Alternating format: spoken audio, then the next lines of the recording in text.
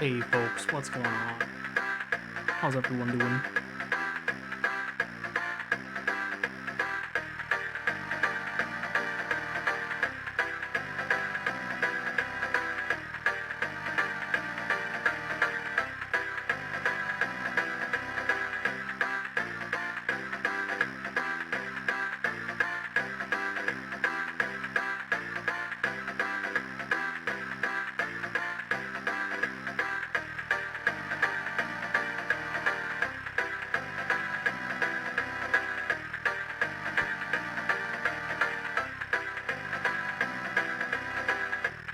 How's it going, mate? Hey Coda Wolf, thanks for the follow, Coda Wolf. What's up? We're gonna play with a lot of black screen today. Also, I'm trying to figure out how to get this input thing to go away on the bottom of my screen.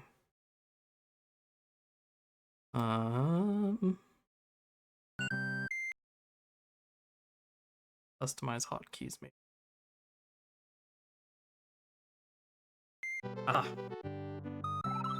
there we go. The legendary Rat Scratch stream. Hey Nesmog, what's up?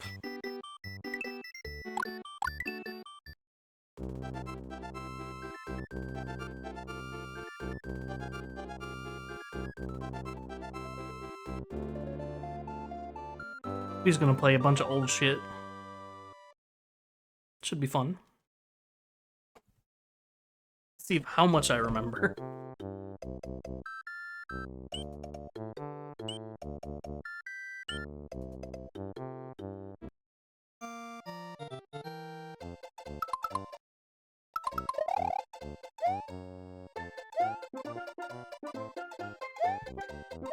Oh, controlling this with a keyboard is going to be weird.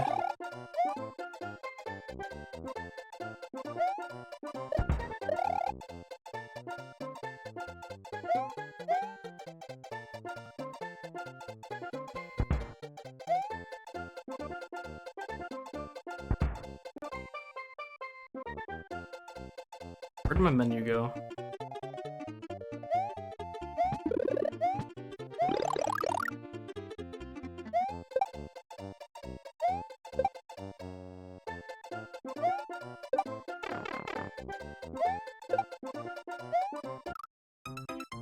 Oh yeah, this is gonna be rough. I wonder if it'll detect my controller, because playing this on a keyboard is going to be hell. I can already tell. So we're starting off great. Where the fuck did my menu go as well? Bonk. Ah yes, and he was found the new emotes. New emotes.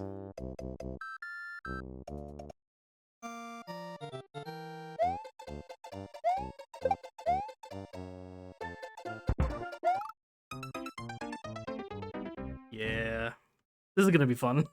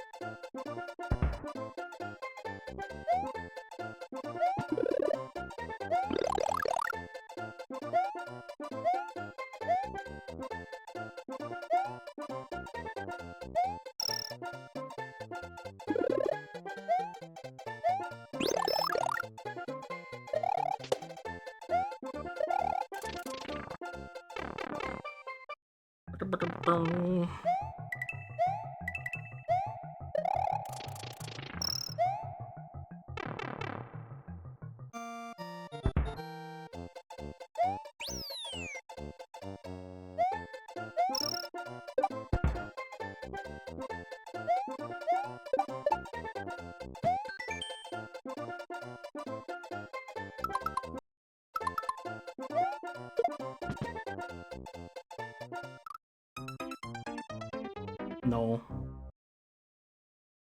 Relearn all the controls. I also don't know where the fuck the menu went, so I can't adjust the snapshot. Does not exist. The subtle head shake, yeah. We're gonna restart this really quick.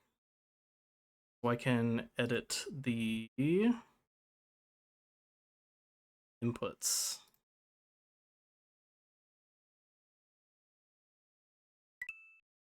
I'm gonna see if it'll detect a gamepad really quick, though. I don't think it will.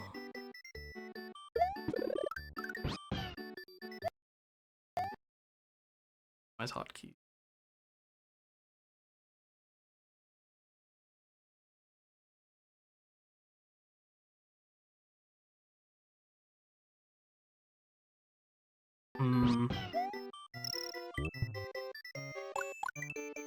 I think I just need to get good.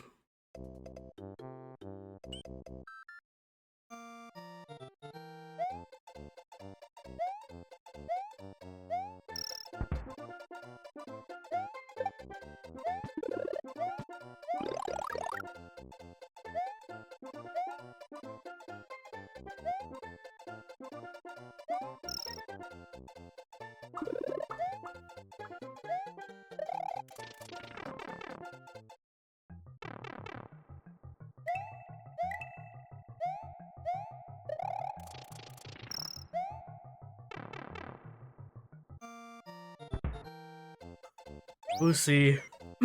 I have a... I can see if it'll detect, like, my DualShock controllers.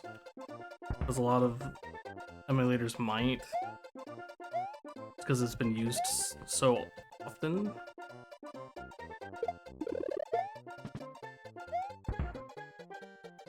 But I also have, like, a little USB N64 controller I'll be using later. That can probably also work.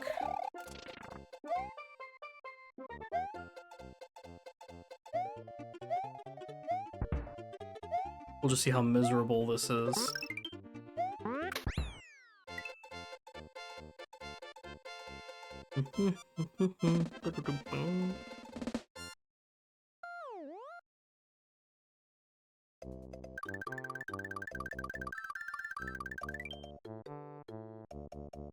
Yeah, actually, hold on a sec. Let me try to get my DualShock. See if it works. Because if it does, then problem solved.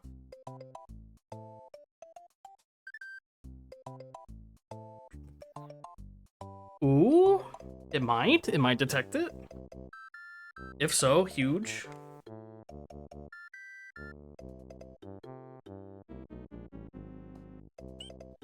It detects some of it.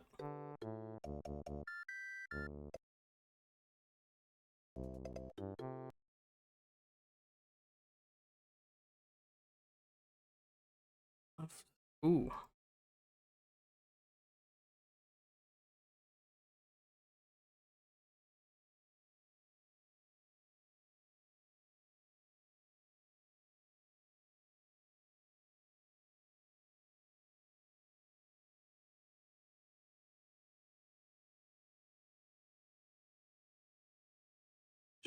We'll do her.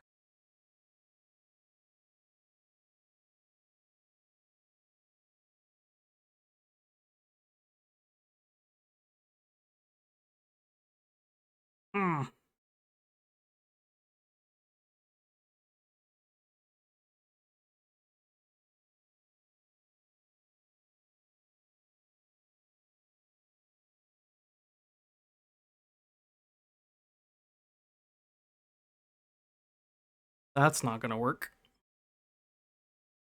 Wants left control.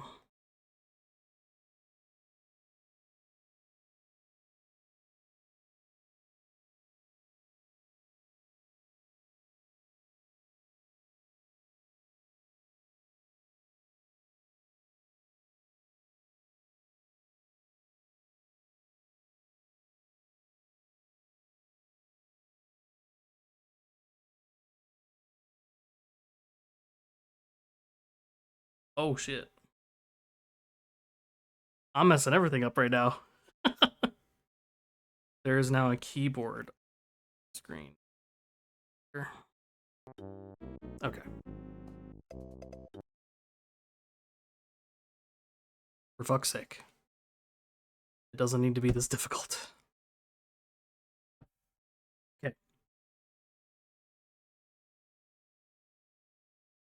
B.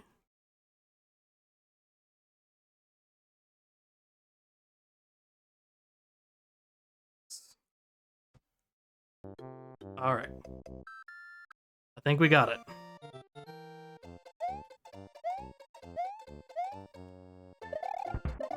Yes, that feels more like the controller should.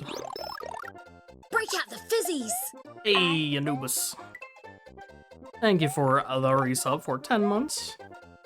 Glad you're enjoying it around here.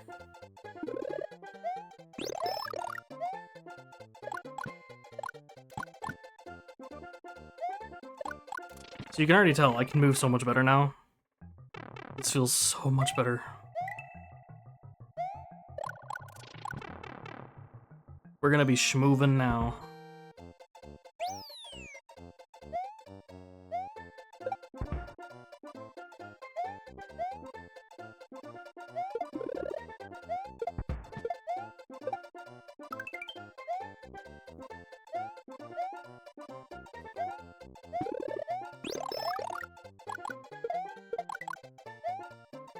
Says he misses the pipe twice, you're gonna be like that, huh?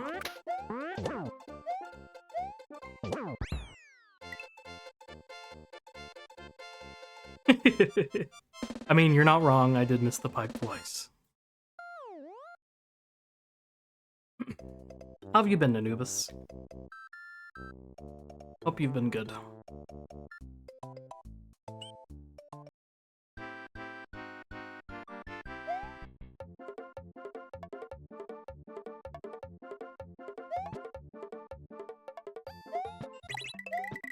Been well? That's good. I've been hanging in there.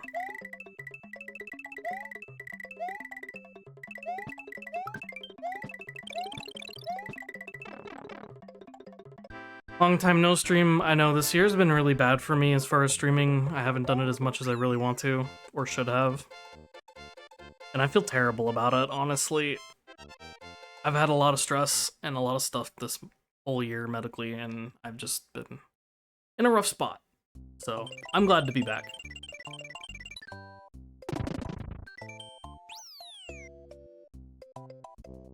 Hopefully we'll be getting back to more regular streams again, because I do miss it. Streaming is really good for me mentally. It helps me out.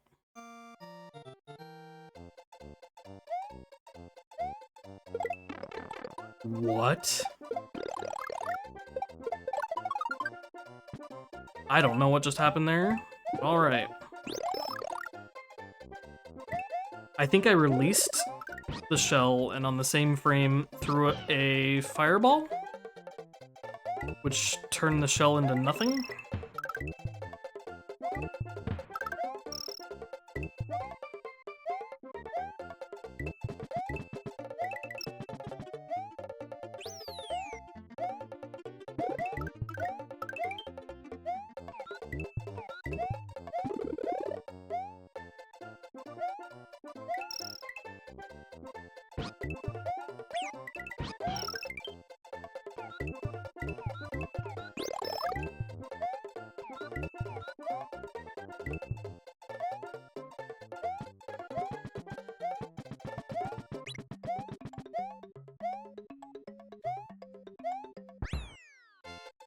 You have a confession? You are Ankle Gremlin? Is that like another username of yours? Is that what that is?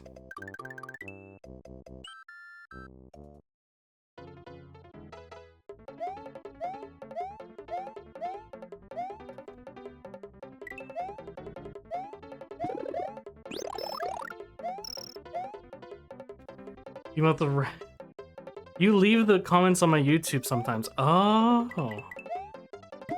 That's weird, I've not been notified. So I didn't know people were leaving comments. Oh, Yoshi was still alive. Fuck. I'll have to go check it out. So I'm gonna be honest. I don't look at the YouTube too often because I never get notifications on it.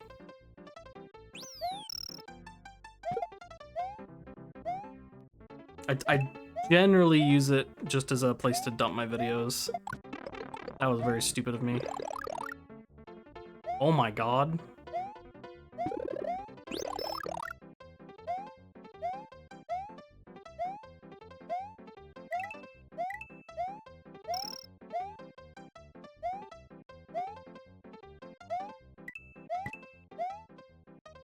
Fucking borked it.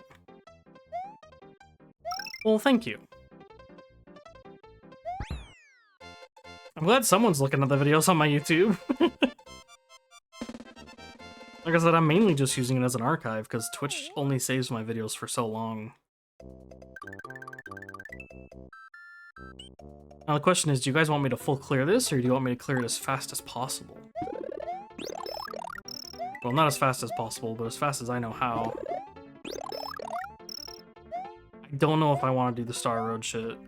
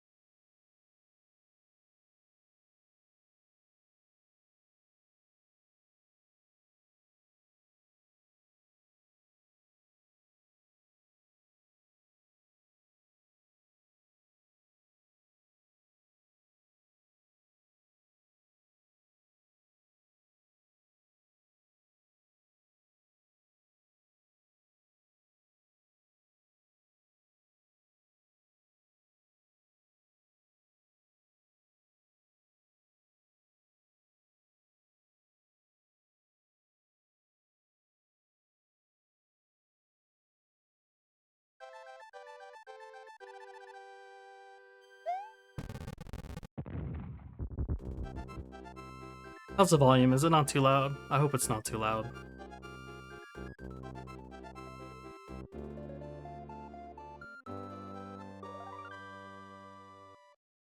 Imagine your job to defend a castle's climbing a fence repeatedly.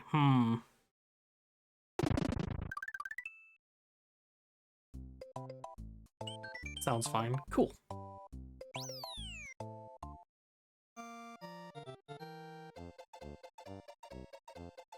Now we get the item that breaks the game in a very ridiculous way. Let's see if I can do this.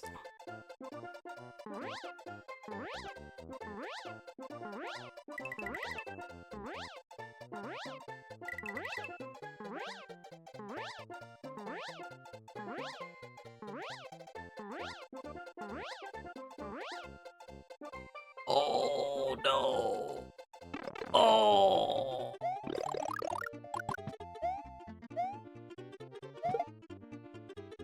It's okay, we're fine.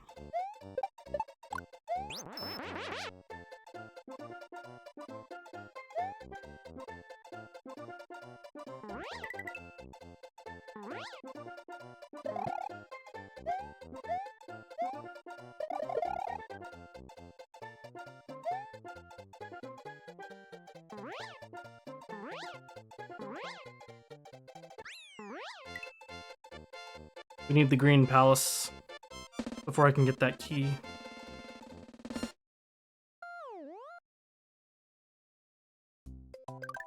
There probably is a way to finagle it, but I'm not gonna bother.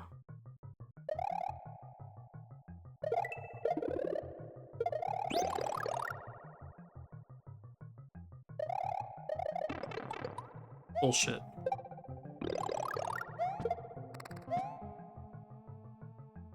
Bullshit.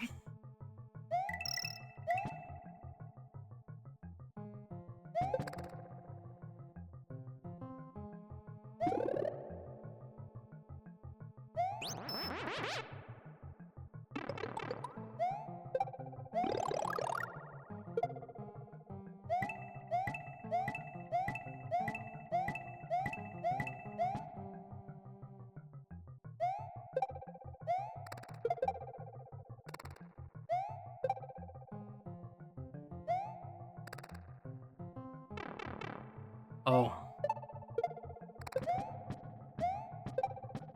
That's gonna be a problem. Okay, it's not a problem now.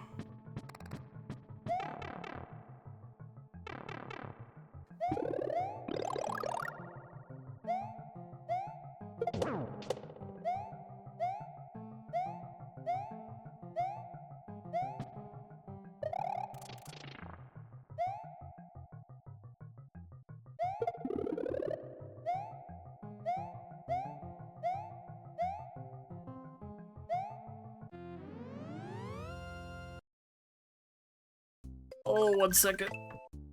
I forgot to post in one spot. I'm terrible. I'm a terrible person.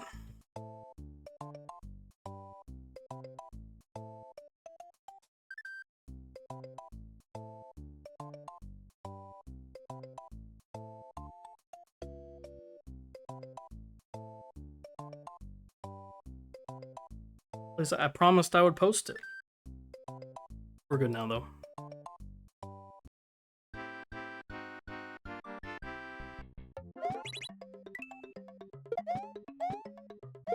Yes, kill them all. Oh, I fucked up.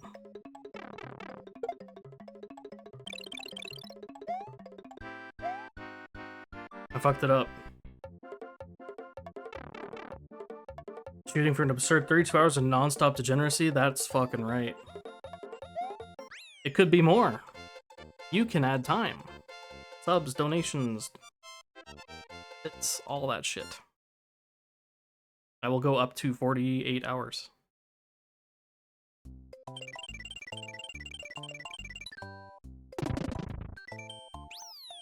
And that's just because I have to work. I wish I was, you know, well off enough that I could just do a full subathon where I just go till people stop paying me. But I can't do that.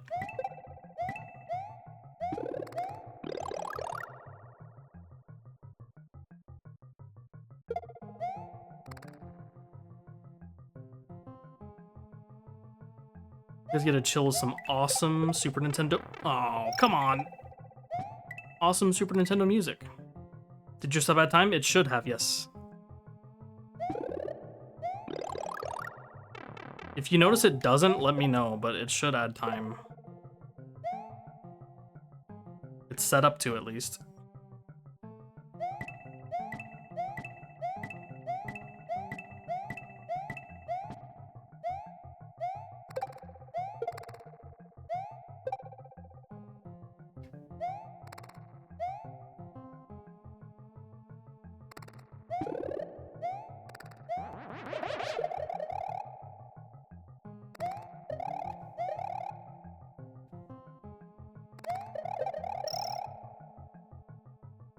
I forgot to grab a ROM.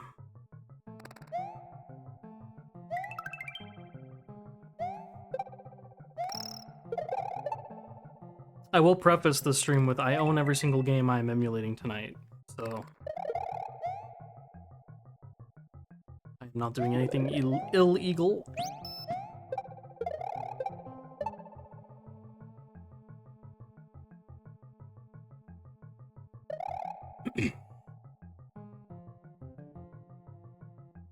Break out the fizzies! Oh, gift sub, nice. It was with the gift sub to Cat. Thank you, thank you. Did that add time? It should have. You are ratified again. Welcome.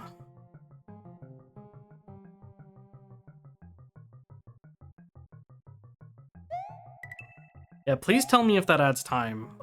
This is a new program. Think it did? You weren't looking fast enough? Oh, well. Let's see. Yeah, subs should add 6 minutes. Tier 2s add 8. Tier 3s add 10. Gift subs 6. 40 seconds per tip per dollar. 20 seconds per 500 cheer bits thingies, and a minute for a follow. So even if you follow, you don't have to pay money. You're still adding time for me to play. It did? Sweet. Gift screen was blocking the timer. The gift screen. Oh. I'm like, I shouldn't have anything that blocks that.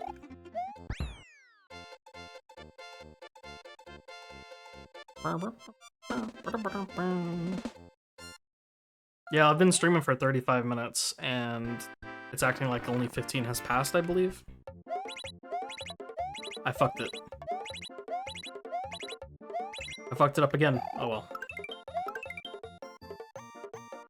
I am full of shame. Let's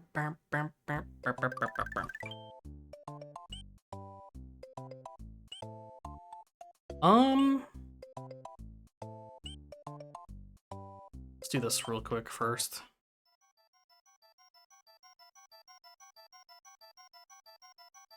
There's a little bit of luck to this trick. You have to hope no ghosts materialize right there, and we're good.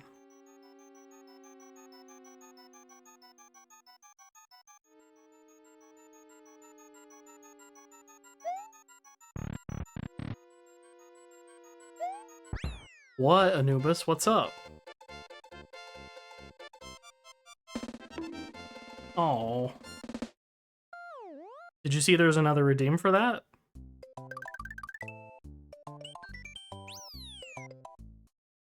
Now we have the Yoshi room, super secret cheat room.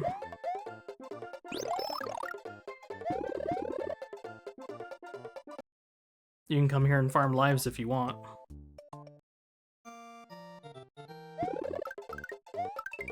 But we're not going to do that.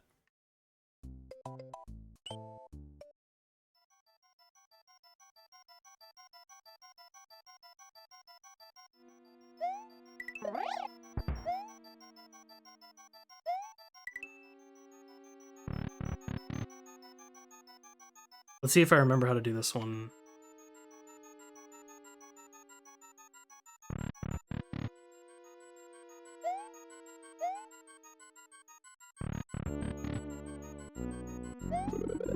Yep.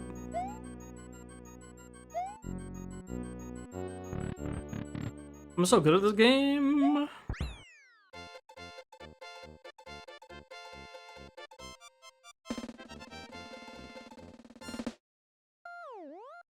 Some of this stuff I'm not going to remember, especially the later levels, because I'm used to just skipping through all of them.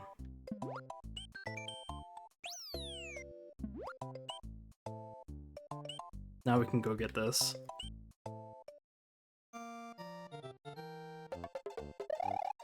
Sorry, Yoshi.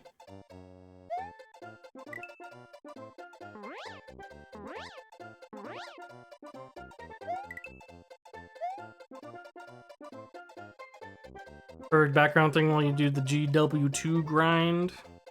Speaking of grind, I'm gonna have to do my Grand Blue Fantasy shit. Oh, fuck off!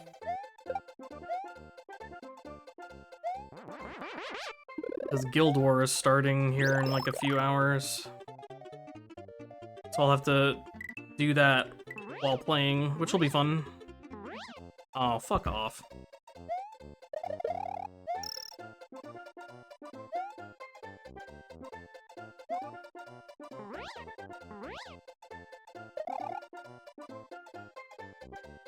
Ooh. Threaded the needle there.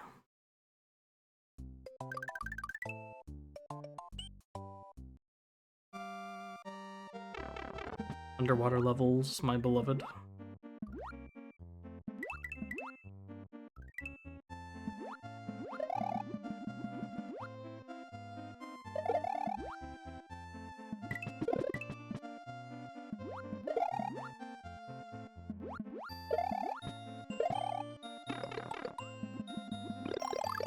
I may be stupid.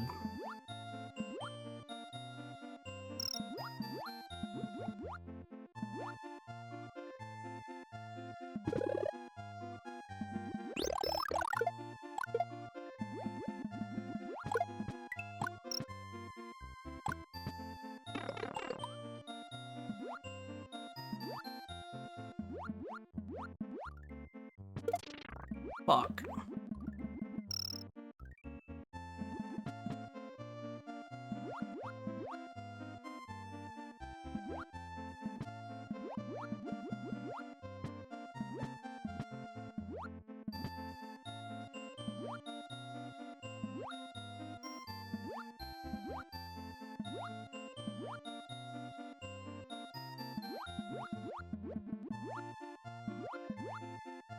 I knew I forgot something.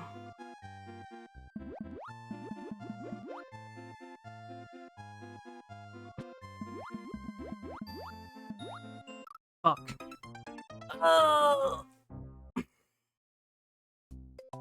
Make yourself another Ascended Spear. I haven't played Guild Wars enough to know what that is. I respect the grind, though. Go get 'em.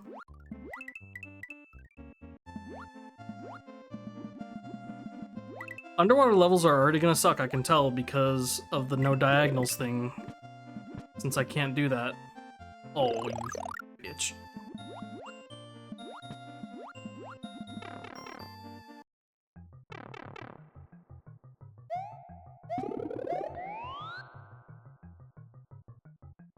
Oh yeah, see, I can't move diagonally here either. It's kind of ass.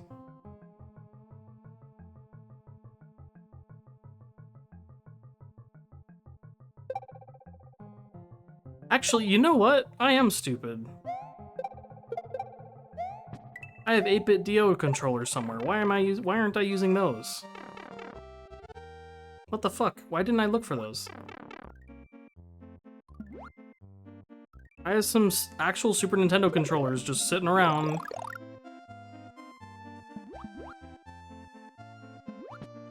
Get it? Yeah.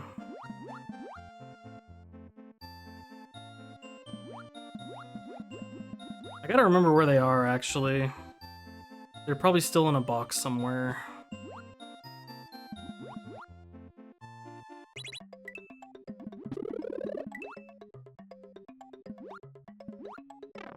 No. Oh. But it would make controlling this a lot easier. Where the fuck did I put them? I got them specifically for this, like years ago. Because I still have my original Super Nintendo. I think I know where they are.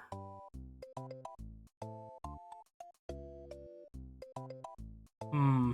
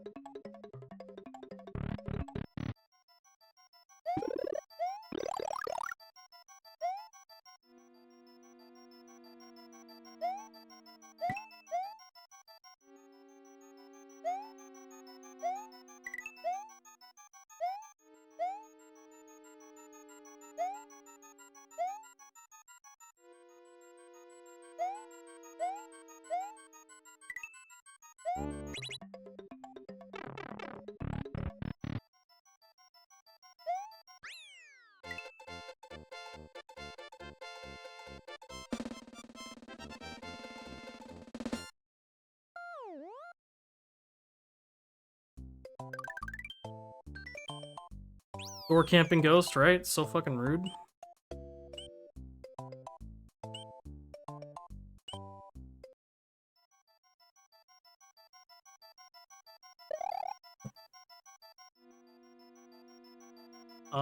Fuck.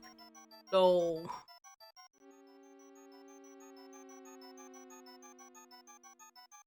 I didn't mean to go into this one.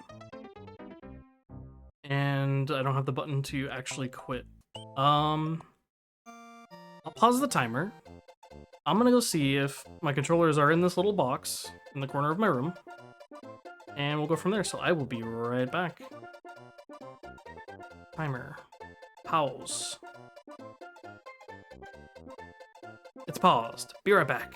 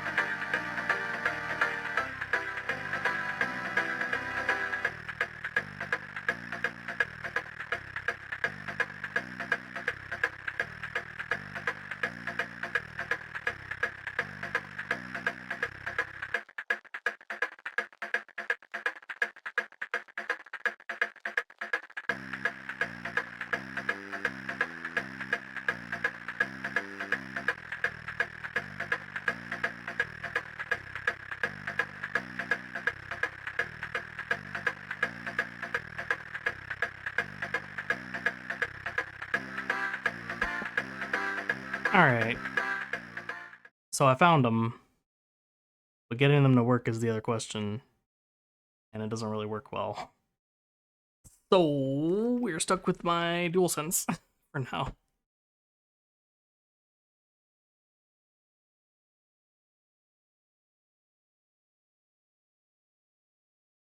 Unfortunately.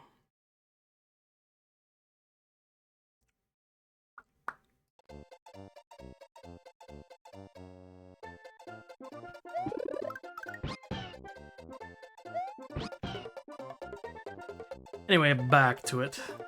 Yeah. I looked up what I could do here. Let me see, actually.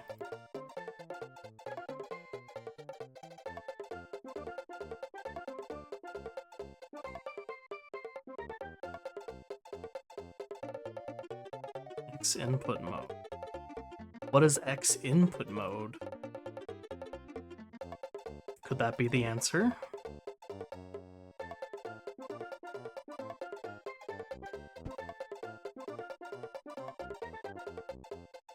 Hmm.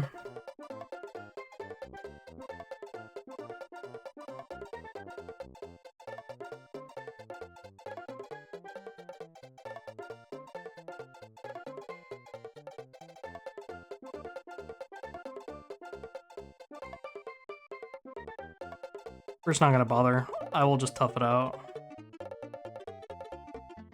It'll be fine. Also, Tactical Wolf, thank you for the follow. I do see that. Thank you, thank you.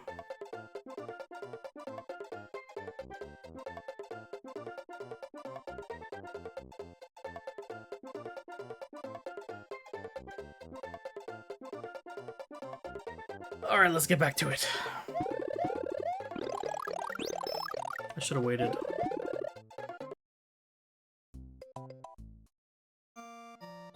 If I waited to open that one, I would have gotten other. Cool.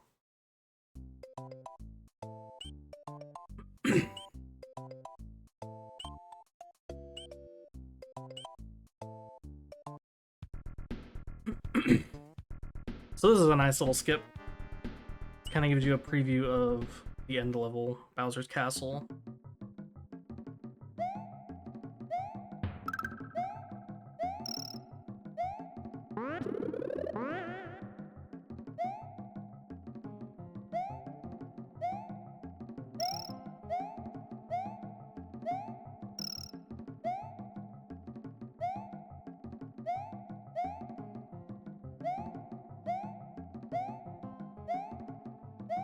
I should have been hit there. That was a janky little hitbox. But you know what? We take those.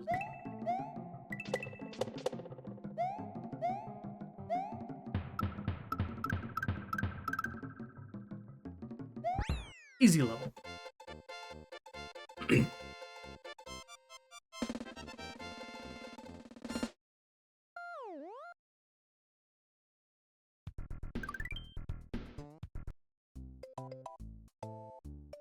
Oh, look at that. It doesn't really skip anything.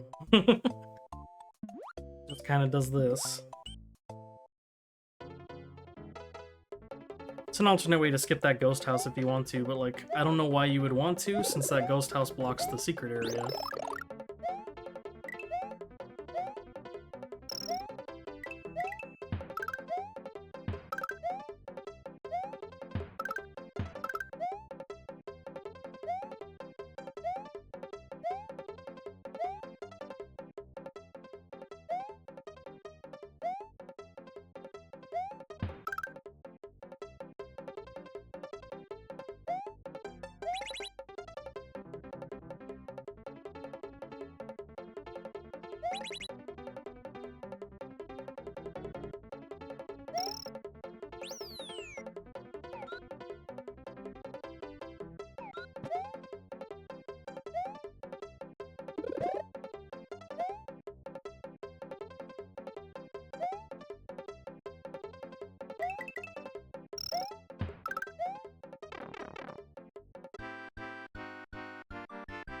Alright.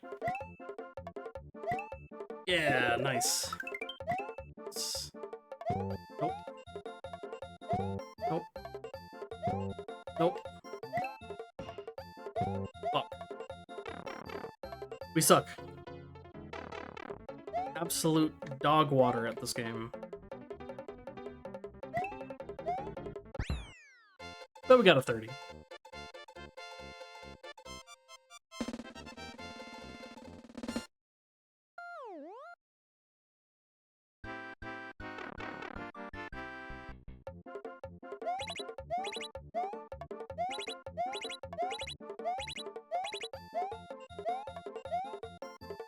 Wow, are you kidding me? I'm so mad. I missed that pixel twice. So angry right now.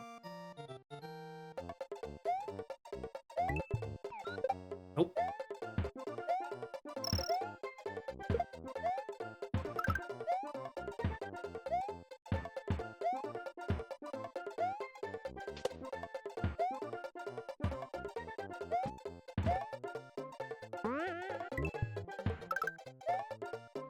Oh, he swallowed it. Damn it. Dang it, Yosh.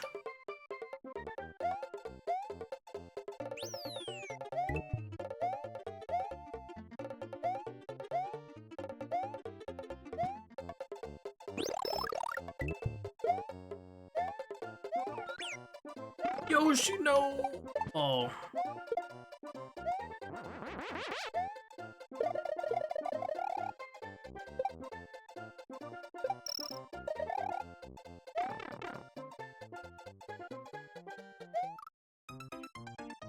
I'm such a fool.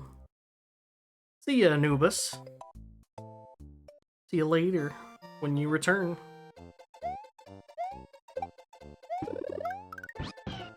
Oh, there's another one chilling right here. Nice.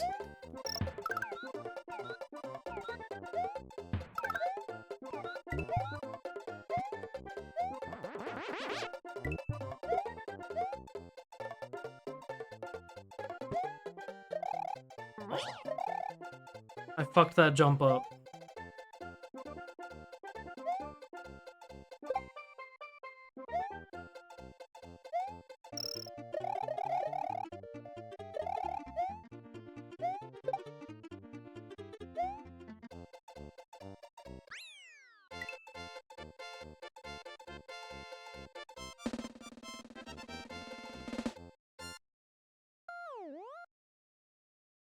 Mario'd all over them.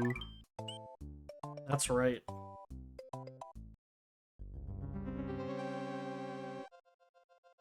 How you doing, Patrick? Been a while.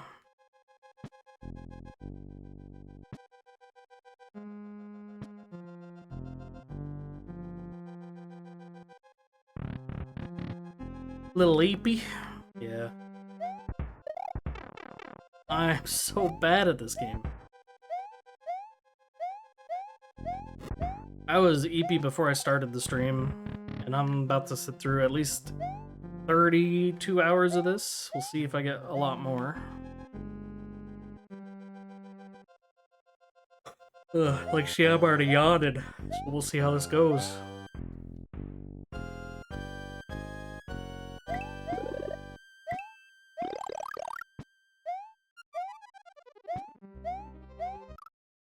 What? Excuse me? That has never happened to me before. I didn't know you could get stuck on that.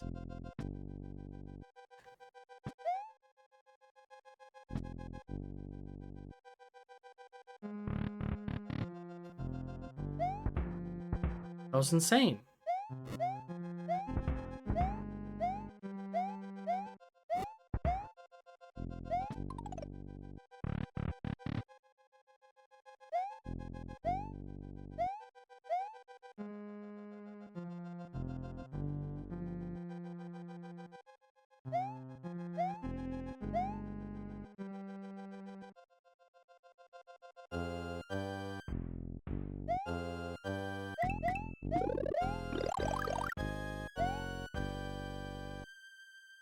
I'm not gonna one cycle that because I missed my chance.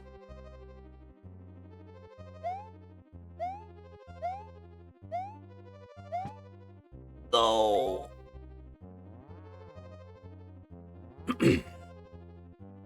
I got too zealous there. I am way too fast.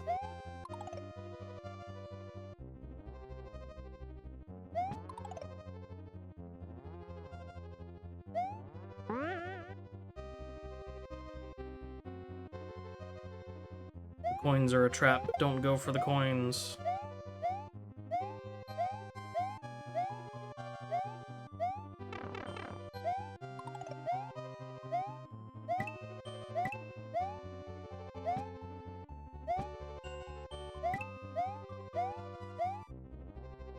Oh! I'm moving too fast. Making mistakes.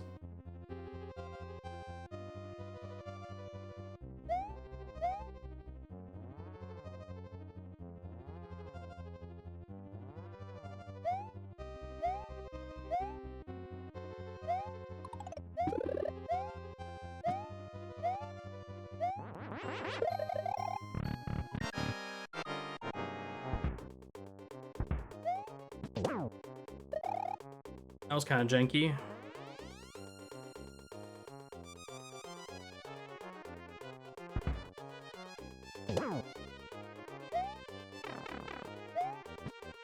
Fuck me.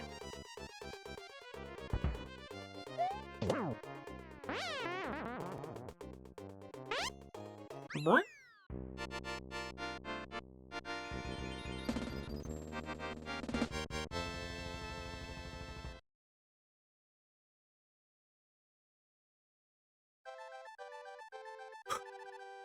Level 2 done.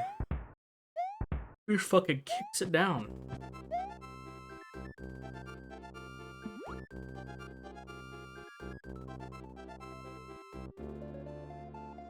What will become a Princess Toadstool?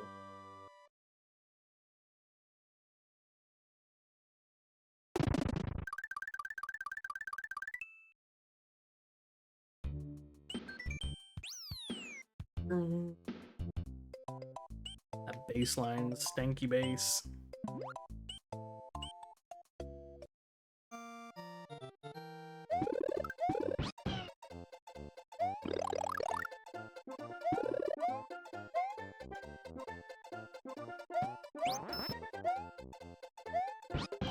Not having these diagonal inputs is killing me.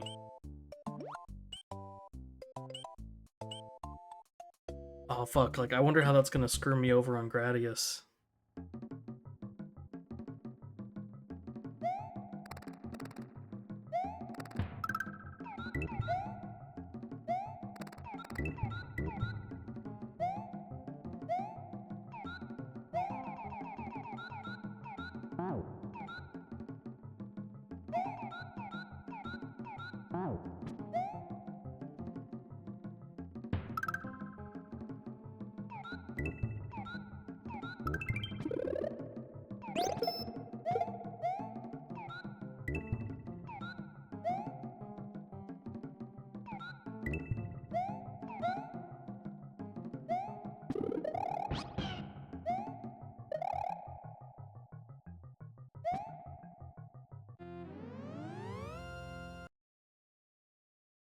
Bye, Yosh.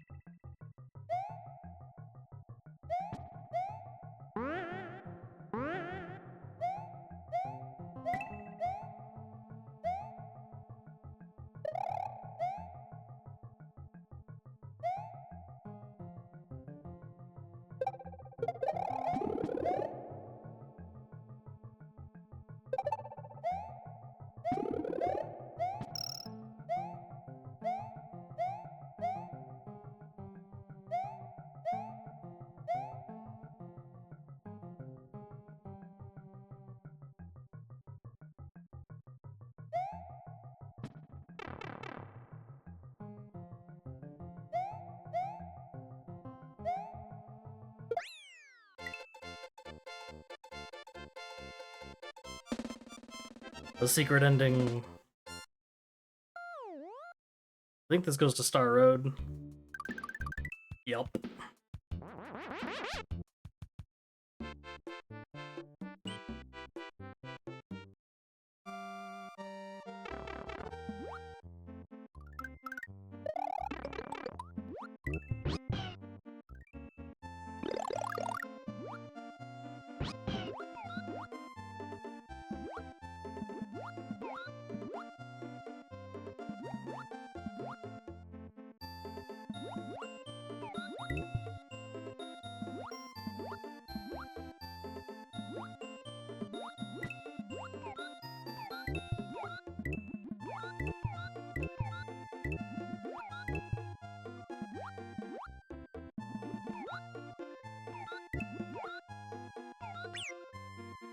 Oh, Yoshi, no!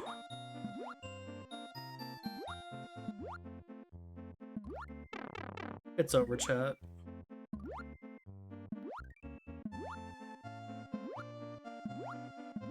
Can't believe this happened. What am I gonna do?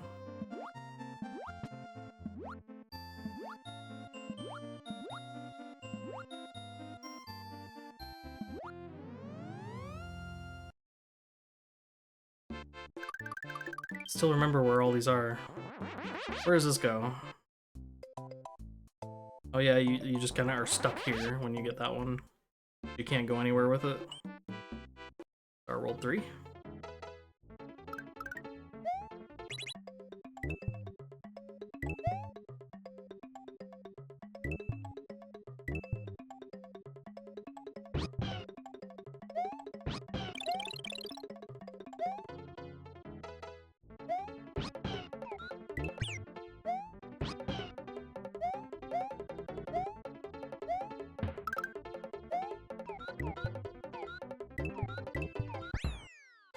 That's not the secret.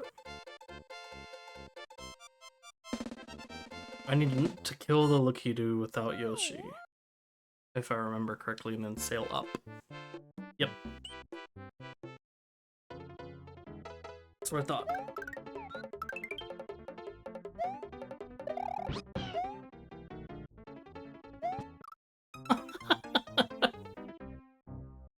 Oh man, that's good. Good shit.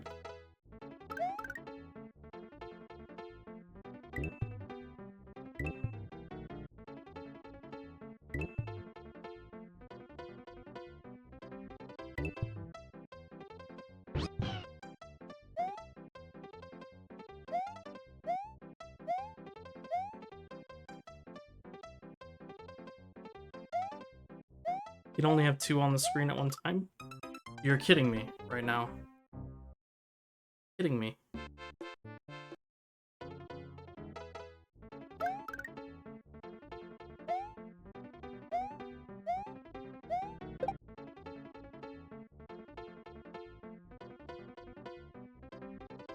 Huh?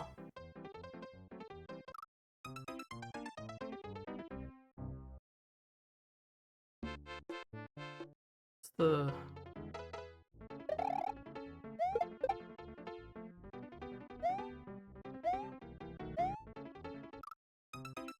Why won't he pick up the block? Mario. Pick up the block, Mario.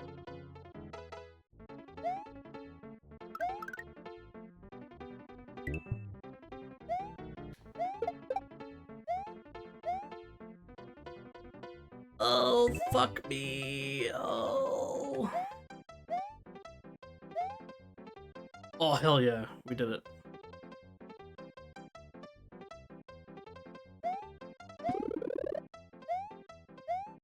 Wait, how did I pick up both Yoshi and the P block?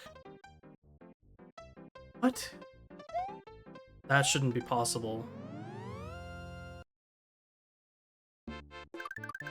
That shouldn't be possible at all. Yeah, I can't visit this one either.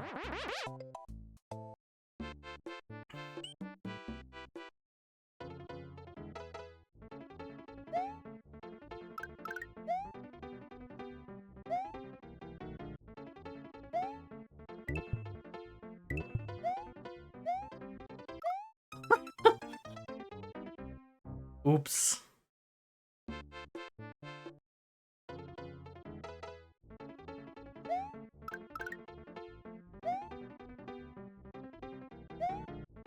Yoshi's hungry. Gotta feed the Yosh man.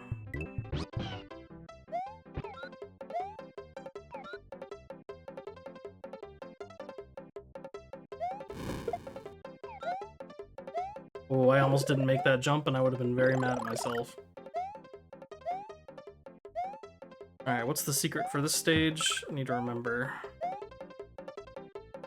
Ooh. I think it has to do with blue shell.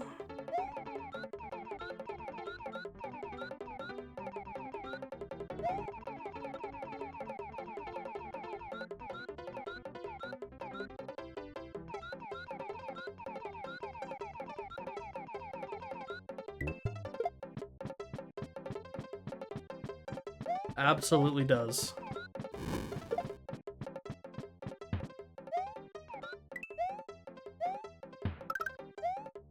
I need to get a blue shell and go back.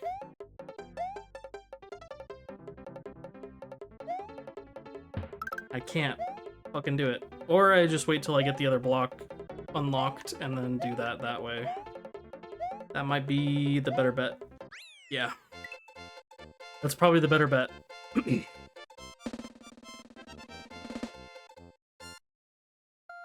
I think this is as far in Star Road as I can go for now. Yeah. Fine.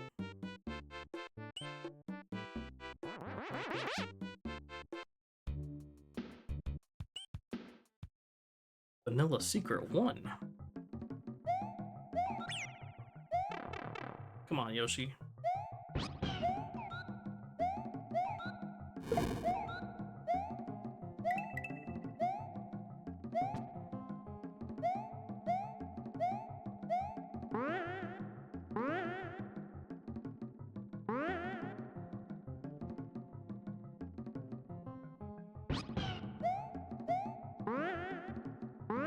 I am fucking up these jumps. Okay, whatever.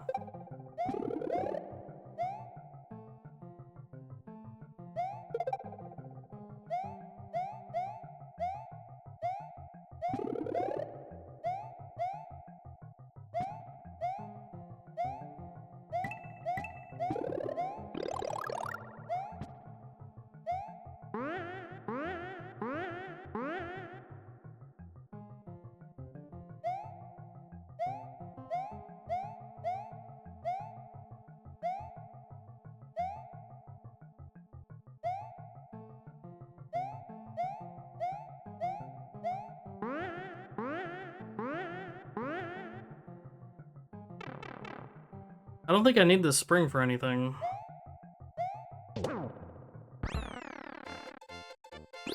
That works.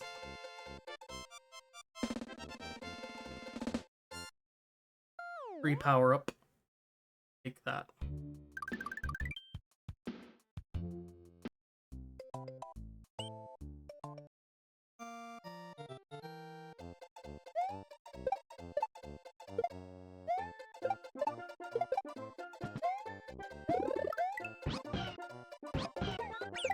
Fucking hell, Yoshi.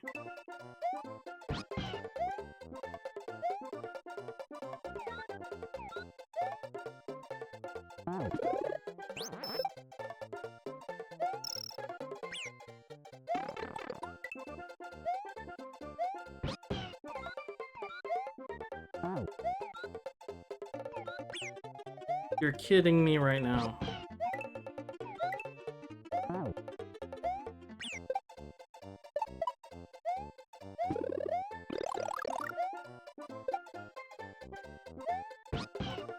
Whew.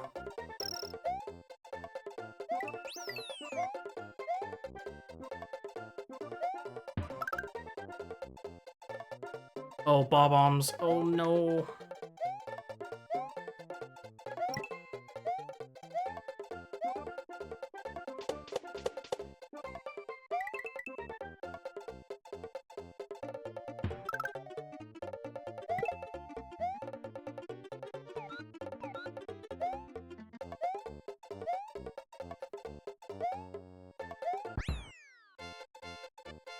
Wasn't too bad.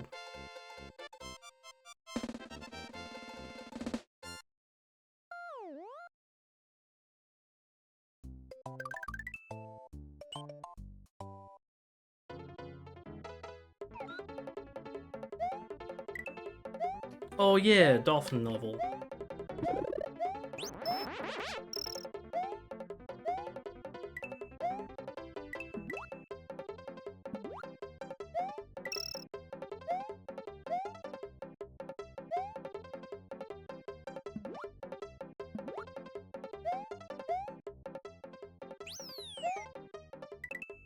It makes this so easy.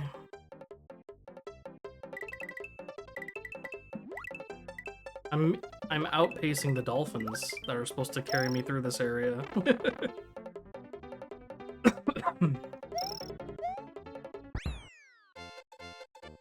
29, that should have been a 30.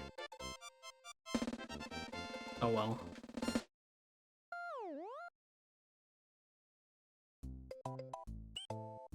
Oh, fortress.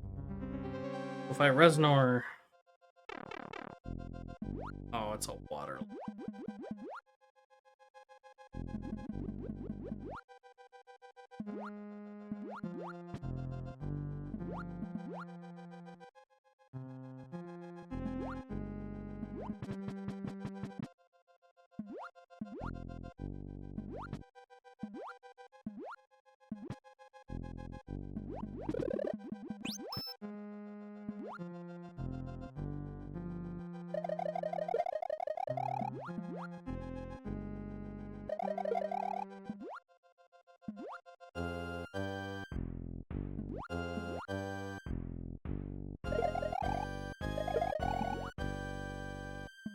This is a subathon, yes.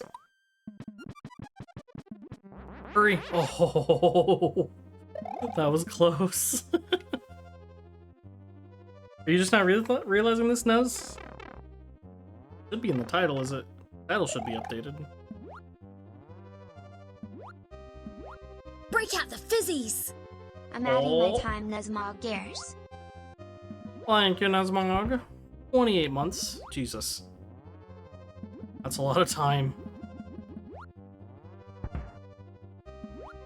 I wonder who my oldest sub is, actually. Should look that up. See who's been subbed to me the longest. Why am I going this way? I don't think this leads to anything. Typically, you don't run left in Mario games. What am I doing?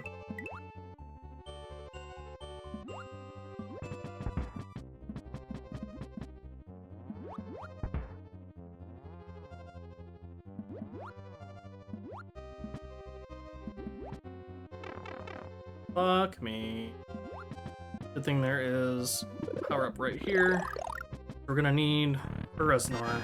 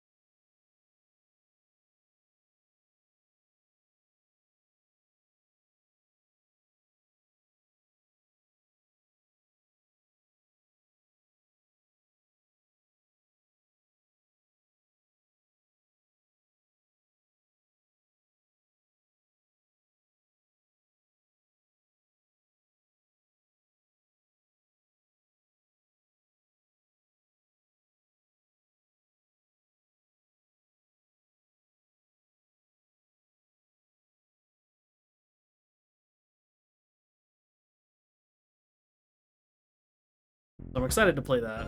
Super Ghouls and Ghosts, or Ghosts and Goblins, I always forget which one it is. That one's gonna be fun. That one is actually not having the diagonal movement might help me rather than hurt me, because you want to be very precise with your movement in the game.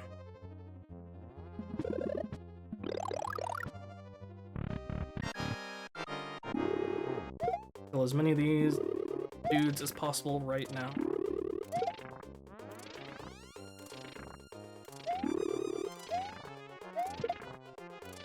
Got him.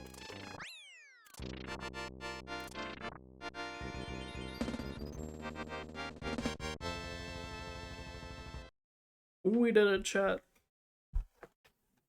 We did it.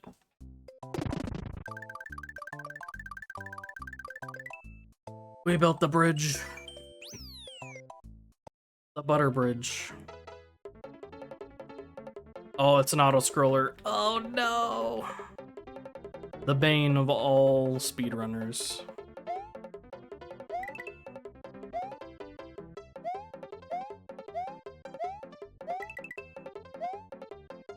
I went too early.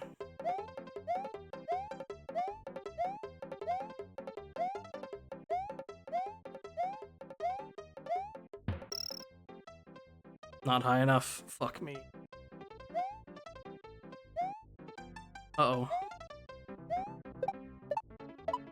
We are missing something important.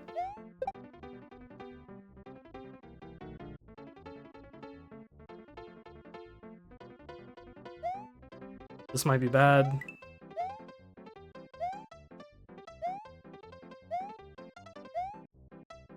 Oh, it's speeding up.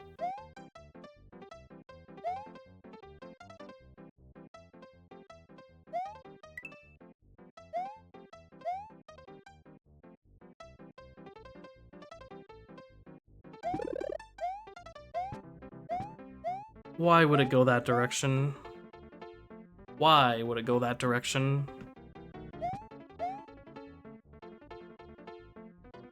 I mean, it kind of always goes that direction. I don't know why I'm questioning it. I was just really hoping it wouldn't fuck me over like that.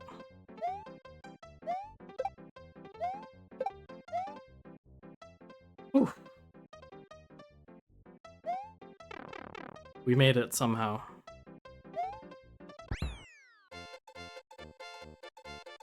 Somehow we did it.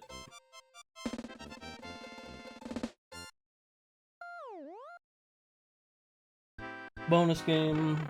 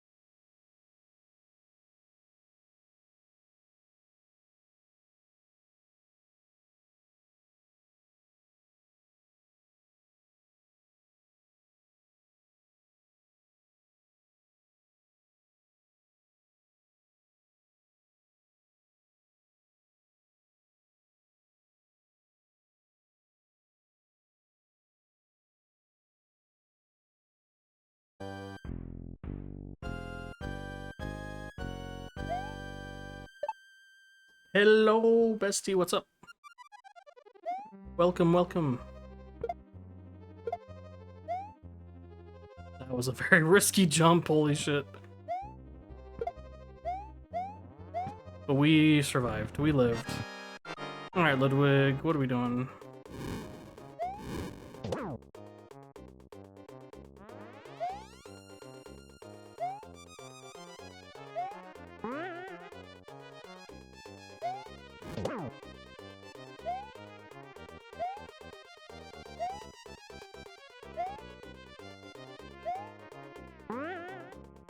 Look at him go. He tried so hard, chat. He tried so hard.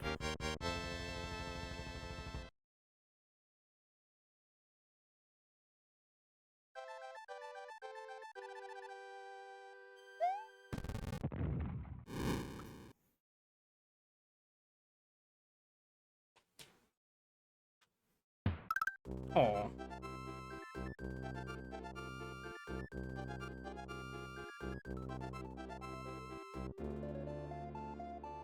Mario must use his brain to solve the puzzles of this perplexing force.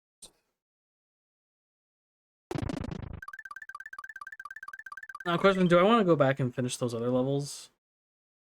Do I wanna? Forest of Illusion, we are already here. Game is taking a lot less time than I thought it would. So now I'm questioning, like, did I prepare enough games to play tonight? I do have some PS2 stuff, so the PS2 stuff I think will help. There's a whole nother palace in here we forgot. What do you think, chat? Should they die too, or should I spare them?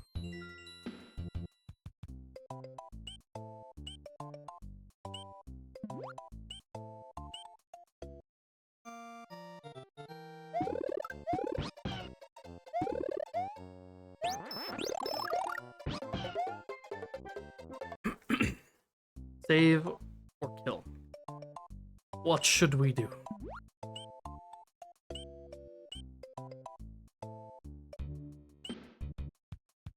It's just like, do I really want to do this level again? Yeah, well, we cheated the first time.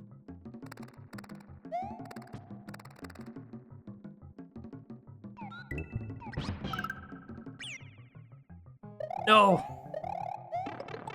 Yoshi. I'm terrible. Also need to get this anyways, actually. Because we are missing the Red Switch Palace in here.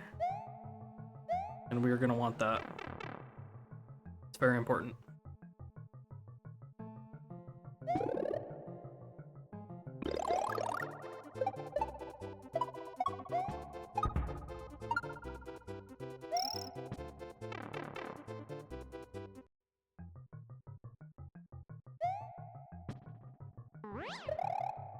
Couldn't remember if there was anything down there. I'm stupid.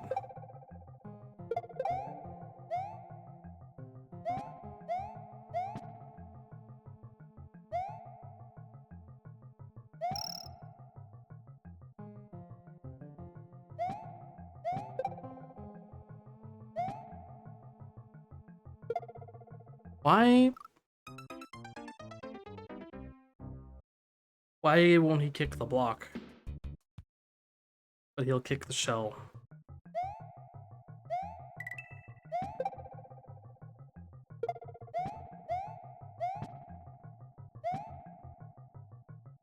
Don't make sense.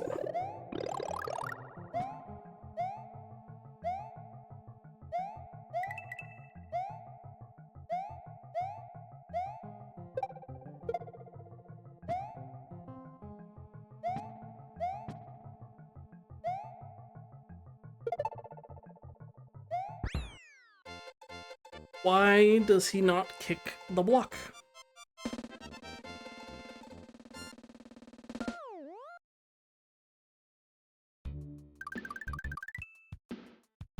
Alright, we need to find the secret here for the Red Switch Palace. Gotta remember what it is. We'll take that. I think I know where it is. I think I remember.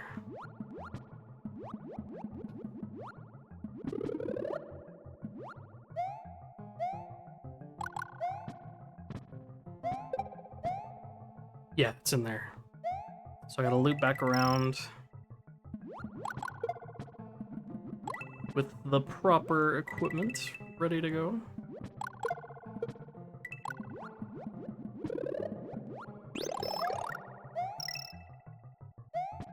This thing right here.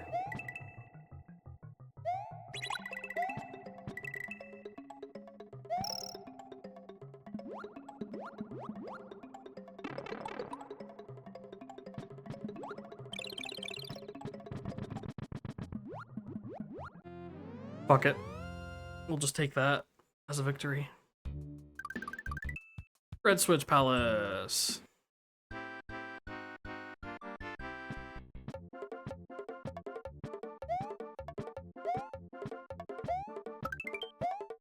That's a trap.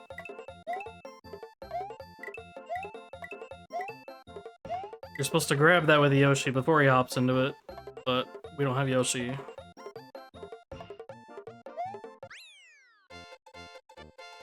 So we're not doing that. I can go back and do that Star Road now. If I really want to.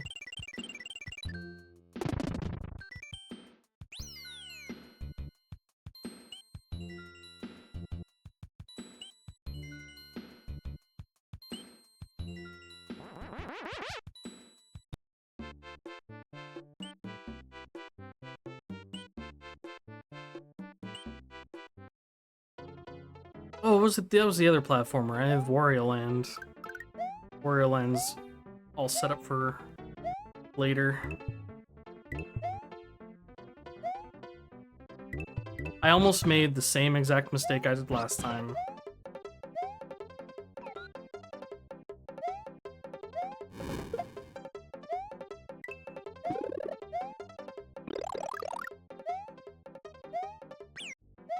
Alright.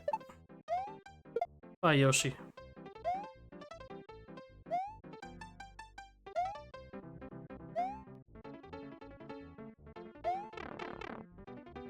Just taking that.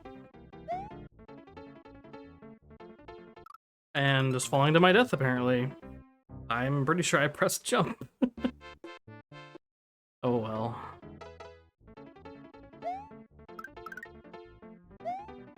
Try this again.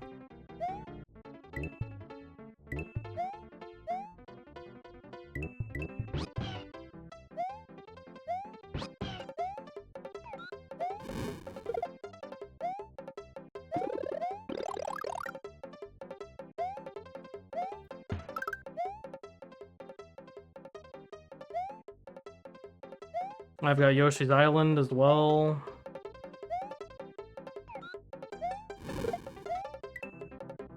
Yoshi's Story on the N64 later. We're playing a lot of Mario stuff. Because that honestly was my childhood.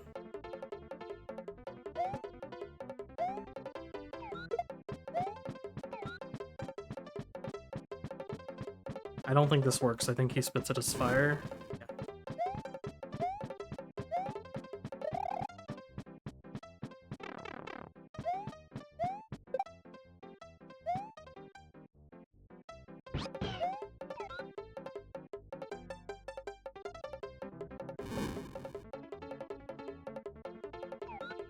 You're kidding me.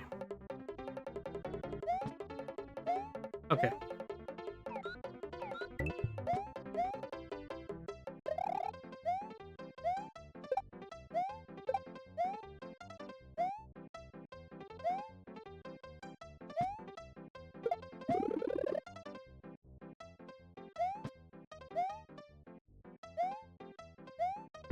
Fucking hell, Yoshi.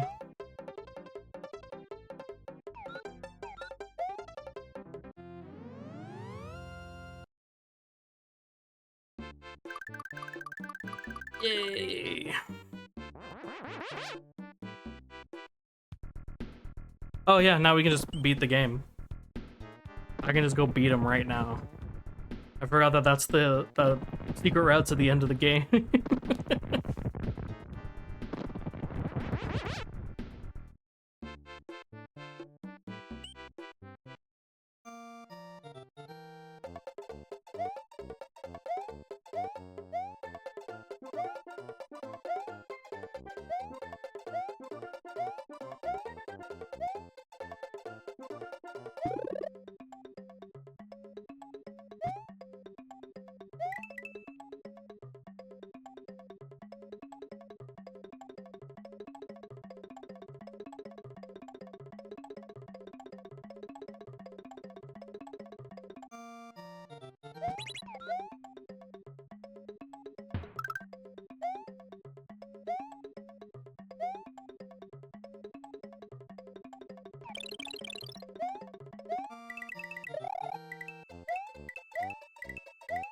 I bailed, I thought I missed the jump.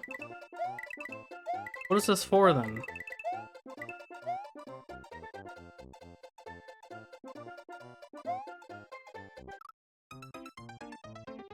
Huh? What?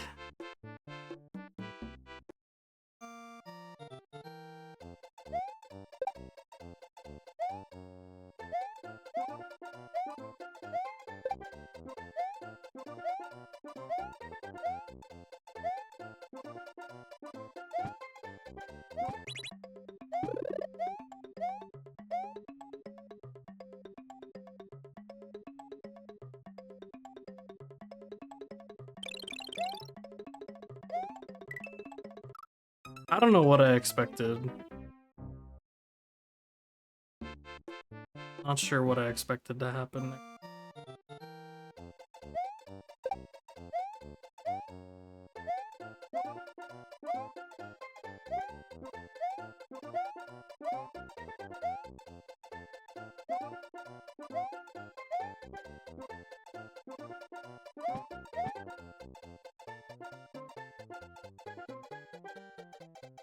I don't remember this.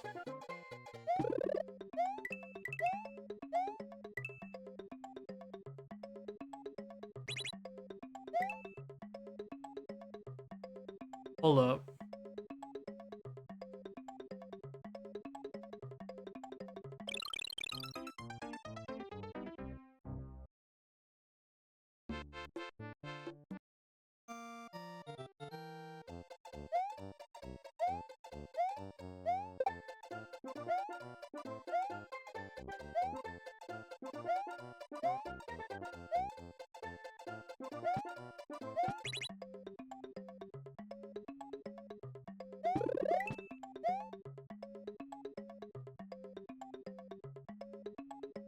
Why is it all the way up there now?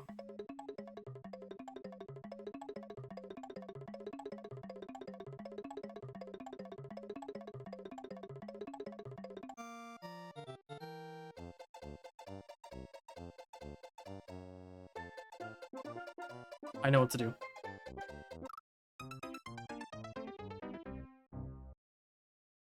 Just wants you to have a feather.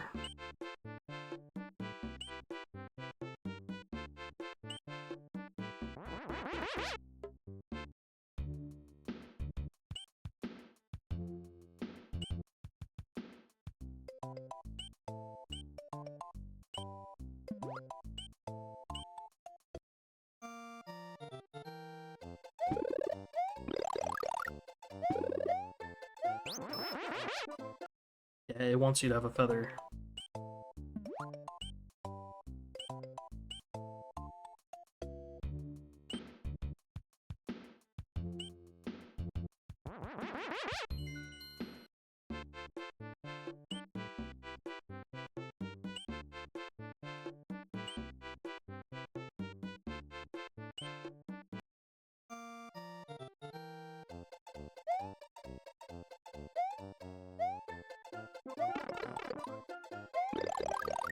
Just fucking kill me, man.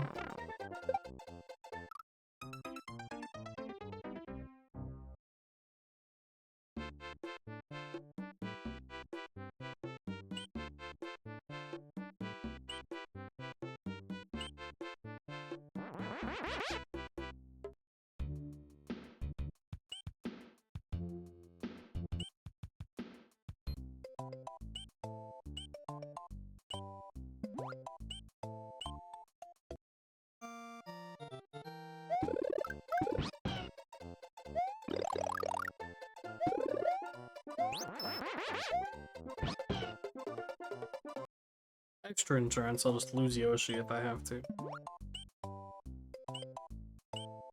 Although half of these fucking deaths I'm having are just because I'm rushing. I'm so used to playing this game super fast, like trying to get through it as fast as I can. Because that's part of the fun. Is you wanna play Mario really fast. You wanna be the best Mario ever.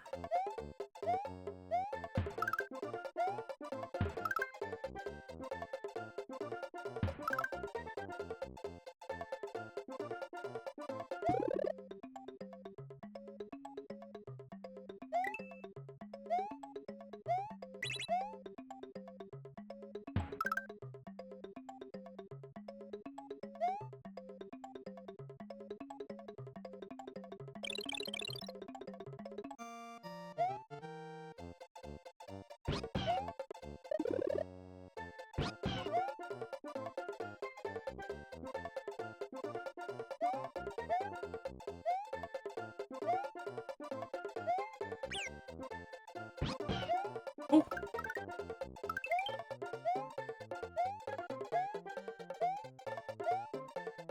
I think I already fucked it up. There's probably a secret up there that I missed. Probably because I'm on Yoshi. Ah, well.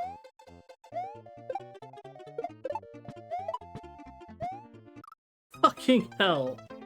I'm so bad. I'm so bad.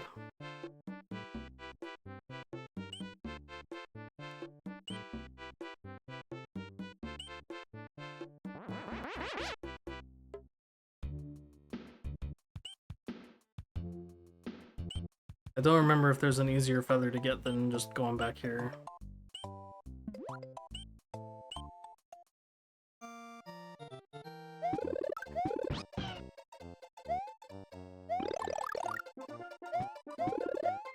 Alright, let's just not take Yoshi. And just be careful.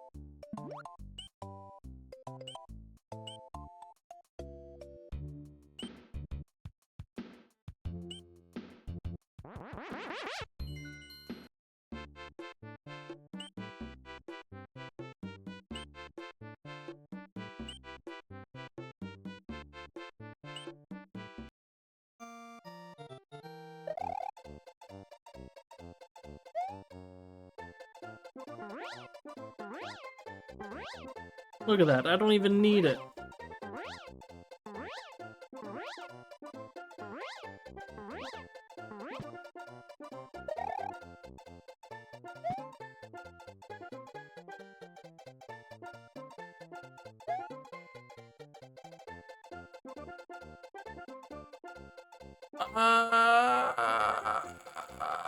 It's right up there. Okay.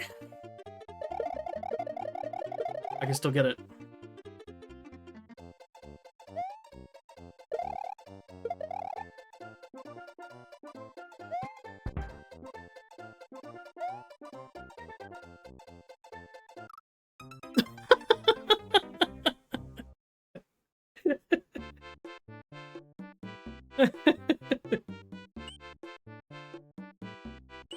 Okay, we'll come back later. Fucking hell. It's funny shit.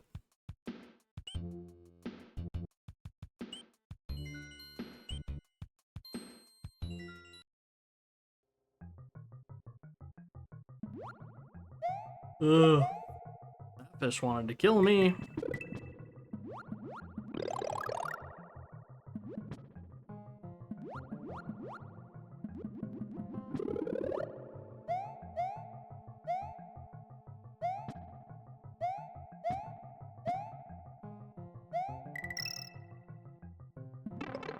Ah, fuck. Ooh.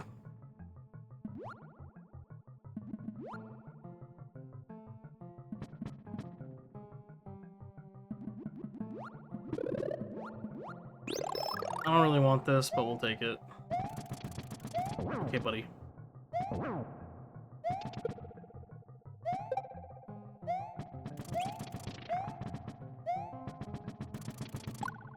Oh!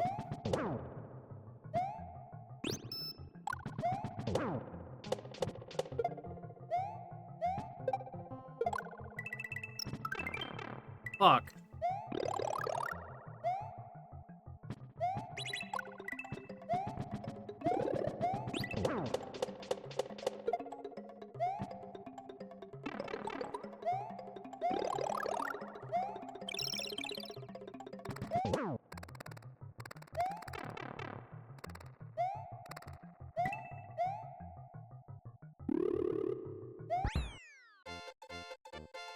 That guy tried to trick me with the little clone jutsu, and I said, fuck that.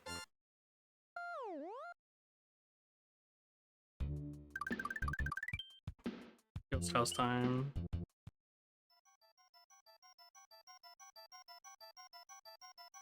Let's see what this one is.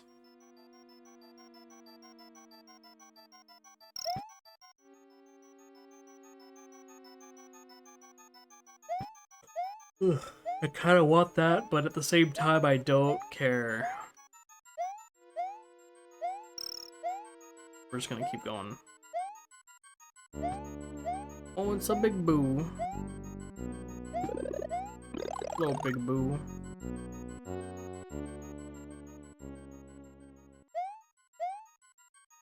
Oh.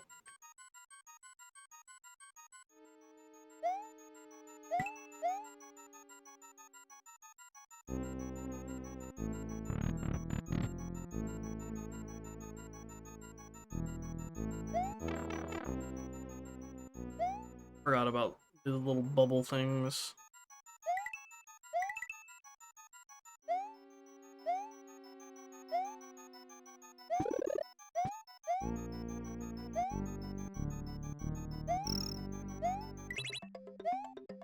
Thank God I didn't just fuck myself with that.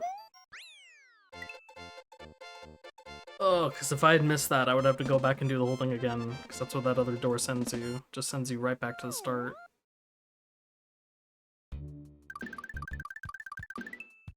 Hell yeah, we did it!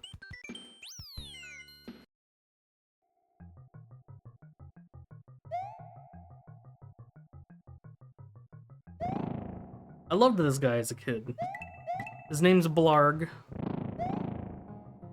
Hey, Keffel, what's up? Blarg is cool. I always thought it was neat. He's just chilling. I'm so fucking bad at this game. Just chilling in the lava, doing his thing.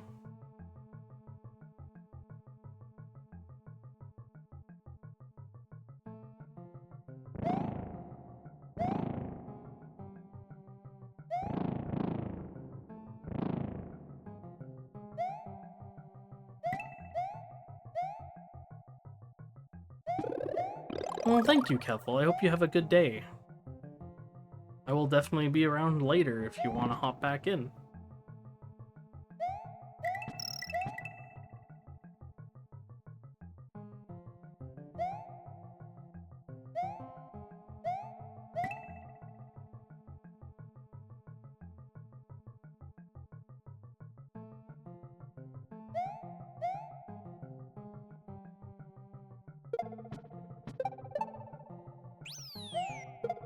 I don't know how I remember to do that, but hell yeah.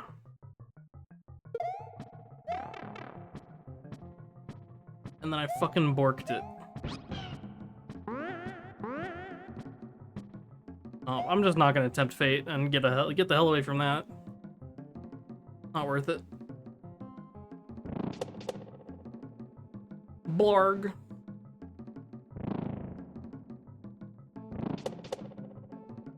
He looks so happy.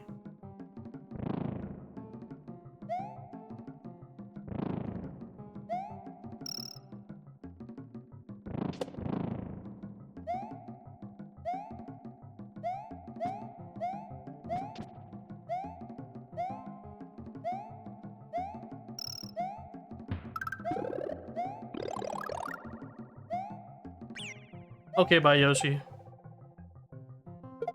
That's not a rat? What? What's not a rat? Me? Hello, Suji. What's up? I fucked it up. Oh, no. Oh, no, no, no, no, no, no. Okay.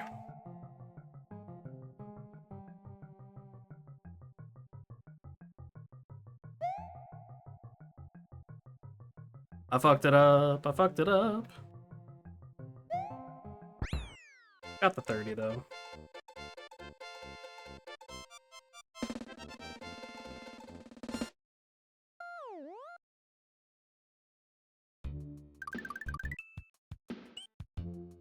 Yeah, thanks for stopping by. Welcome to the chat. I said rat games. This ain't no rat game. I mean, there's rats in Mario, just not this Mario.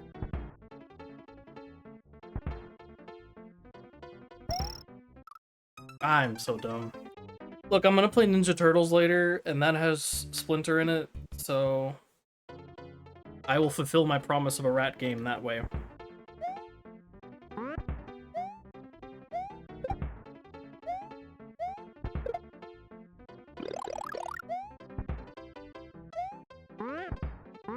Ugh.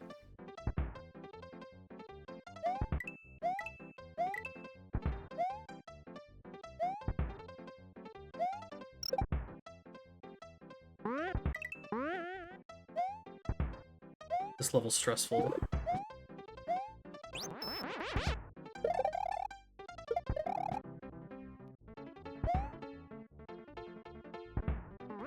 But then I do this.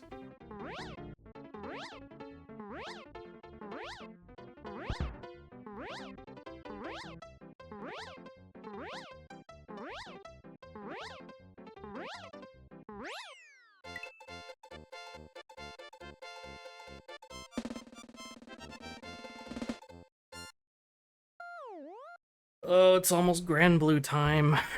Oh boy.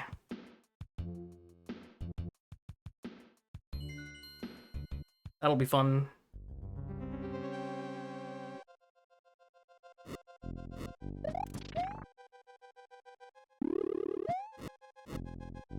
These guys are the PlayStation wizards, because they shoot the PlayStation logo at you. That's what I used to call them.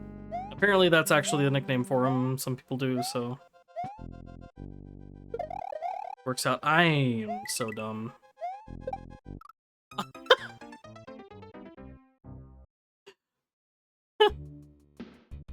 Wow. Don't clip that. Oh, now I can't... Did I soft lock myself? Please tell me there's another one. Okay, thank God.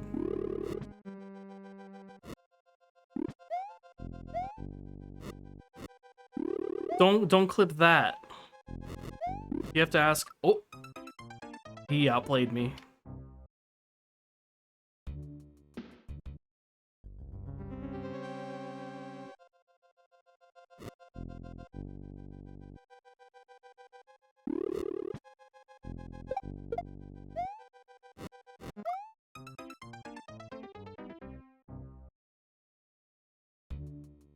Okay. It's gonna be one of these levels.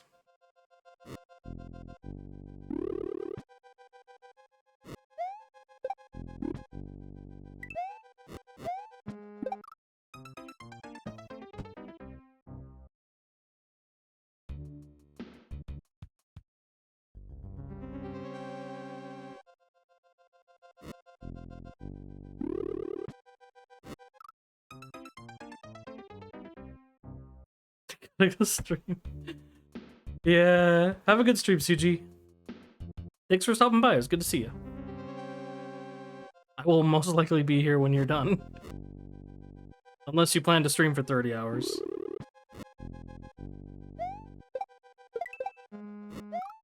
I am so fucking dumb. I have burned through like 10 lives on this part right here. Because I am just being impatient.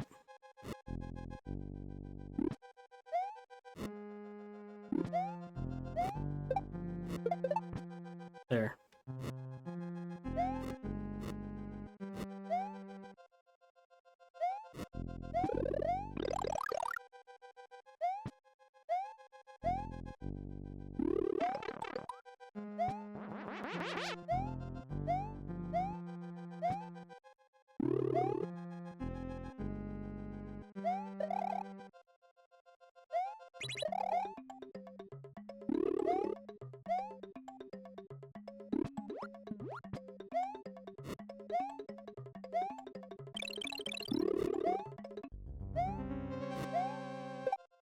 Why do I do this to myself?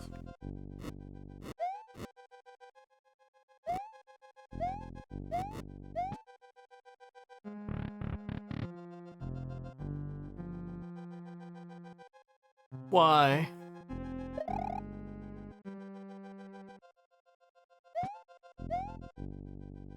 Okay.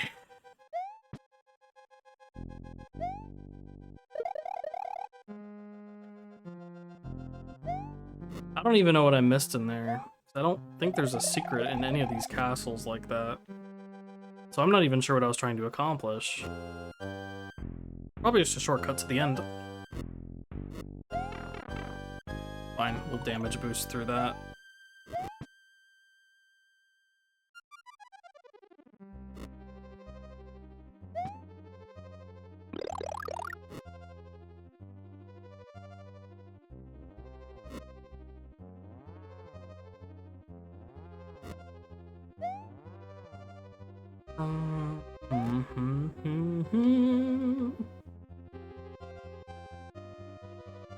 Super Nintendo had some awesome music. This era had some of the best video game music. I will die on that hill.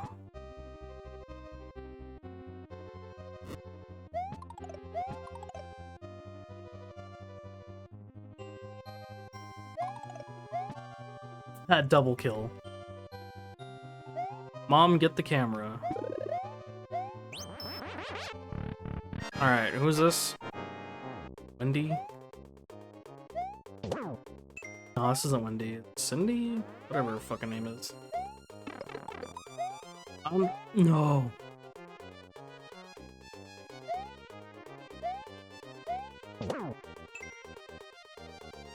Iggy? I forget which one this is. It should have said on the castle and I just wasn't paying attention. Jesus, we lost so many lives. This castle was the toughest stage so far. Please beat the shit out of it. Thank you. Lemmy. It was Lemmy. Have you found the red and green switches yet? Yes, I have. I need to find the purple one now. I think it's purple or blue. One of the colors. Jesus. Cheese Bridge area. Let's go get some supplies before we continue.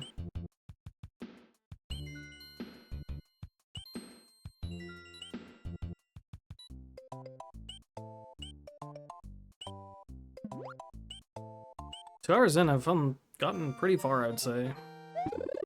Considering my mishaps. My misadventures. I'll tell you what, there's like a few games I'm really excited for tonight. I'm gonna be playing both of the Metroids on the Game Boy. I'm very excited for that. Zero Mission's really fun, but I fucking love Fusion. Metroid Fusion is so good.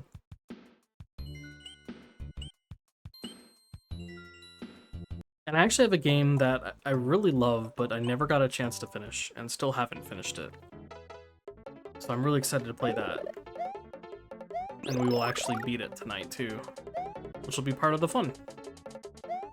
There's a secret in this level, I gotta remember what it is. Because it unlocks, a really cool underwater level. Or at least I thought it was cool when I was a kid. I just need to remember what to do here.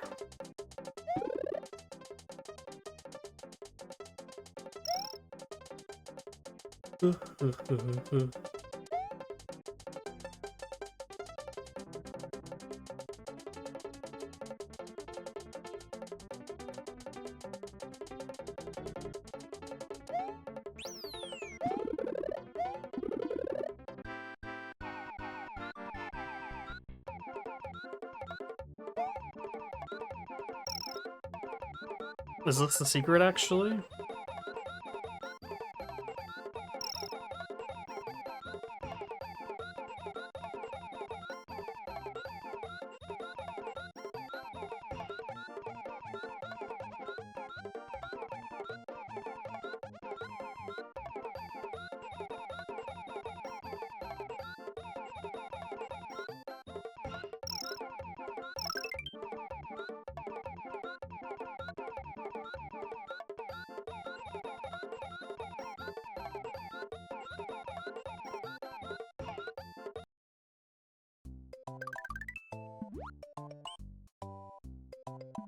That's like the actual ending. Okay. So we don't want to grab that.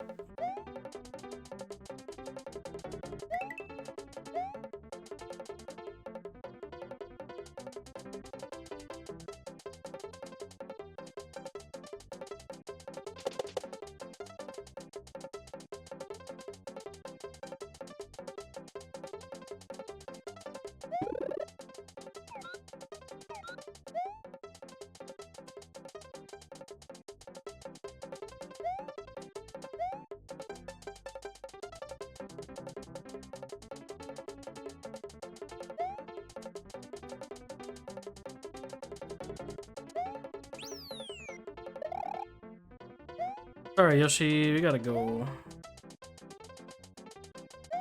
Actually, I probably could have just flown over all this shit, huh?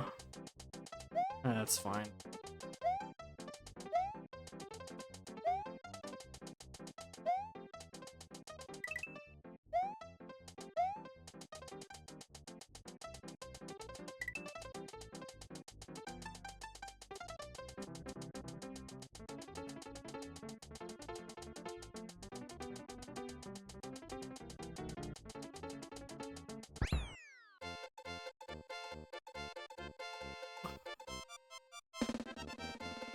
That's not the secret either. I know what it is now.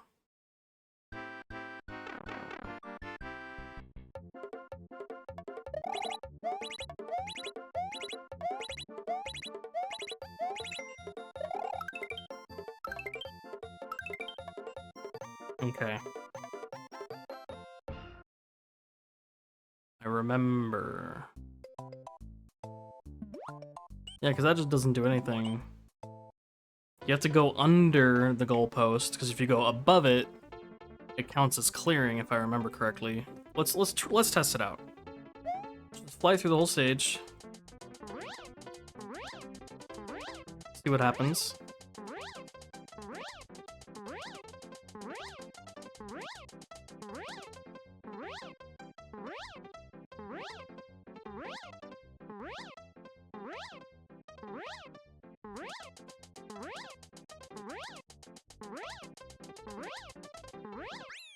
Yeah, so you have to go under it. Okay. And then you have to go under it and then get back up to clear the stage.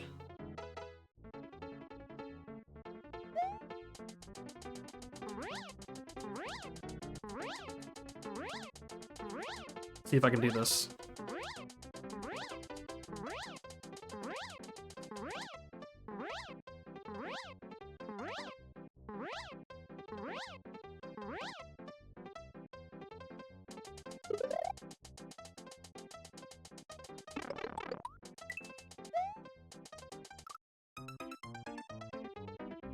I'm not gonna do it like that.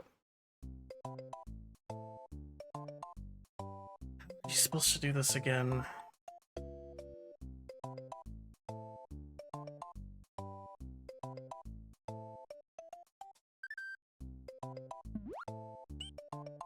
Did I even bother? It's one level, but like I thought it was really cool.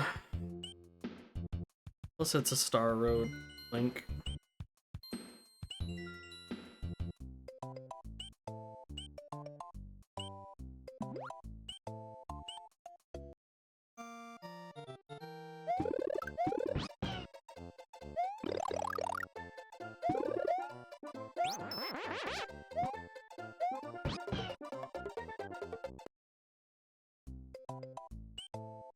Why did I bring Yoshi?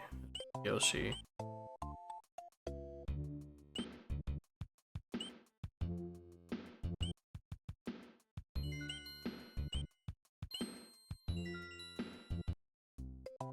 I should change my title actually. Instead of retro rat games, it should be ratro games, huh? Let's just play into the pun. The Ratathon for retro games. That'll work, that'll work. Okay, let's try this again. Yoshi, I know I just got you. We're gonna get rid of you.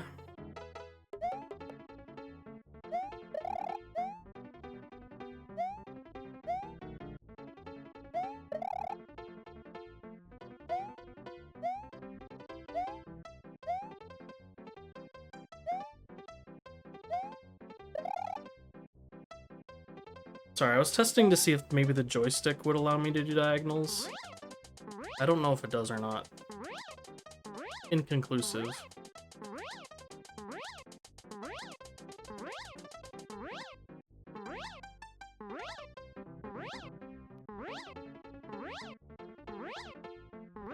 There's not enough room to get a running start.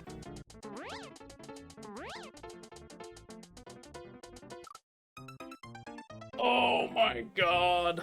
Fuck it, I'm not doing that one. You guys will just have to take my word for it.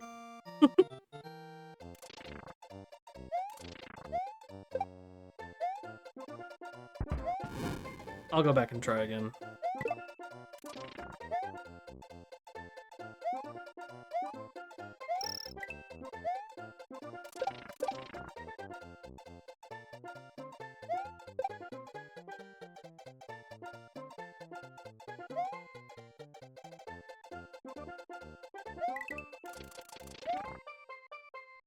Oh.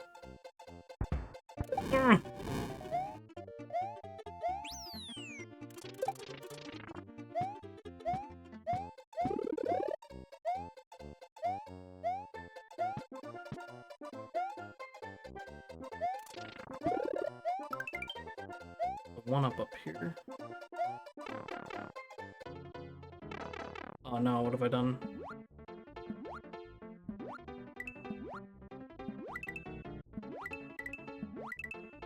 Oh, there's two of them. Okay, we're good. We're fine.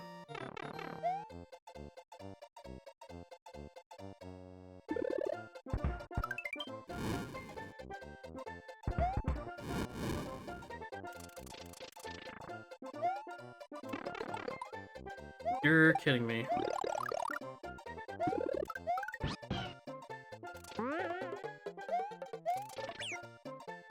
Yoshi, no.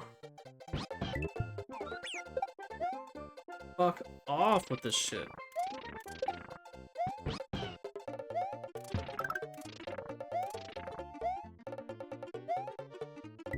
Ridiculous. Oh!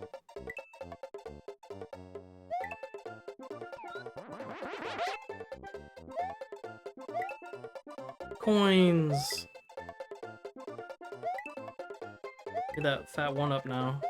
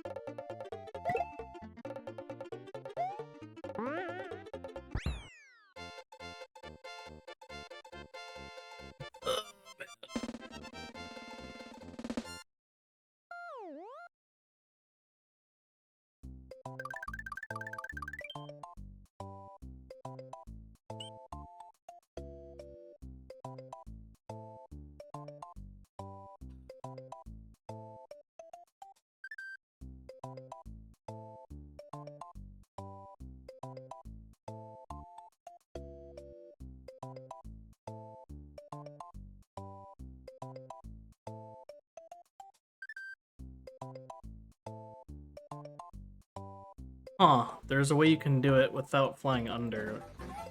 One sec. Oh, that's the psychopath way, okay. I see how to do it though.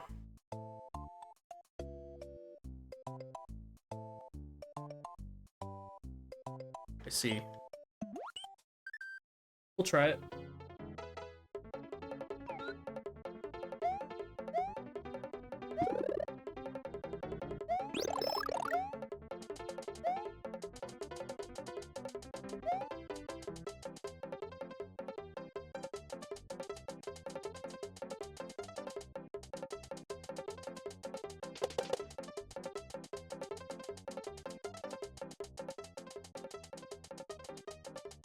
So the way I was doing it, I remember doing it before. I am not going to do it now without having a diagonal inputs, because that will be really bad. I know you can like dive bomb and then pull up at the last second and just like scoop right under it. But for this, we have to do some clever shit with Yoshi.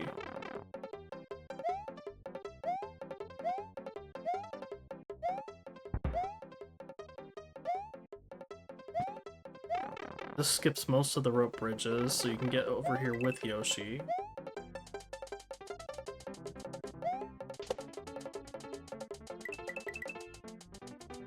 I fucked it up!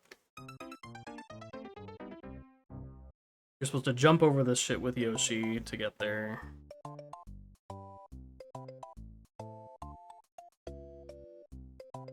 And I won't waste time.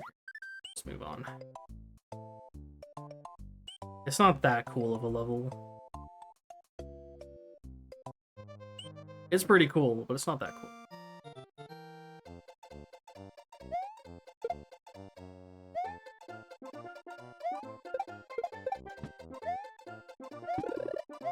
I'm trying to remember if this is the first game with wigglers or not, because I remember they kind of freaked the shit out of me as a kid because they got mad at you. And I wasn't used to that in a Mario game. It's like, yeah, you're like beating up enemies, they look angry, but like, you don't ever have an enemy just get mad at you for touching them. I thought it was kind of freaky. Wasn't used to it.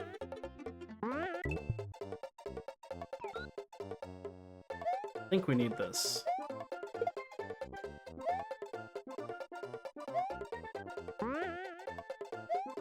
Not here, though.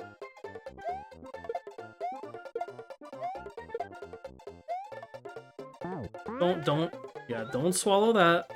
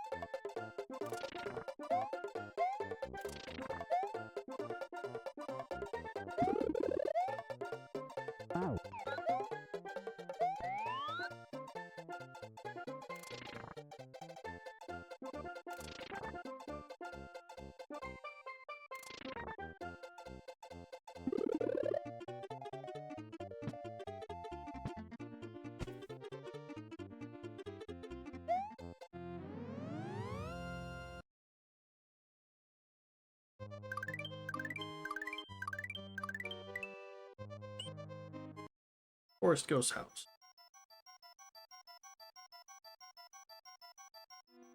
More booze.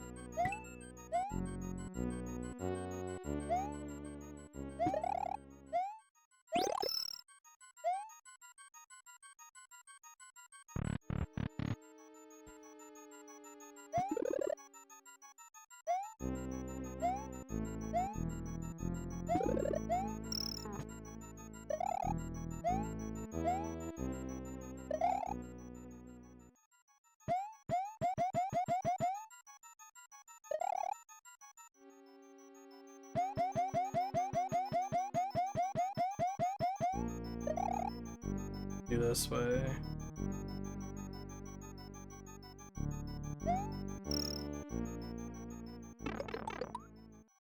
Or do that.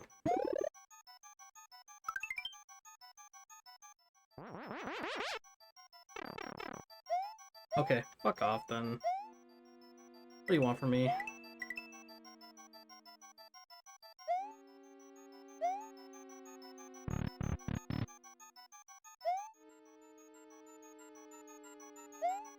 I am probably gonna have to go back and do that again.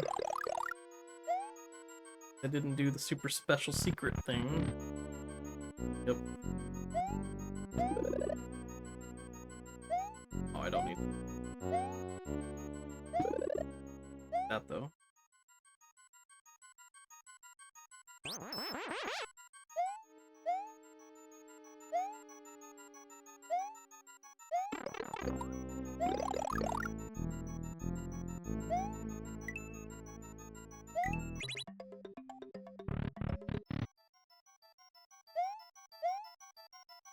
Should I go this way? I'm jumping? I swear to God, I'm jumping?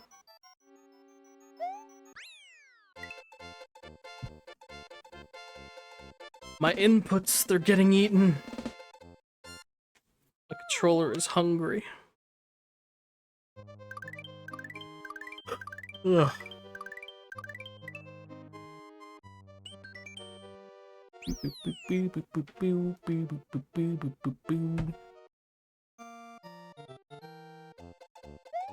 Don't take that. That's a trap. I will eventually take that trap accidentally. Yep. And now he's just gonna throw shit at me all day.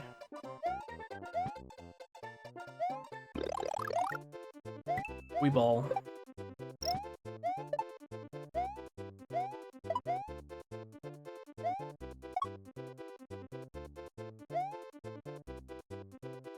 Oh, he fucked off.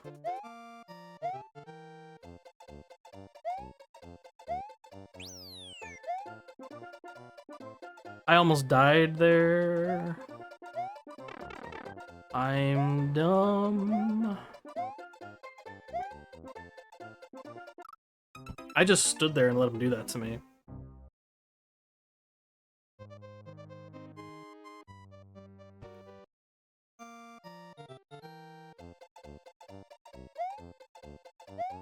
I almost did.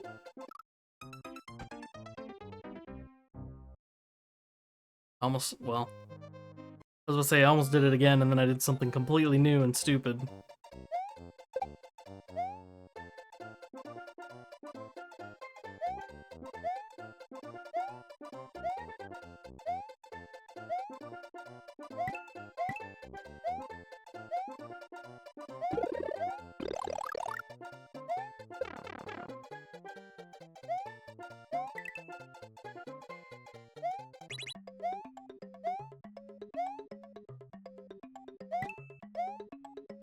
Oh, there's another one.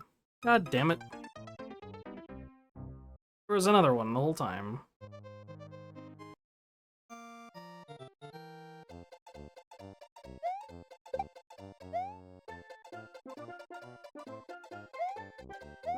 Alright, so I don't know what this is for. Thought it would be for, like...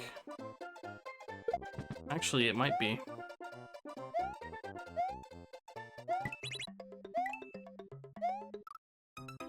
I couldn't really do anything there.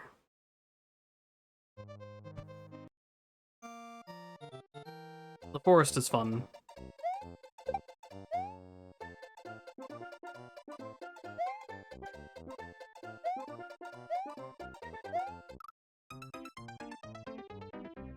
I need to slow down. These are dumb deaths. Hope you guys are having fun, though.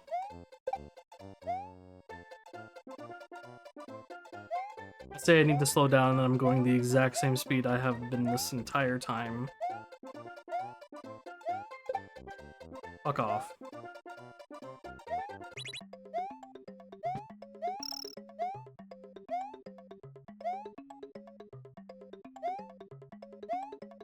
That was a leap of faith if I've ever had one. I'm not sure what the secret is here. Like, every stage in this area has a secret. Yep.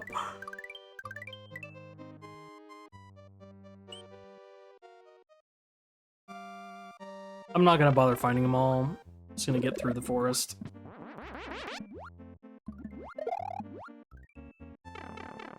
Stupid. Tried to rush the cycle. I'm a fool.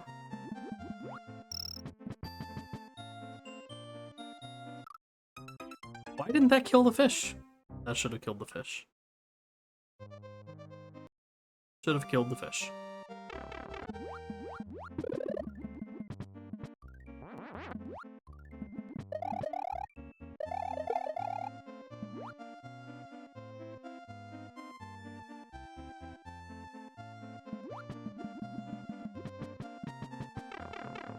Okay.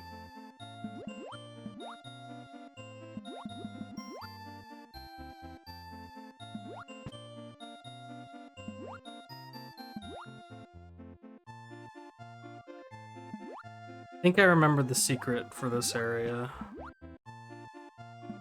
I just got like a big flashback. What it might be.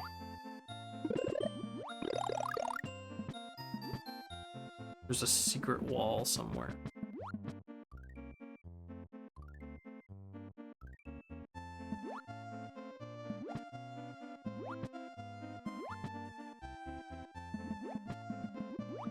Regret, regret, regret.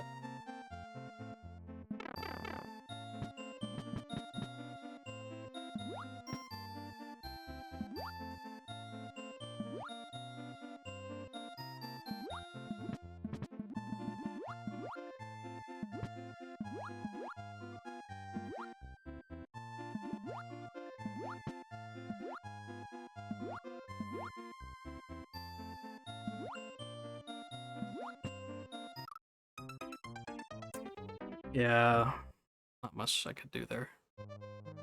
That was where the secret wall is, if I remember right, though.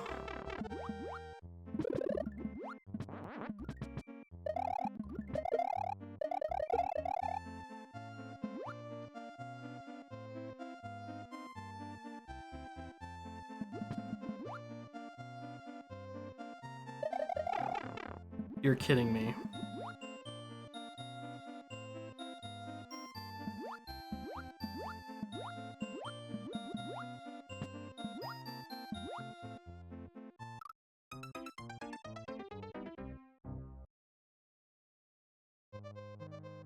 I was getting to, like, say psych right now a moment.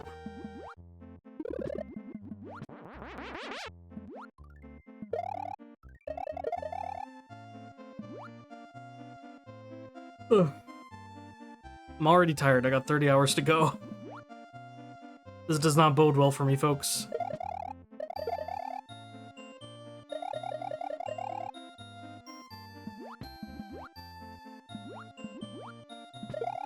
Although, to be fair, I haven't stayed up this late in a long time. At least since last year when I did this.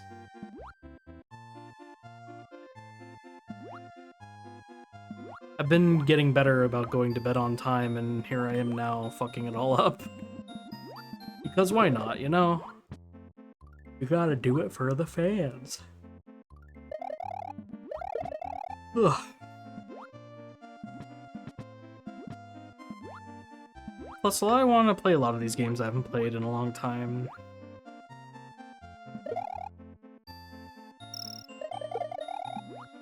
Holy frame drop. Wow, look at, did you guys see that? We're gonna see a lot of that for Gradius, I can tell you that. Gradius is a very hungry game when it comes to frame rate.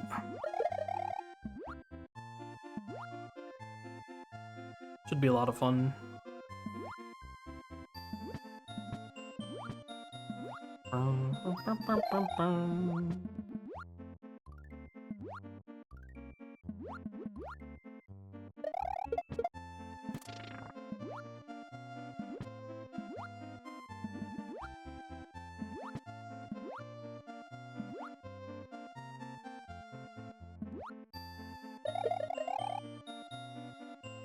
Yeah, see, this is a fake wall. You sneak in here and grab the key and go. Super secret fake wall. There's the Blue Switch Palace.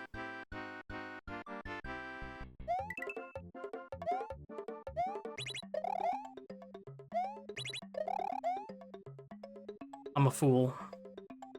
I'm an absolute fool. Oh well. A bunch of coins. We can go beat that Star Road thing now.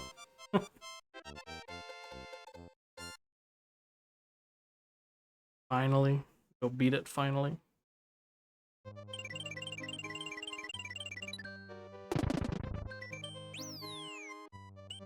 Now we beat this normally. Okay, I need to remember this zone because this is a very easy way to get Feather. It's right at the beginning.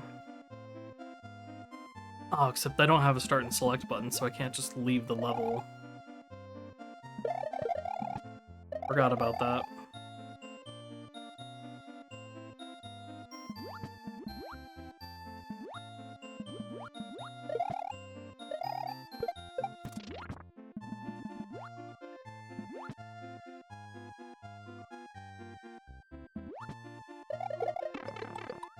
Fuck off that.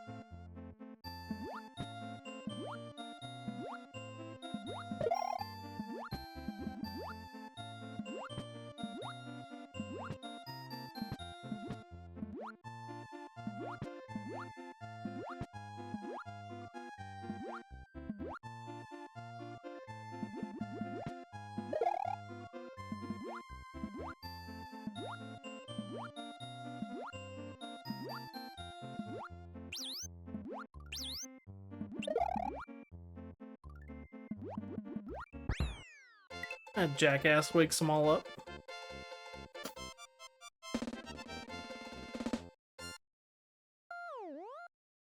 What a bastard.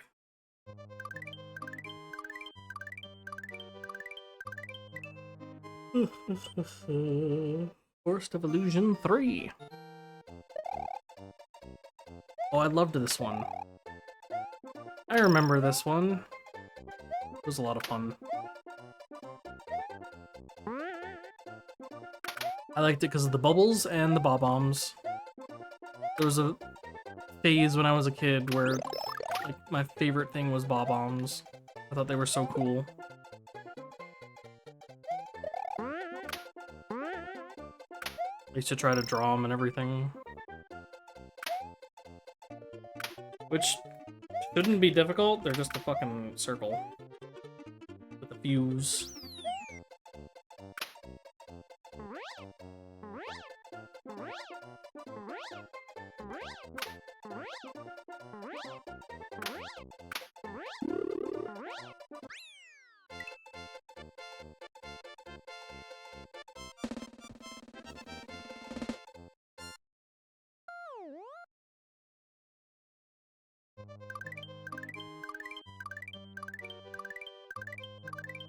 Oh yeah, what's the actual exit?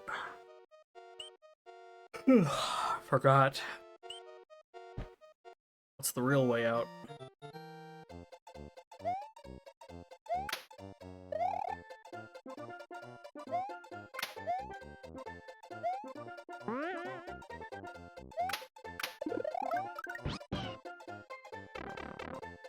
Oh well, bye Yoshi.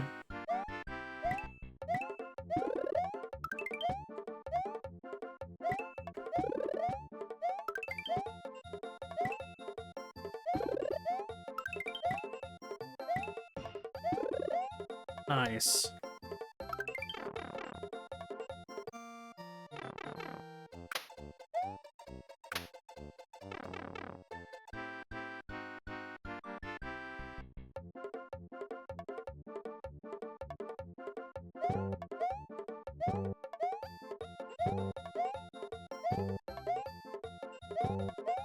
Oh, okay.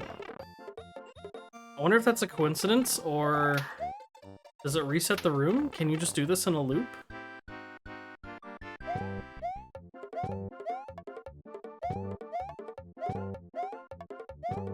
Okay, I'm guessing not.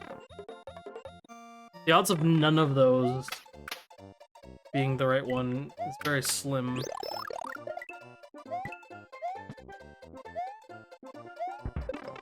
Oop.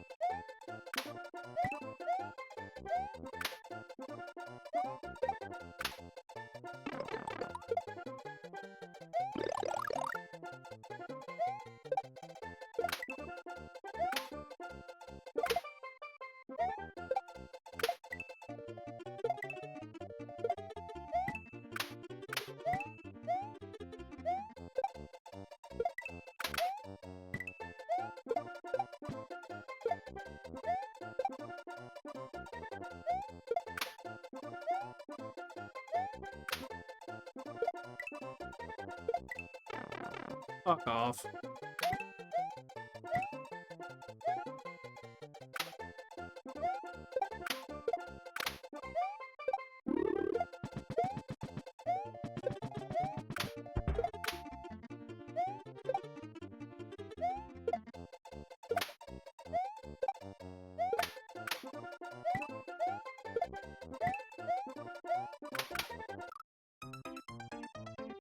Okay.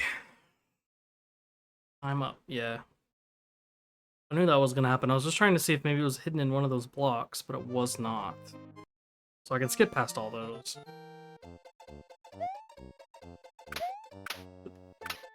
Okay, never mind. Not getting that one.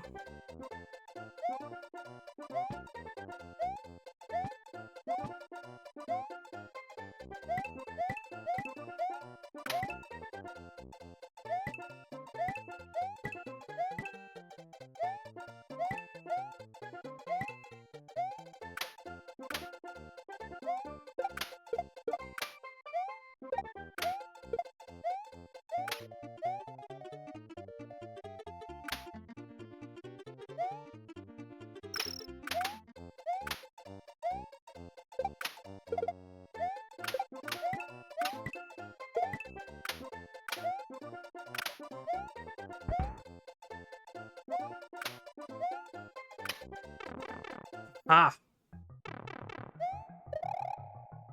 I need to be big.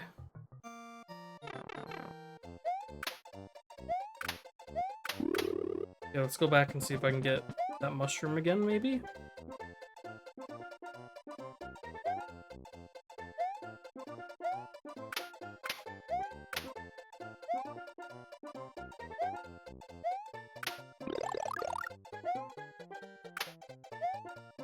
Alright, now don't fuck it up.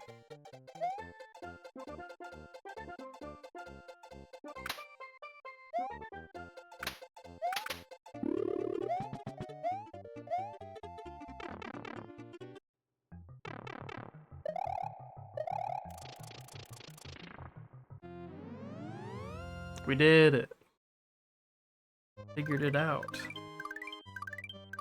Now we're out of the fucking forest. Yeah, fuck that. I'm not... Oh. Didn't mean to do that. I'm not going to that Reznor fortress.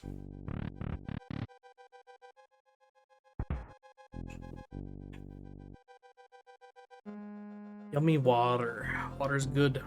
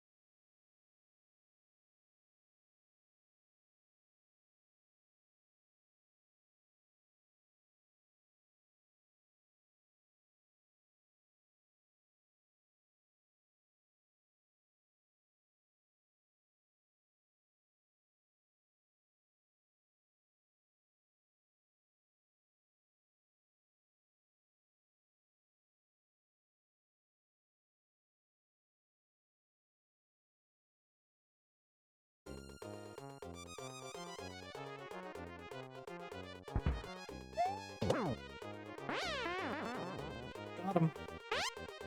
Whoop.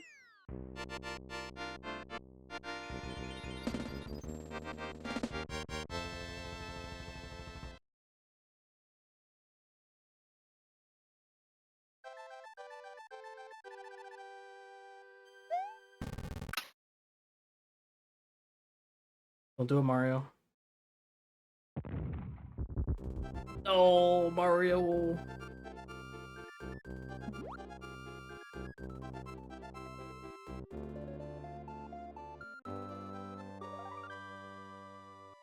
Chocolate Island next, guys.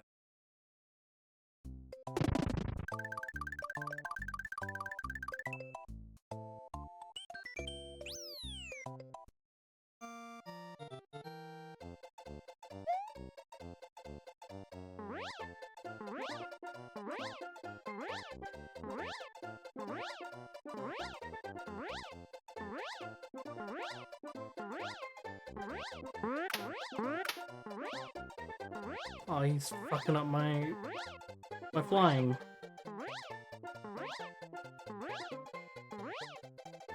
Cool level, guys.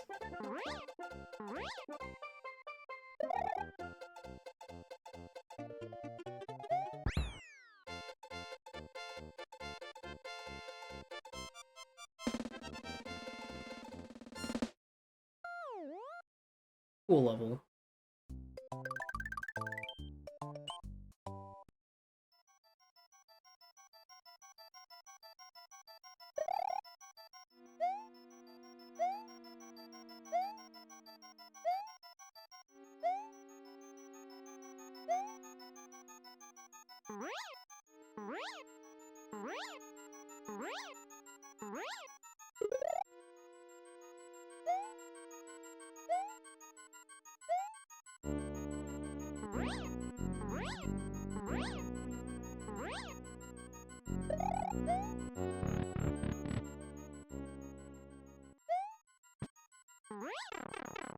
Oh yeah, I remember this.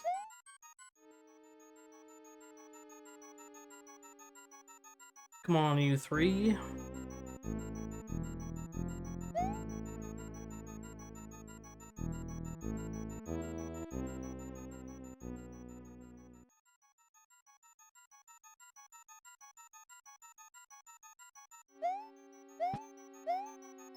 I fucked it up, no! Oh well. Try that again.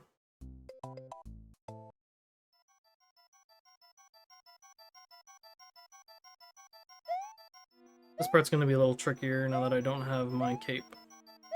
But I think we'll be fine. Just need to be careful when I jump. And not to do that.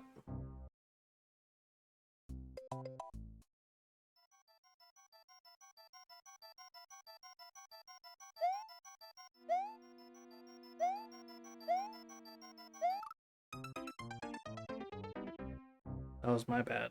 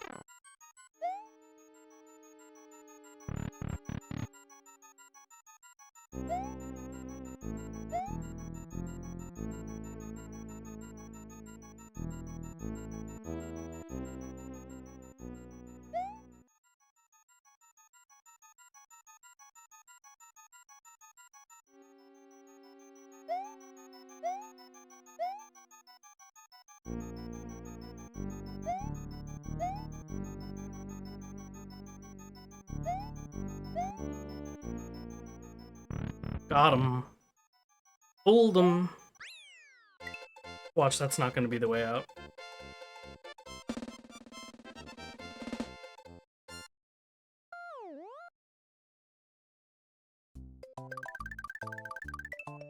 Oh, it was. Cool. You did it.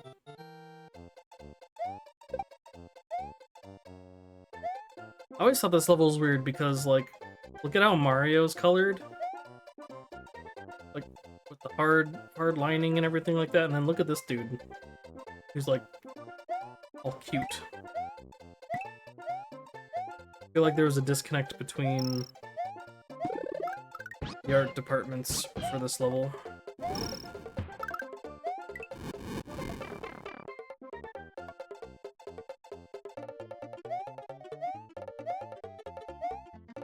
If I remember right, this is also the level where this part of the stage changes depending on how fast you get through that door.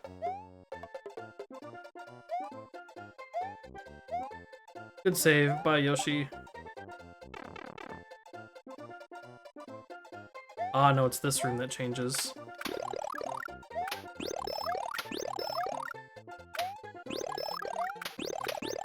I don't know if this is the good ending or what, but no enemies and nothing but power-ups. I'll take it.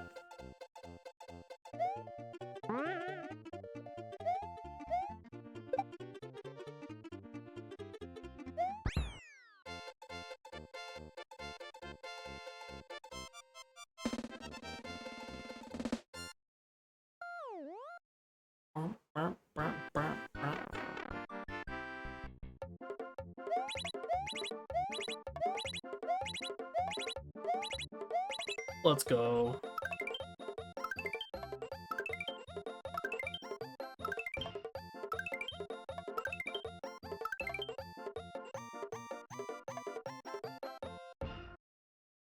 Got them all.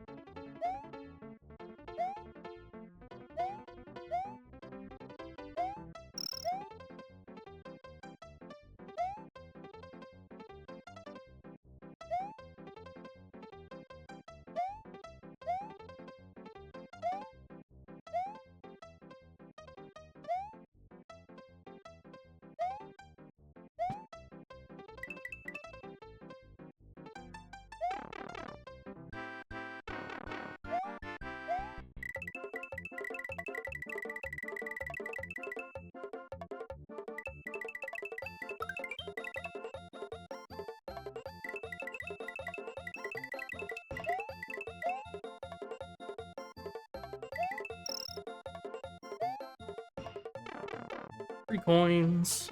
3 points. That was a bad jump. But I was able to salvage it, so we're good.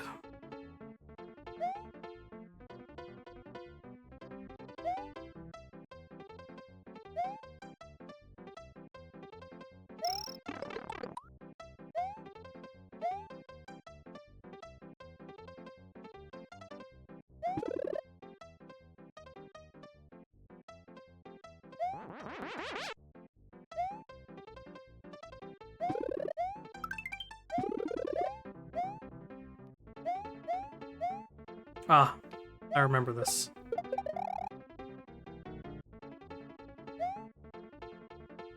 This is the one you want to go under. That's right.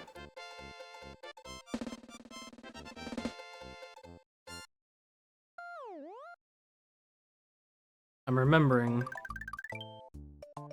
This gets us to Chocolate Fortress.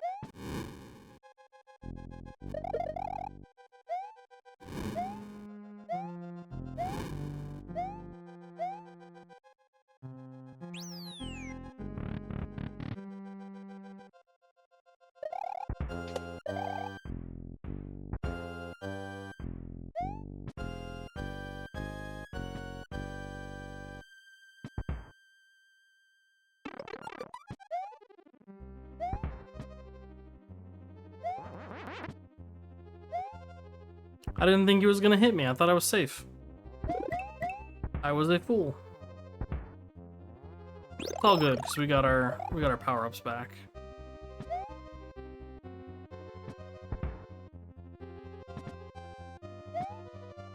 That poor guy's stuck.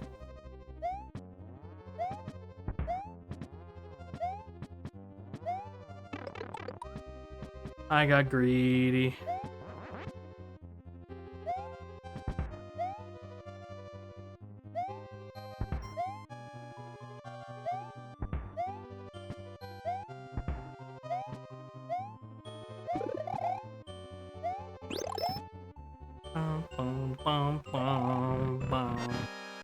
Alright, Reznor, let's do this shit.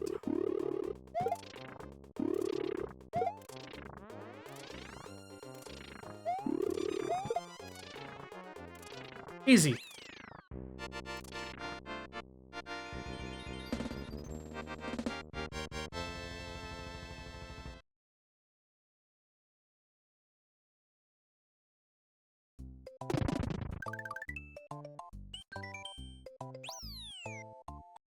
Blasting through Chocolate Island.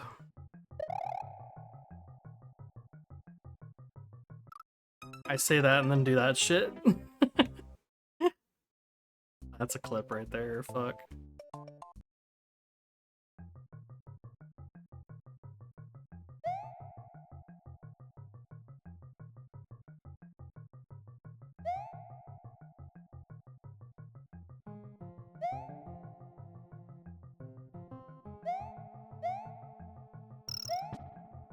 I don't remember this stage. It's coming back to me.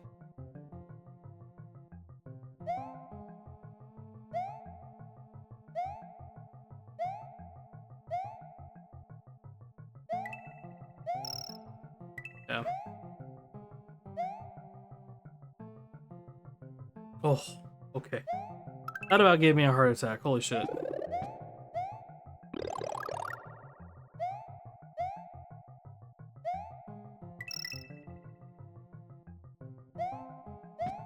Okay, there is a pipe blocked there.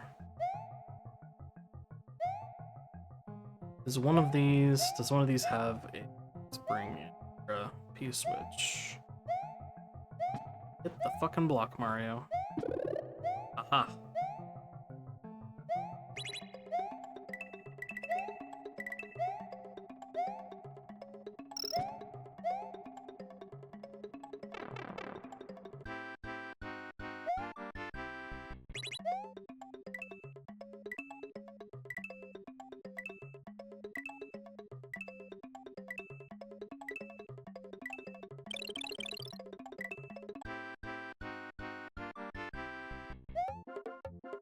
I think I lost. Yeah, I think you have to time it right to get like the best rewards, and I failed. But I forgot way too late.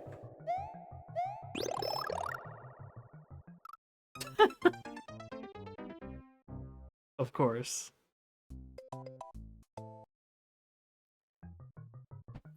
Over? Yeah.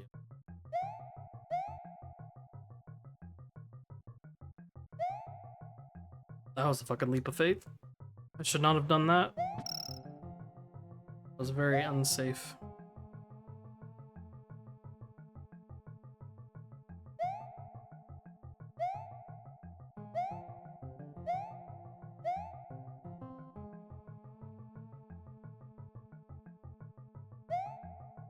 This is safe.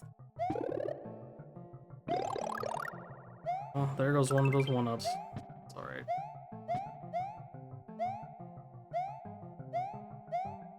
Not gonna bother.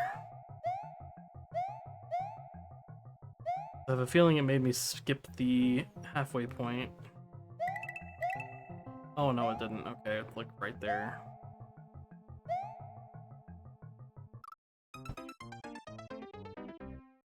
Okay, I thought their hitbox would linger while they're on that, but it just goes away completely.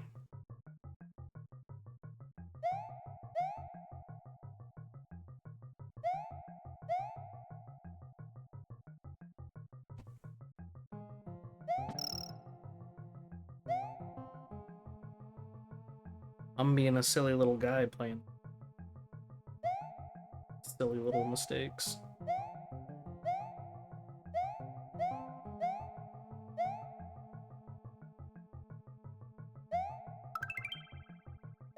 At least it is life positive though, because I can just farm those one-ups while I do this shit. Get potentially even more if I give enough a fuck to do that part, but I don't.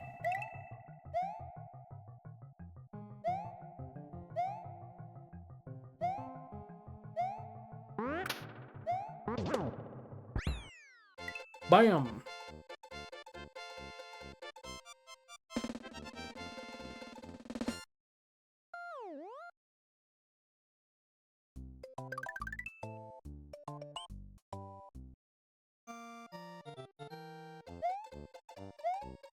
We're almost done with the game.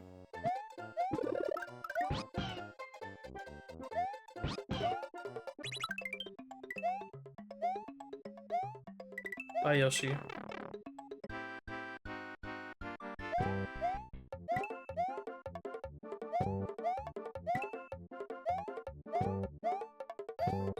Okay.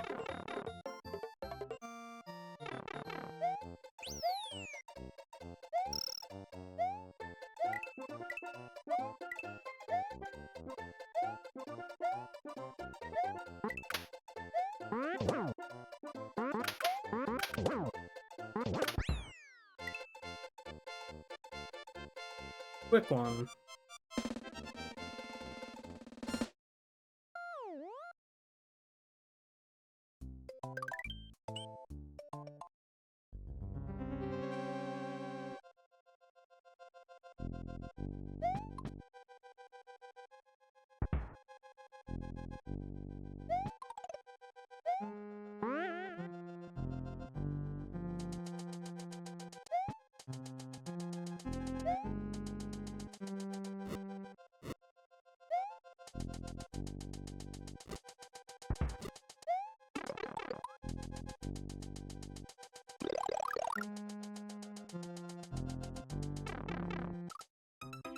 Oh, that just straight up kills you.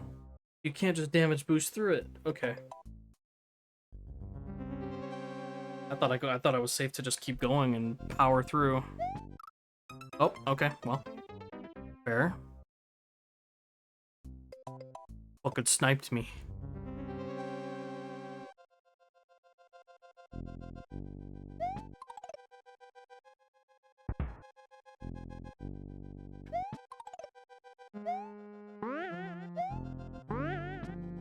Whew, I almost got myself killed there.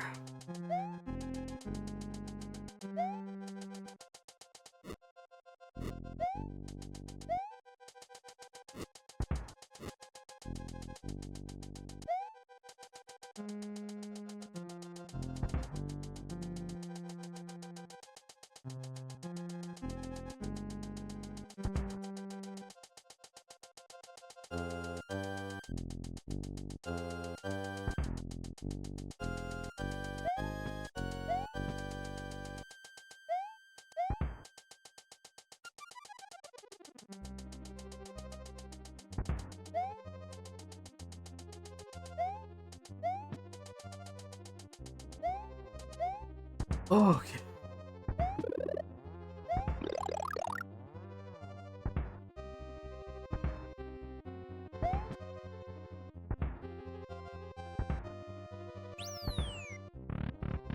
Nice, nice, nice, nice.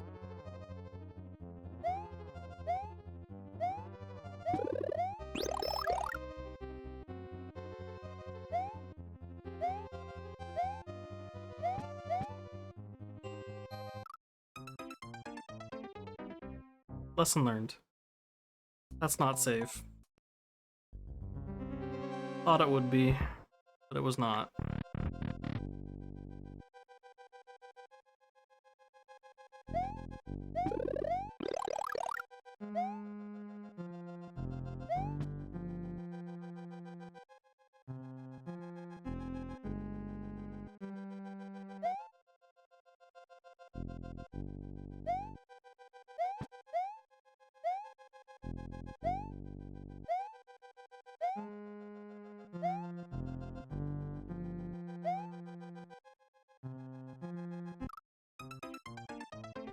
Wow.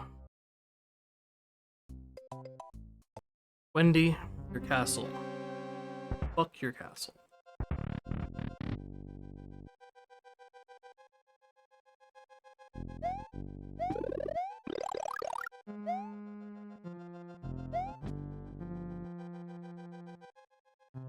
Castle makes me have to go slow.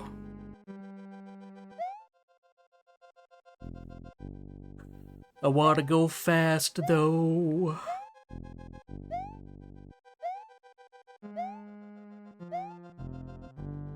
Yeah. Wait.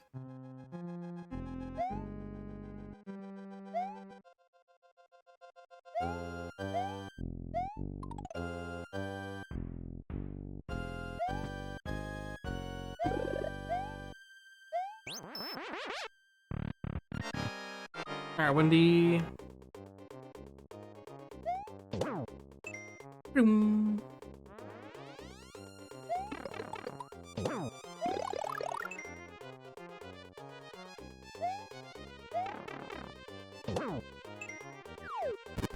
Fine.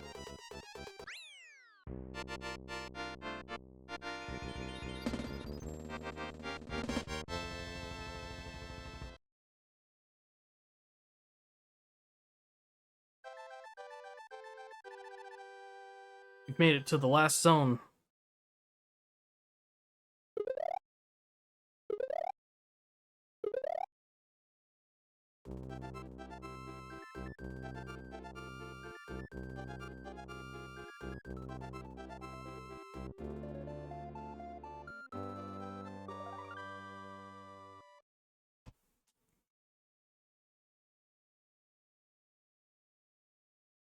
The Valley of Bowser. Before we do that, though, we gotta open it up. Ghost ship time.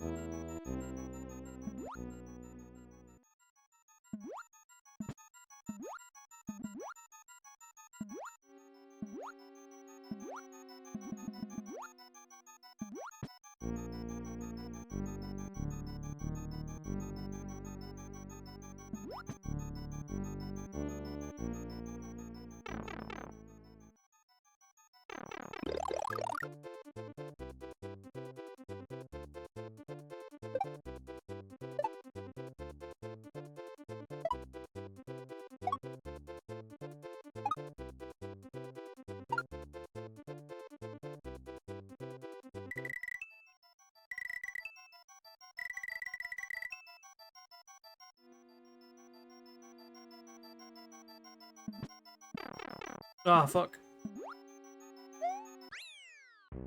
We got the orb.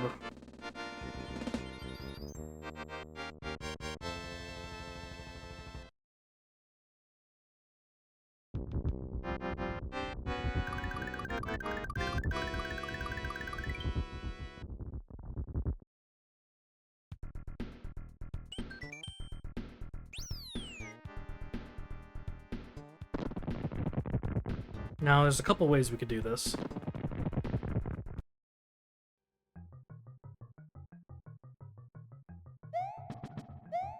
We're gonna do the funny way. We're gonna go in the back door.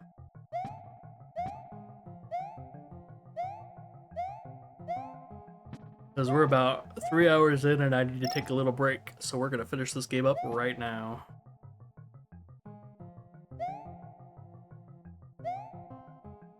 I just gotta remember how to get there. Ugh. So I need to get the secret here. And then I beat that castle.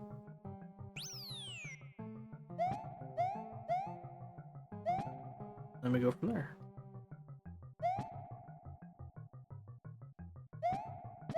Boom, boom, boom. Hurry up. Nice.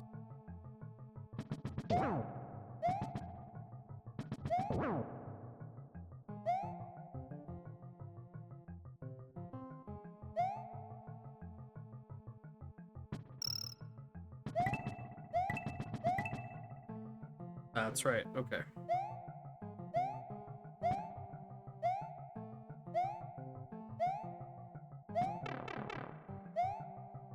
I'm a fool.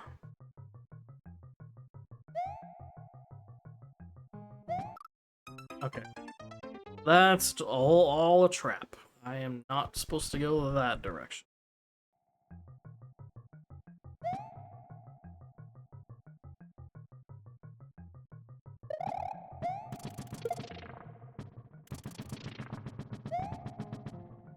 Bye.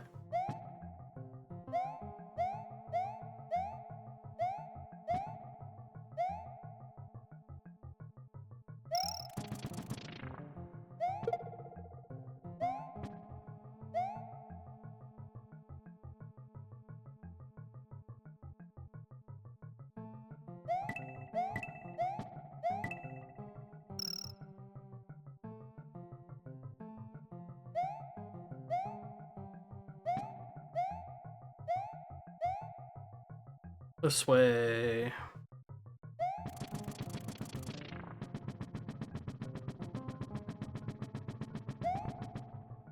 Bye, buddy.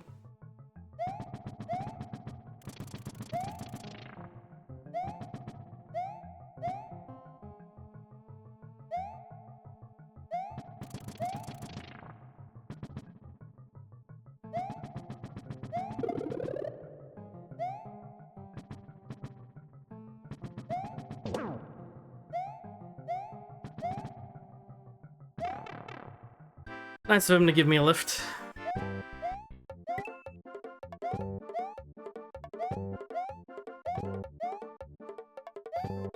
Wow. Tough crowd.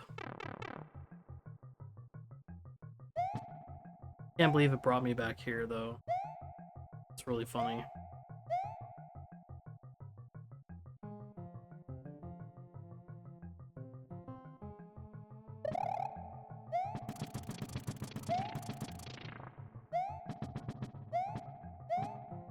That skill.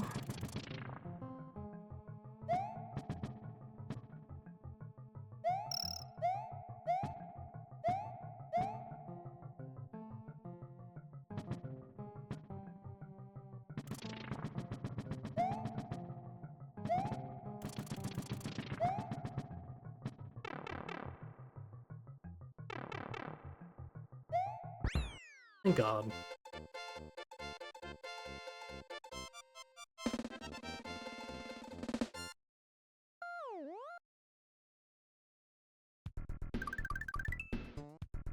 Alright, this was the secret. Ugh. And I think I remember where it is and what you have to do.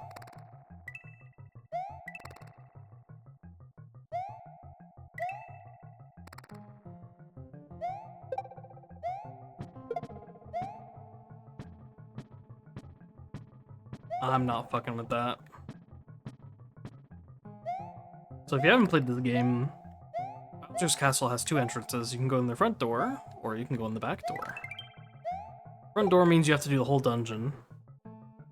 The back door is exactly what it says. Gives you a little secret skip through the whole dungeon, for the most part. You still have to do the boss fight, but it cuts through the whole puzzle of the dungeon itself. Which is not difficult, but it's annoying. All you gotta do to get there.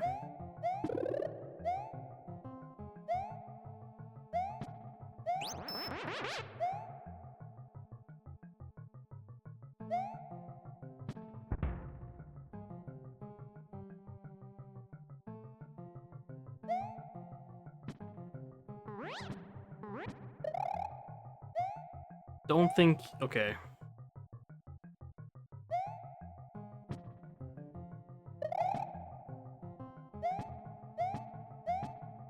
Clearly I am misremembering. I think you still have to go through here then. Maybe it's the next room that I'm thinking of.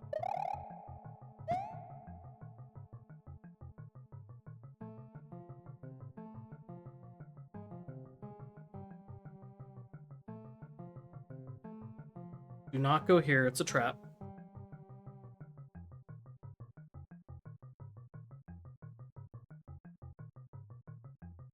Go here. Hold and down. Barely make it that.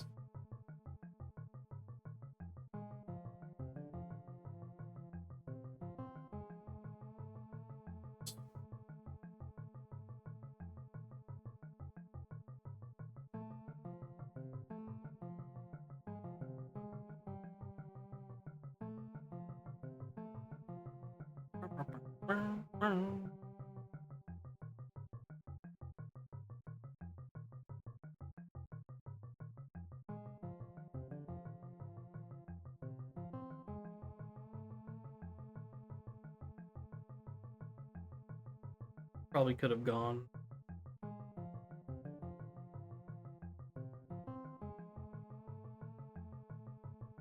That one always makes me clench a little bit. That's a tricky one.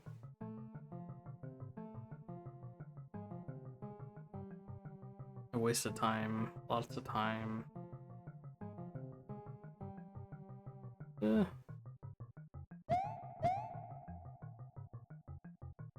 That room is a doozy.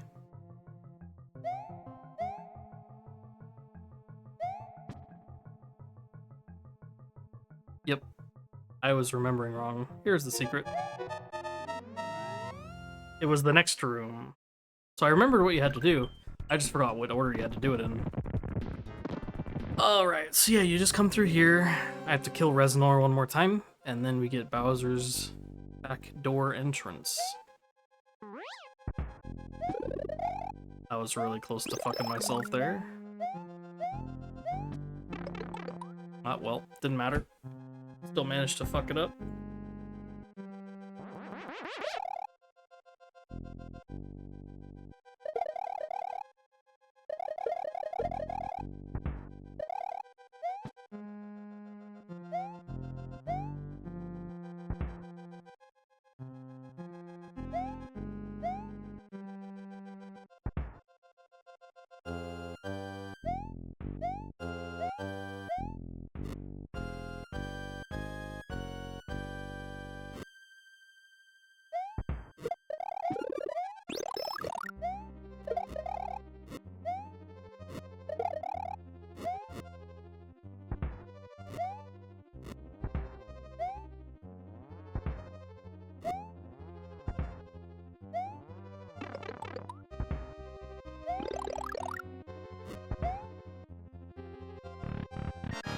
Okay.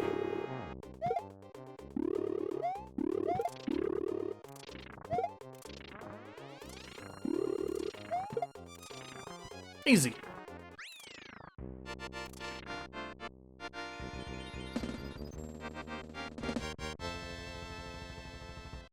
We did it.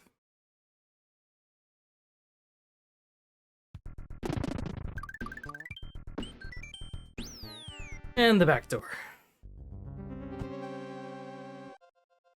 Back door's nice. You get a different little mechanic to play with, which is kind of cool. Just the light. There we go. And you get to see these dudes, little ninjas.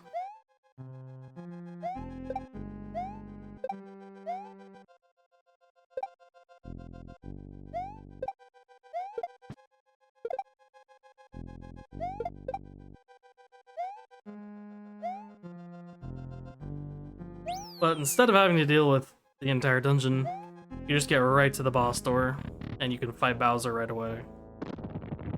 Really nice.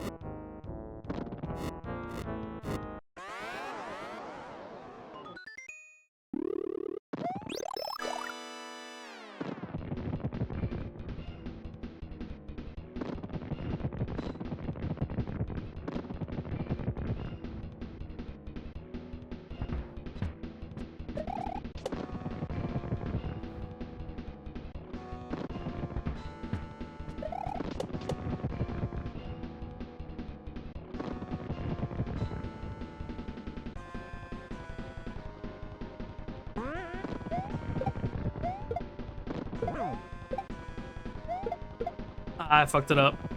Threw it too late.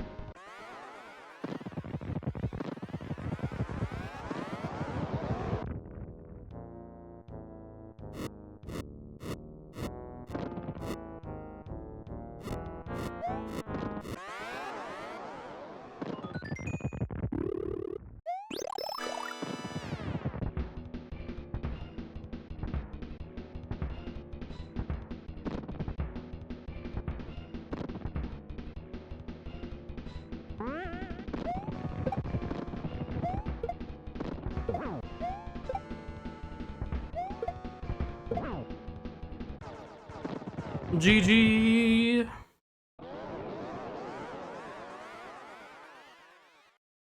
We did it, boys. We did it, chat. We saved Princess Toadstool in less than 3.5 hours. Got through the whole game. Well, most of the game. Just a couple Star Road stuff, special stages, and like half of Bowser's Valley. That's fine.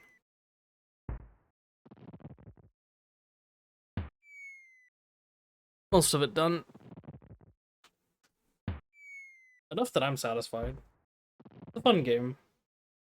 I also could have ended it like 2 hours ago if I had just taken the Star Road exit to Bowser's Castle and done it then. This is a fun game though. I remember playing this a lot with my dad. A lot of these games on the Super Nintendo I played with my dad. That's kind of why I like them a lot. I still have all the cartridges and everything. I know I talked about this when I played Link to the Past a few years back on, I think it was my affiliate celebration when I first became affiliate. I got stuck in the Ice Palace for like 2 hours. But like, my dad has a save file on all these games, and I hope the batteries last as long as they can so I don't lose those saves, because it's kind of nostalgic. I should find a way to save them, like or change the battery so it doesn't erase the data. Find some way to preserve it. It seems silly, but I don't know, it's sentimental to me. Not that he's gone or anything, but one day.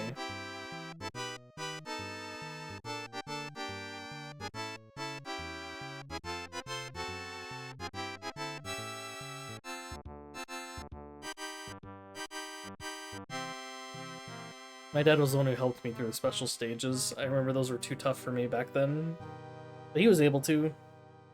I kind of wish he still played games.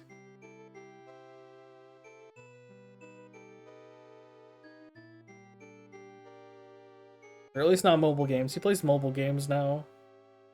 Really shitty ones.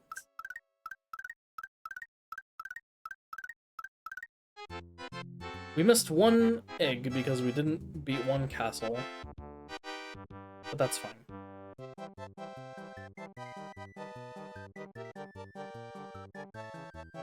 The banger of a song.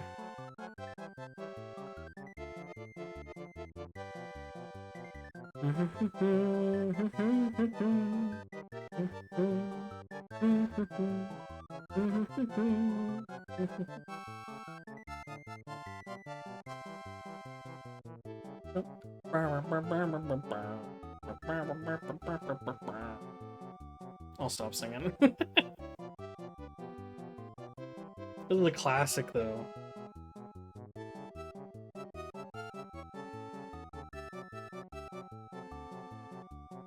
Dino Rhino, Dino Torch.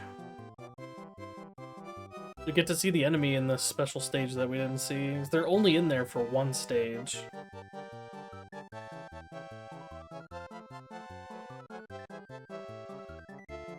Torpedo Ted, there he is right there.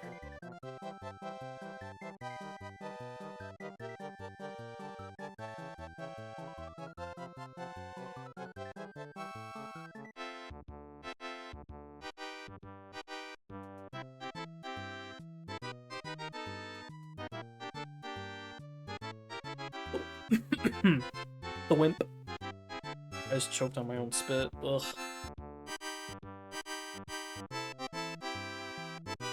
The old ball and chain.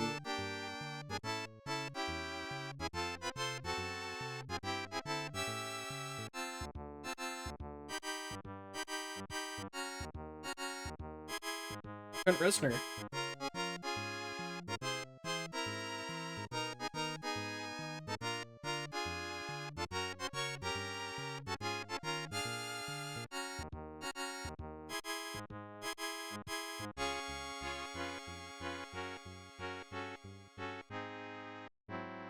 We did it. Yeah.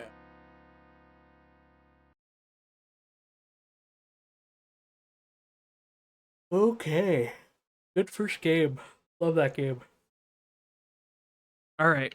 Gonna take a quick stretch of water break. I'm gonna run 3 minutes of ads, so I'll be back in like 5, 6 minutes. Just give me a chance to stretch, and we will start on the next game. Feel free to get up, get yourself some snacks. I will pause the timer, don't worry. You won't miss out on any time here. We should probably also do... I should probably take care of my Guild War shit in Grand Blue as well. So we might do that before we get into another game, which is fine. Alright, break time. Get some food, get some water, stretch your legs, stretch your back, stretch your arms, fingers, everything, and we will be back in about 5 to 10 minutes or so.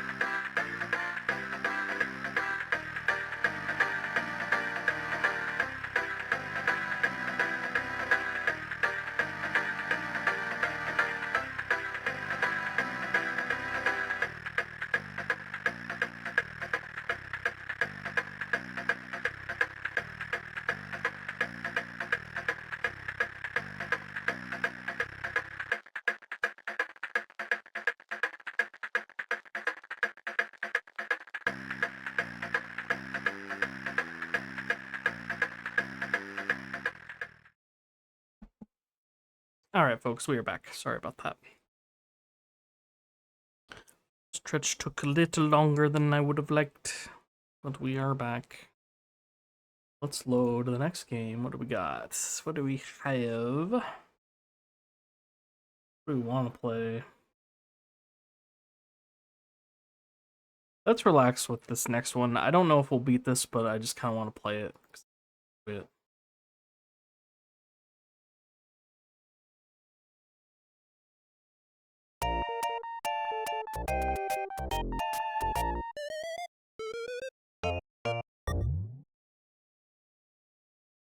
Oh, bust a move.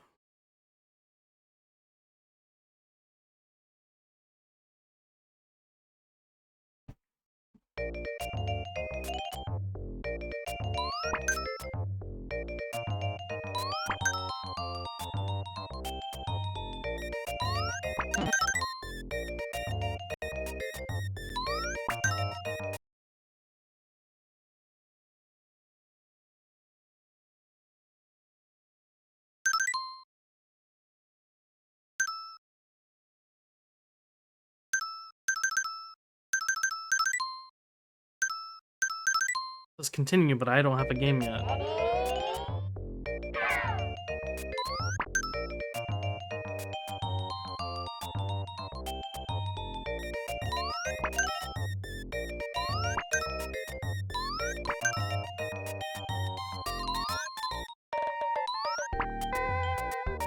Now, I'm not very good at this game, so I'm gonna make mistakes. I'm gonna make a lot of mistakes.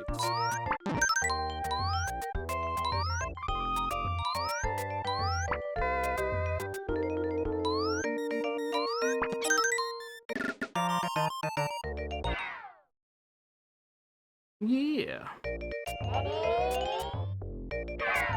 I just kind of want to play this one until I get bored of it.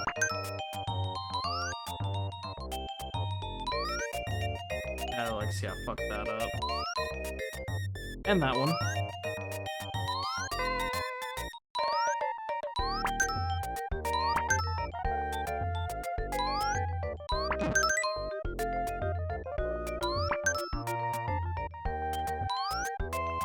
I can't thread the needle there.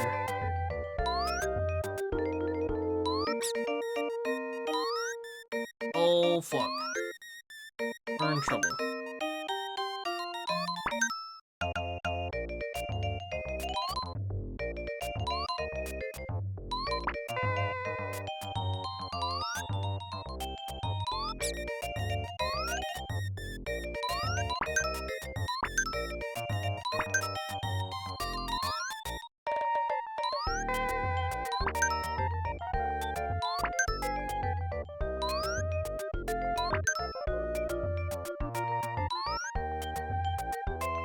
This is not looking good, guys. I might just fail second stage. That's kind of funny.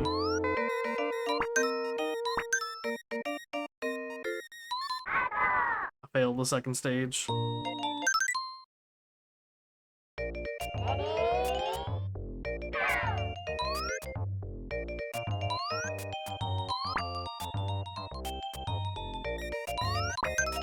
Yeah, see, that's what I need to do, is get in there like that.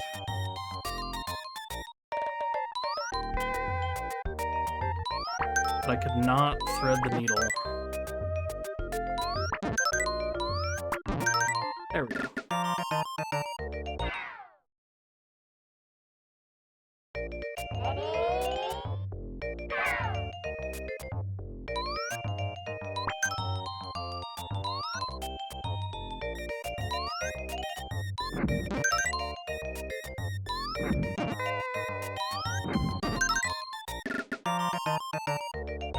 Okay, I wasn't really sure what to do there.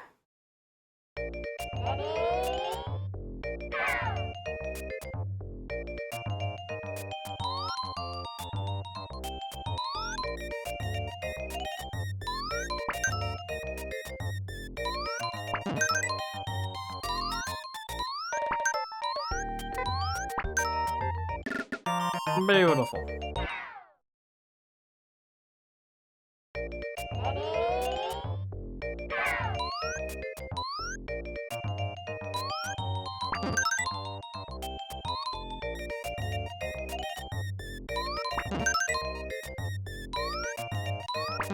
That could have been bad.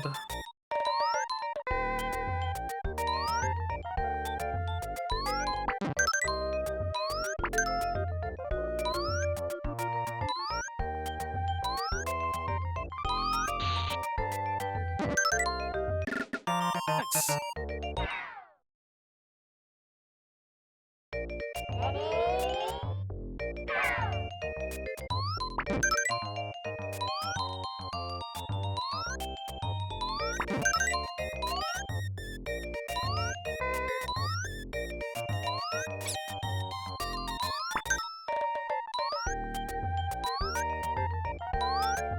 Ah, man. Okay. Works.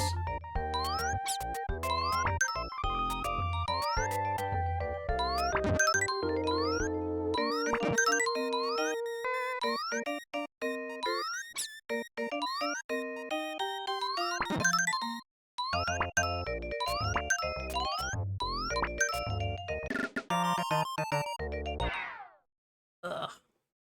This is one I played a lot in the arcades too.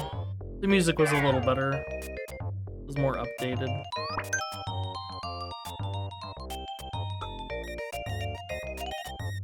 Oh, fuck. Where does this one go? Right there is probably the best option.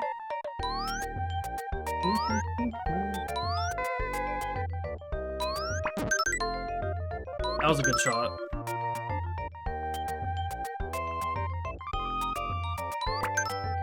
For that one.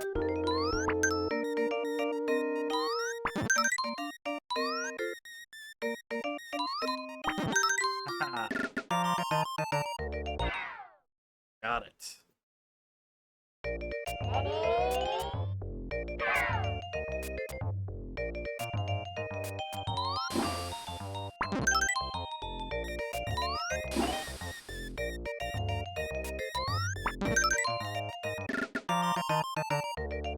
Good shot.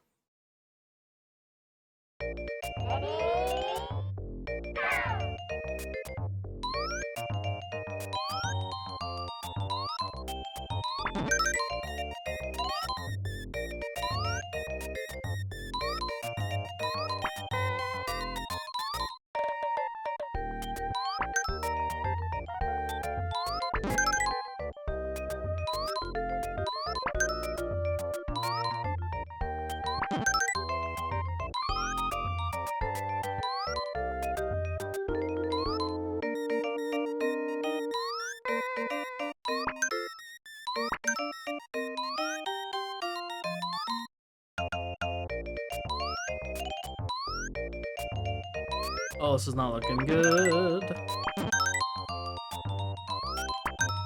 Wait, we might be able to save it. Ah, I fucked it.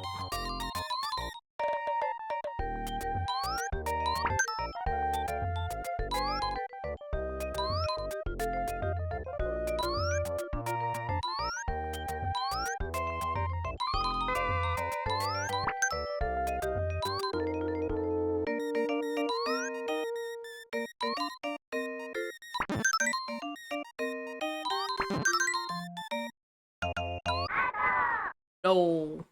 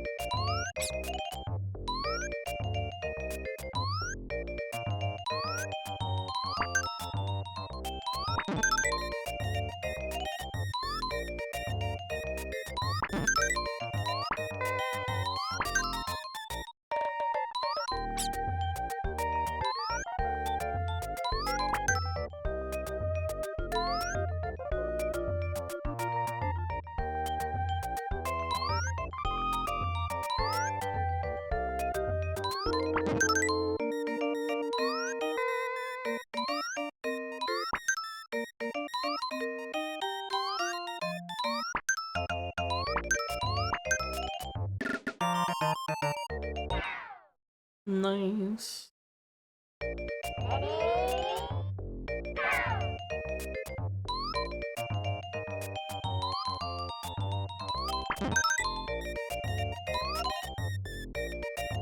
Missed it. There we go.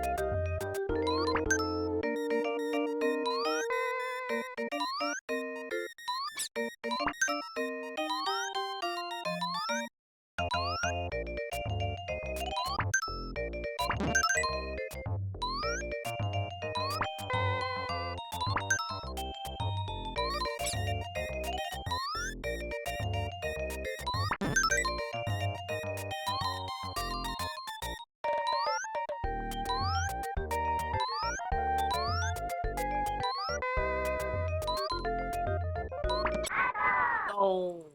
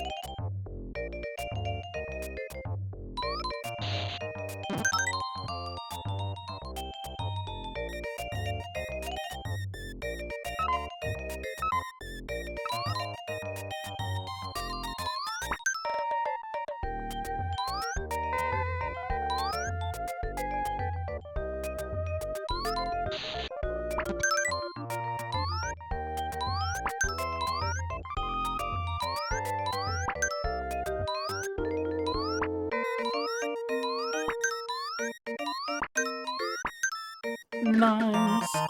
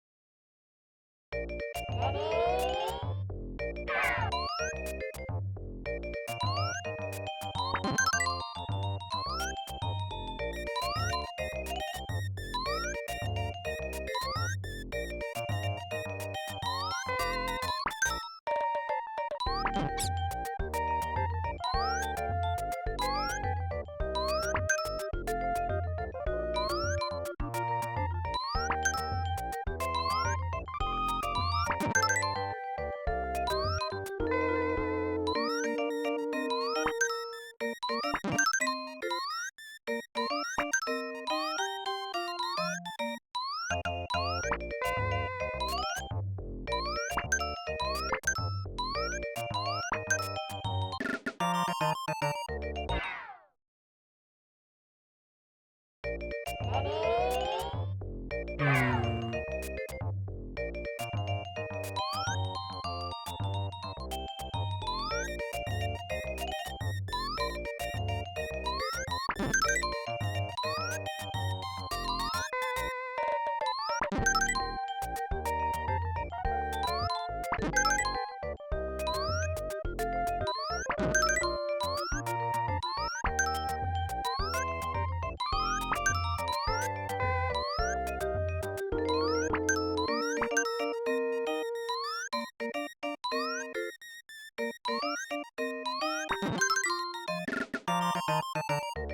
That was unnecessary.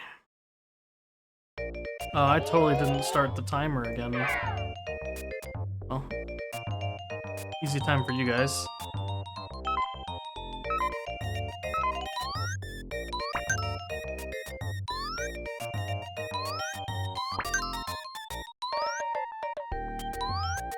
My bad. No one said anything.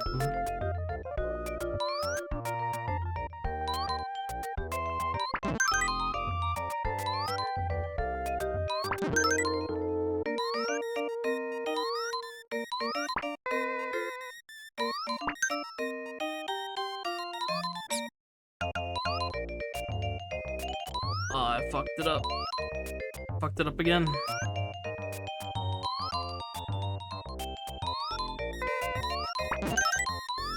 There we go. Saved it. Managed to save it.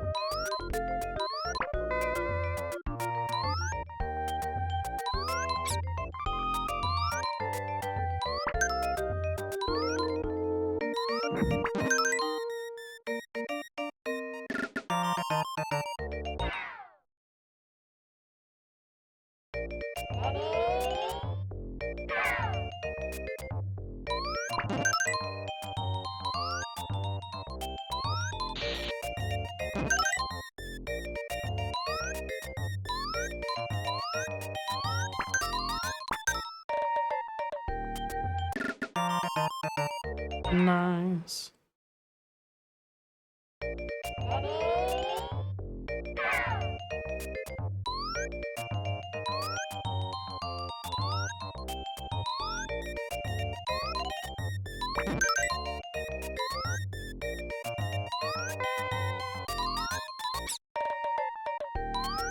I got too hasty.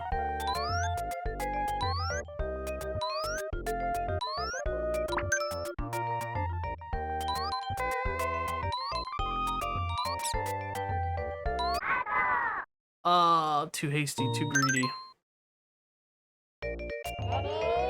Too sloppy. Very sloppy.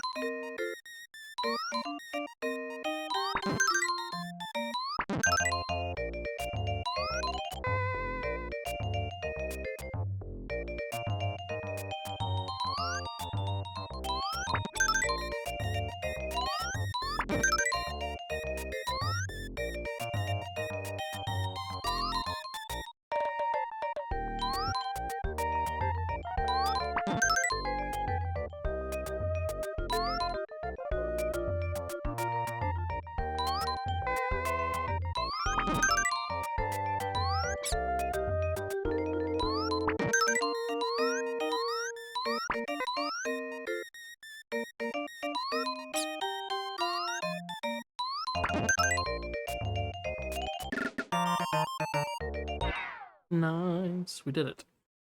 1,000 plus. What does that one do?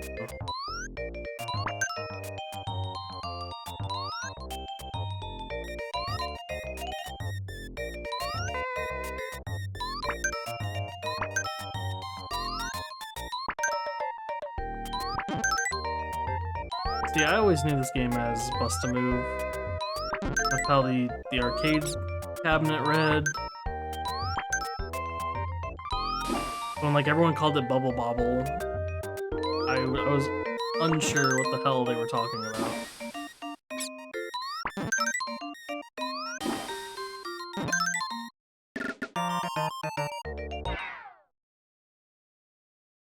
Bobber.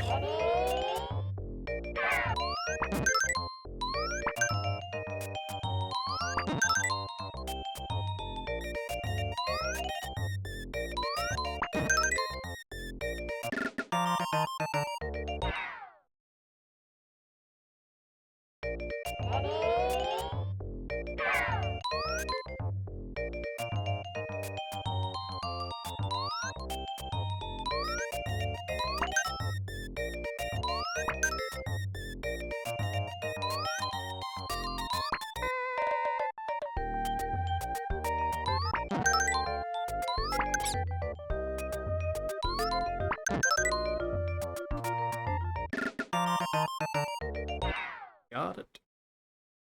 Which one are we on? We're on 22. I'm doing pretty good. Even though I've died like a bunch already.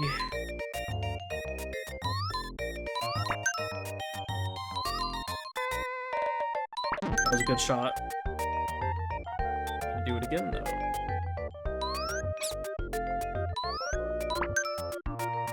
No, but I can get this one. Good.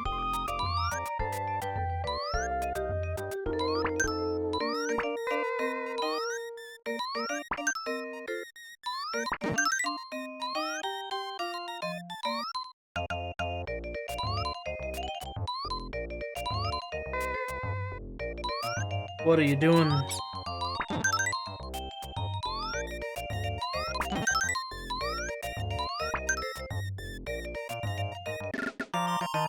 Almost screwed it up there. Almost.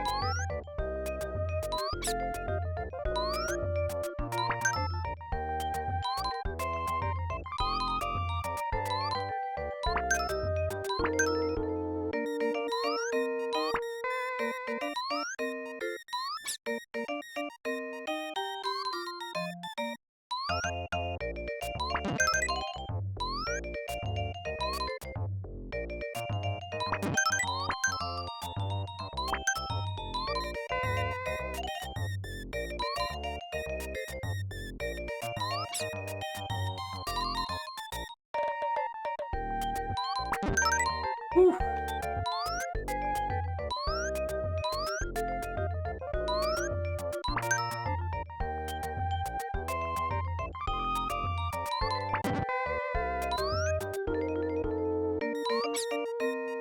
It's not looking good.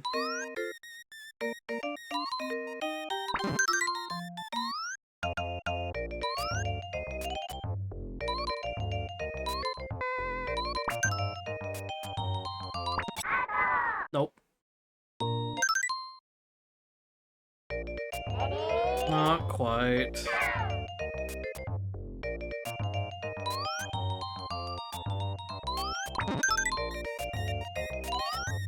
That's good. Much better.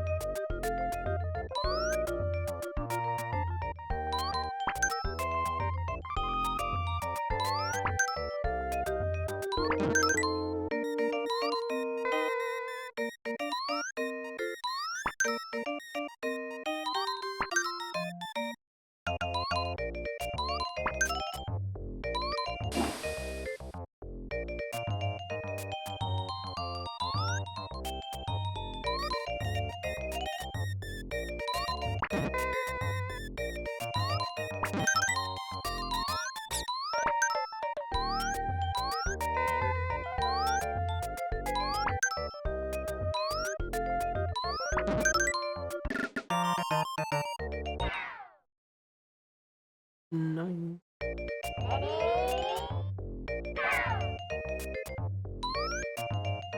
Oh, I fucked that up already.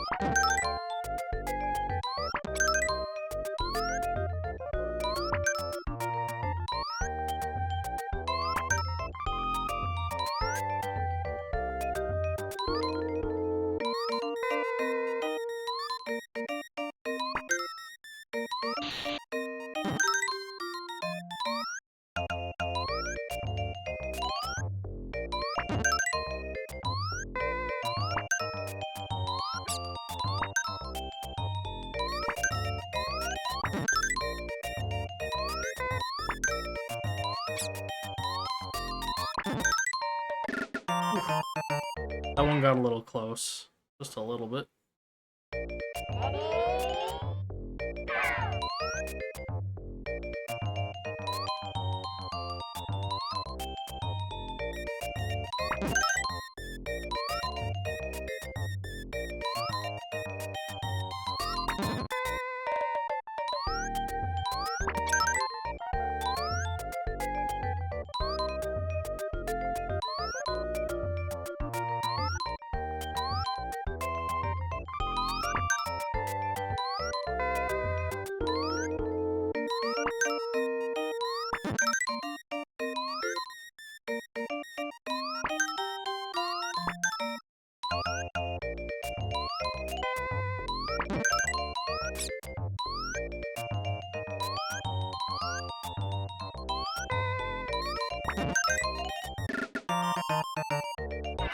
Nice.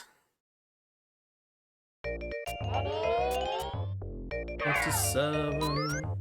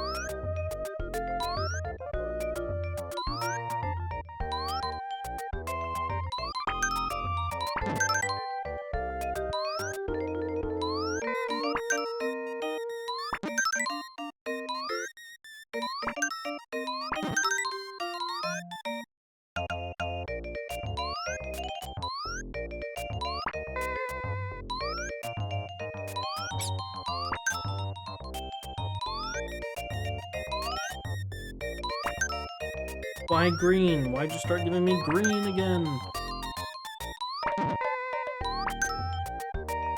Oh my god, no.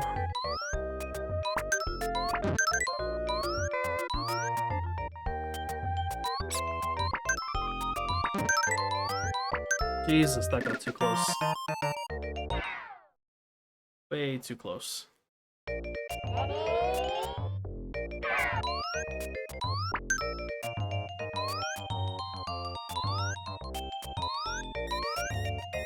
What am I doing?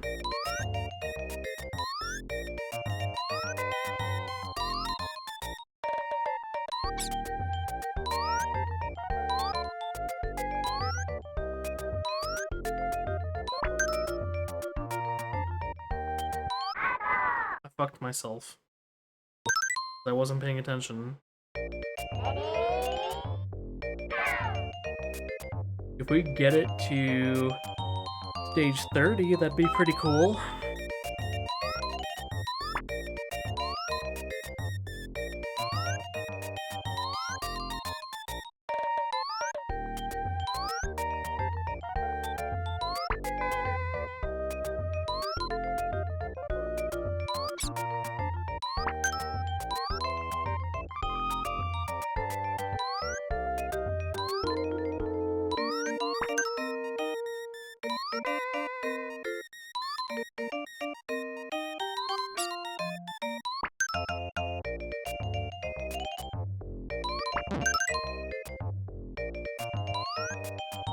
Too close for comfort here.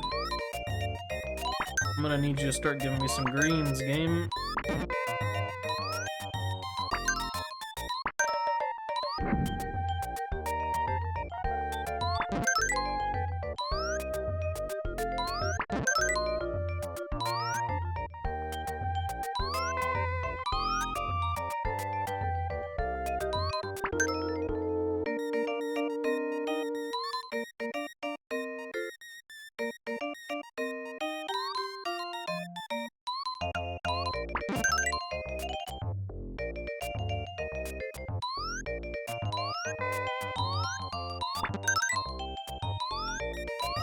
Thank you. Finally gave me a green.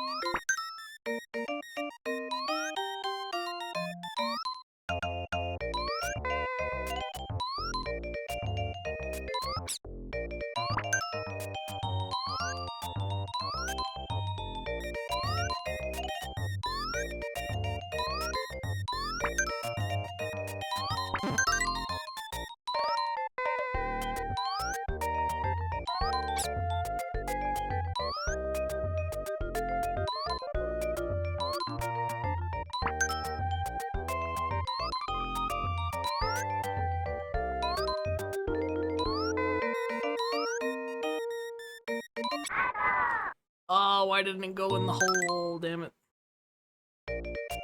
Alright. Try this again.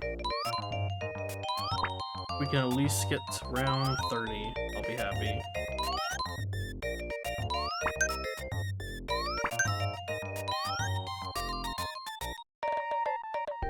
It's definitely much easier when you have the guider, though.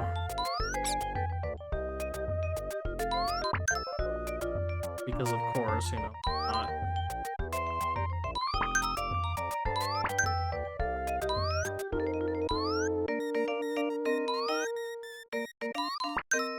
Whole point of the game.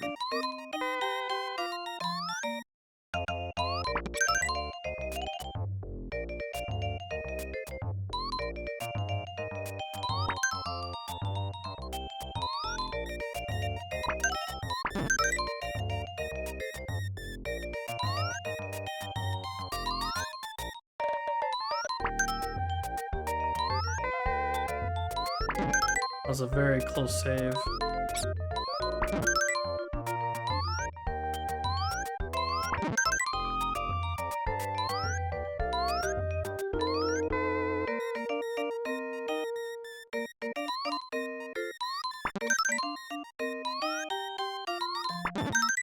There we go.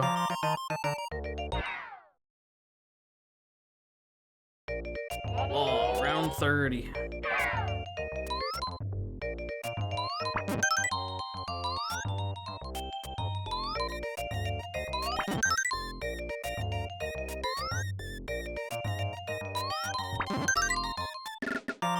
Nice. That was a good shot.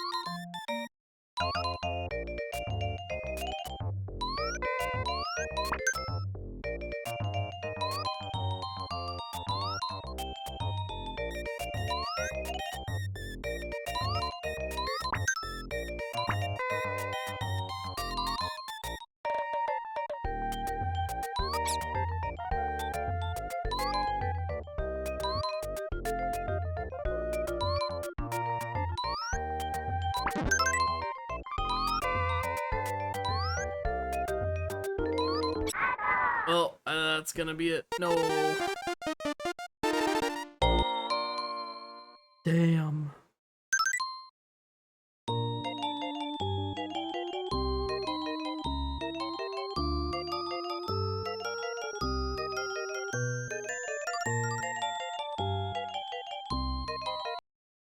Okay, let's load something else now.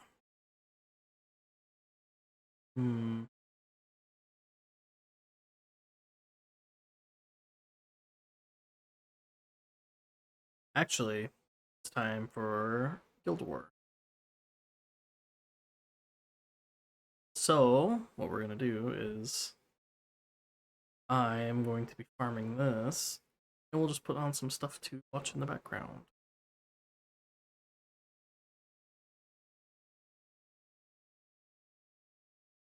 Grand Blue Fantasy.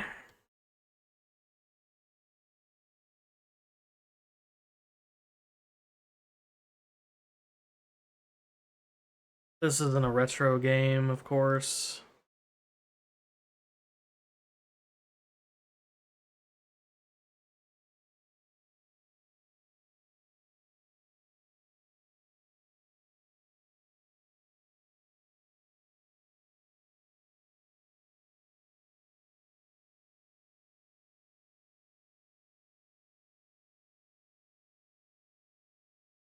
No capture. Grand Blue.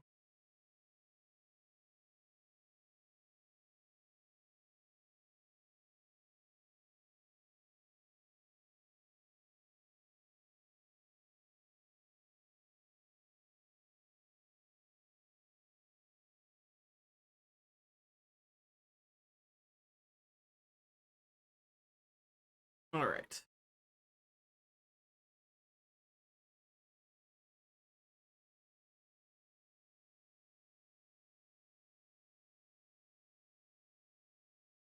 What should we watch in the meantime? What do you guys think? Jeff Beelan.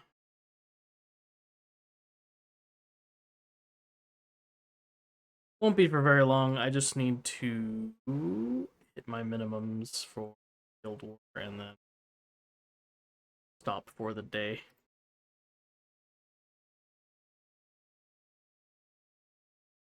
See.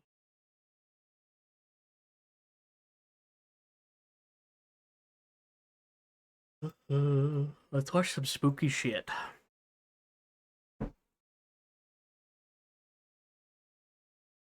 4 in the morning.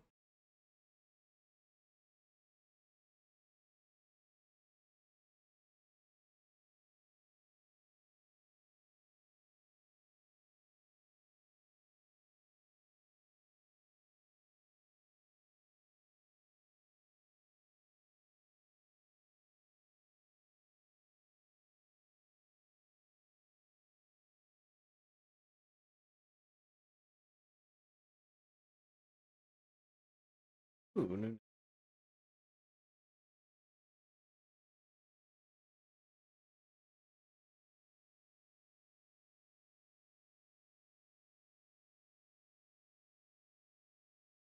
I haven't watched this one.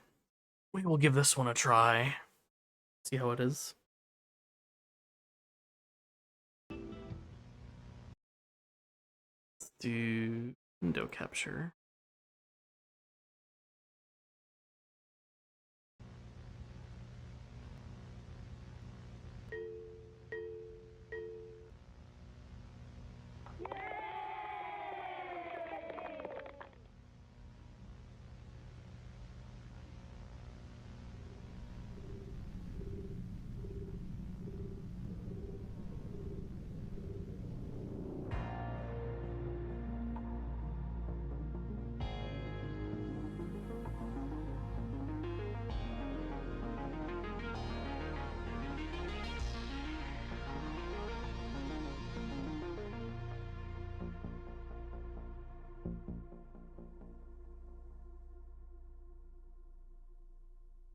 I have discovered a series in the realm of Local 58.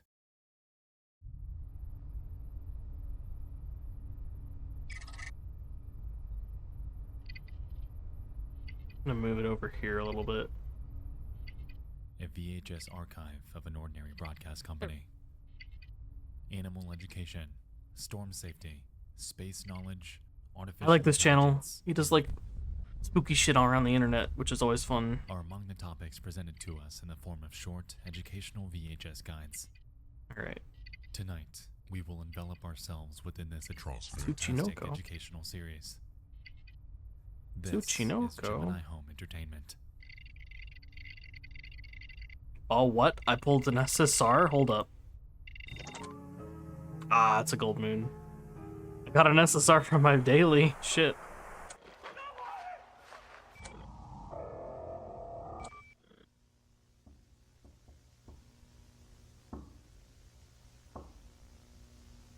Pretty sure this is not one I need either. Oh yeah. I'm digging this. On our plate tonight is an analog horror series by an internet creator named Remy Abode, birthed from an alternate reality. Analog horror. Fun. Containing events stemming from the hope for a brighter future. Gemini Home Entertainment is a video distribution company ready to take you on an educational trip through various avenues of life knowledge. What that knowledge is exactly is unclear at this point in time. But what we do know is that something in their reality is out of place. Something isn't right here. The series was born on November 13th of 2019 and has since built up to a total of 16 videos, each with their own surprises and each giving us a different piece of the puzzle as to what's happening within this world. The guides are presented in a VHS anthology format, a far cry from the silent onlooking and broadcast interruptions we experienced in Local 58. Whoever's behind Gemini, do I already have a full one? See this, and everything within each recording is as it should be. Tonight on our plate, There must we be have another one followed in the before stash us. somewhere. World's weirdest animals. Oh well, not a big storm deal. Safety tips, the deep blue, artificial computer learning, our solar system, camp information video, lethal omen, wilderness survival guide, sleep image visualizer, games for kids, advanced mining vehicle, deep root disease, monthly progress report, Christmas Eve party, home invasion help, and last but not least, Crusader probe mission. Because there doesn't appear to be any sort of established timeline here, we're going to tackle these in the order of their release date. If you can't tell by now, we've got our work cut out for us, so pop open those Lunchables and grab that Crystal Pepsi. We're about to dive into some analog horror. Crystal Pepsi? I could go for a Pepsi right now. Friends, is Gemini Home Entertainment. Sounds really good.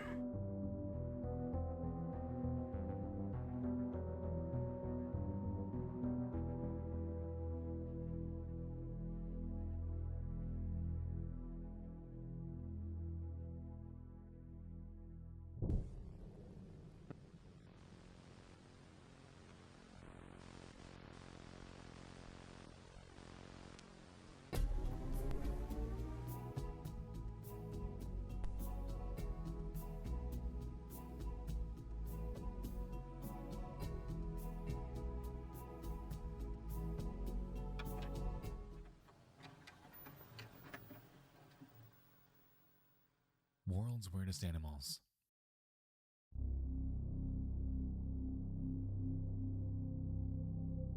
The video opens by showing a strange and wacky wildlife that inhabits various regions of Minnesota, like prairie chickens and burrowing owls. The overall pacing and layout of the video are pretty simple, with the names of the animals being presented alongside a couple facts, all over some calm B-roll footage.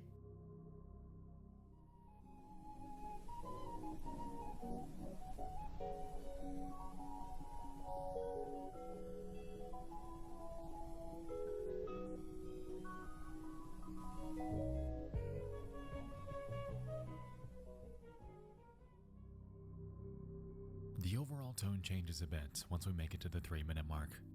Contrary to the prior animals, the habitat for the one upcoming is denoted as everywhere. And if that weren't strange enough, music is non-existent from this point forward, merely leaving us with an ominous dead air.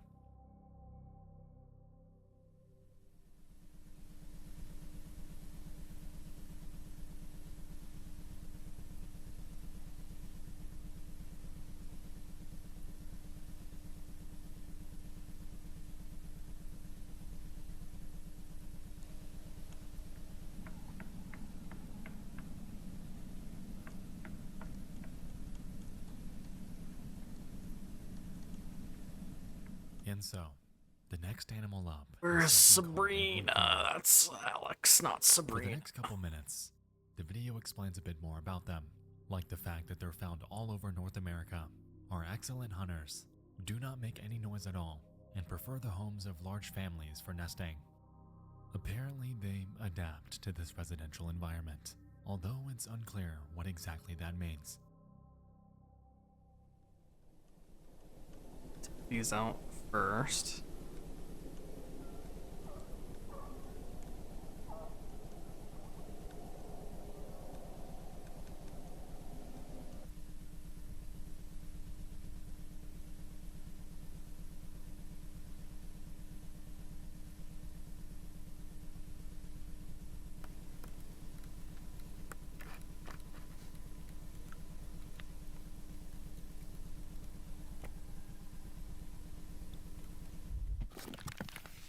Ooh.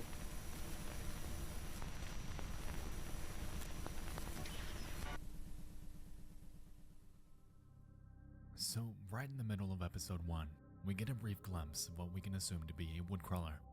It appears to be some sort of long-legged creature, and I've got a funny feeling that its actual body is much, much larger than a human.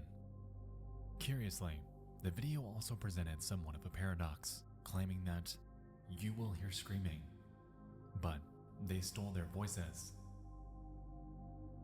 If we're assuming that the victims of I mean, that's not a so-called paradox. woodcrawlers are humans, then it leaves us wondering what exactly That just they means do that they're them. not screaming with their own voices. Lastly, I find it interesting that this creature was described as nature's mockery, as that term could be interpreted probably don't in a even couple need different to- ways. That skill Are to attack, woodcrawlers huh? ridiculing our entire perception of nature and how life within it functions? Or are they some kind of absurd imitation of human life? I could be way overanalyzing this first part, but I'm just curious why that's Yeah, there, just attack. considering how unnatural this creature looks. That's kind of cool.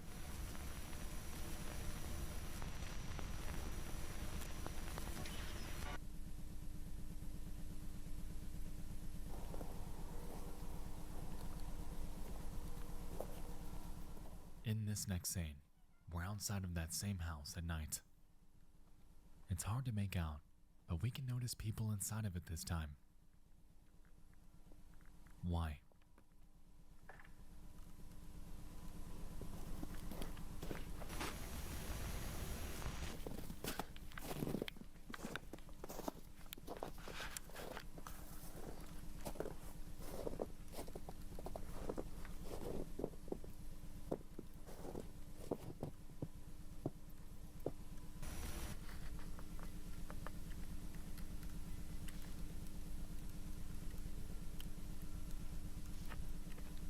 Fake people.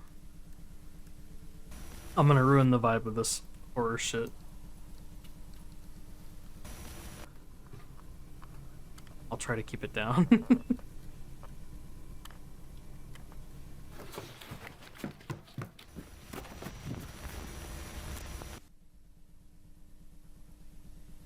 Yeah, those aren't people, are they?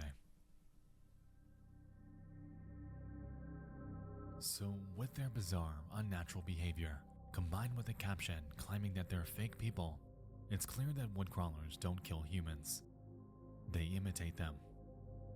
This effectively establishes synonymy between the two, as their method of adapting somehow involves taking over their bodies and conforming, to the best of their ability, to natural human life. As we've seen though, their behavior is far from it. They are incredibly tense, they can't properly interact, and when faced with an outsider that isn't one of their kind, they attack them. They're an absurd imitation of the human form. A true mockery of nature.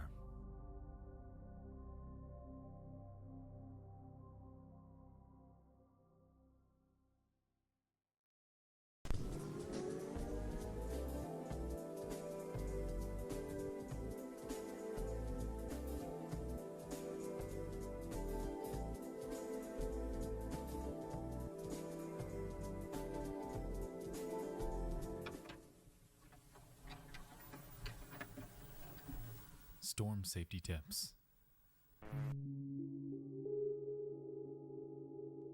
Brought to you by Harbinge Technologies. The focus of this video is to help keep you and your family informed on how to remain safe. Alright, even this in the one I can event just of a major attack. catastrophic I'll storm. make it easy. The steps outlined are pretty cut and dry. With the first Although being my to grids are pretty reinforce your good, home by so improving structural support, replacing didn't have to roof worry too shingles, much. and fixing leaks. Step 2 advises that you install an early warning system. Then, conveniently, Harbinge Technologies makes. According to the video, this albedo alarm will warn you Albedo ahead of alarm? time if a storm or other danger is approaching your home. Albedo. Interesting. I wonder what that could be. The third step involves building a storm bunker, which should be precisely 18 feet long by 10 feet tall. The tape then advises us to install a 4 to 5 foot wide aluminum hemisphere and to place their timber shortwave radio next to it. We're given no further context on why it should be there, but it should.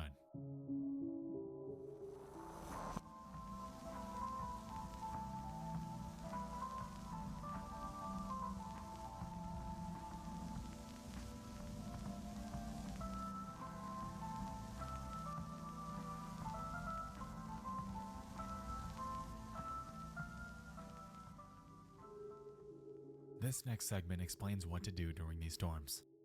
It's first advised to take our family to the bunker, followed by powering on our timber radio and remaining calm. Oddly, when these steps are shown, conflicting statements appear below each one that seem to add nothing to the table in terms of instruction.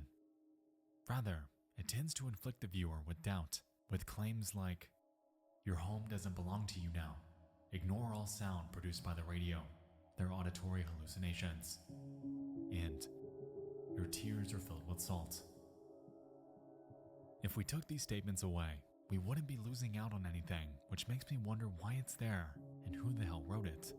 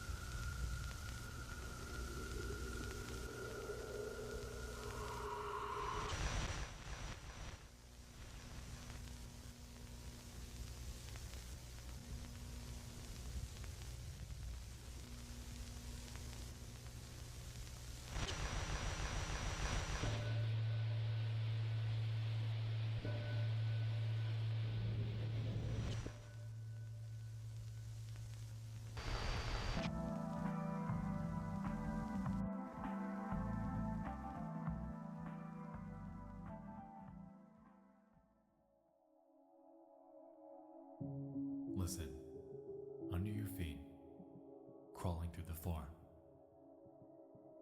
It seems that this line is referencing woodcrawlers, which leads me to believe that this storm isn't the type we know of in a conventional sense.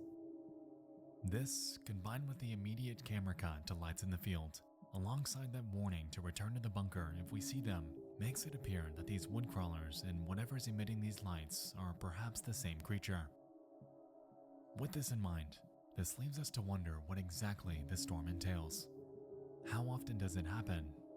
And most importantly, why is it happening?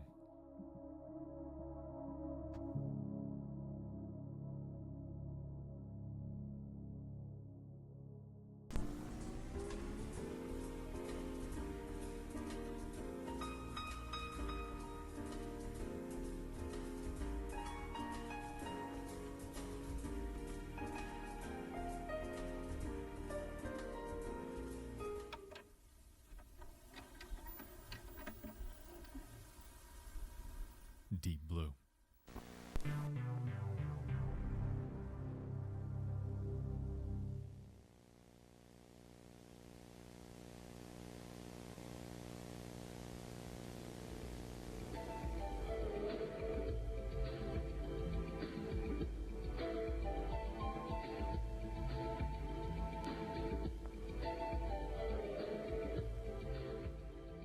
Created by a Geneva production company, the premise of this one is simple.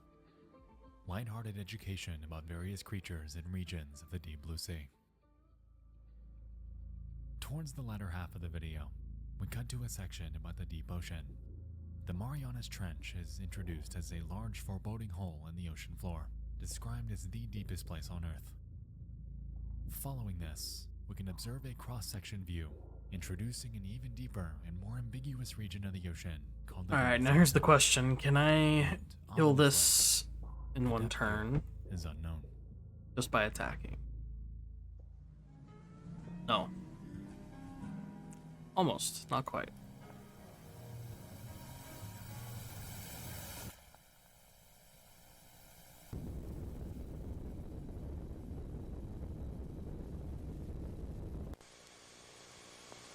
Now, can I do it? The assassin.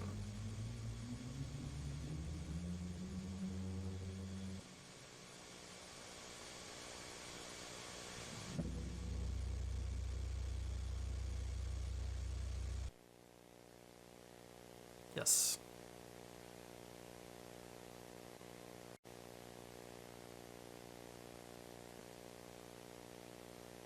Nothing can live inside the Marianas Trench. That's true. Ooh.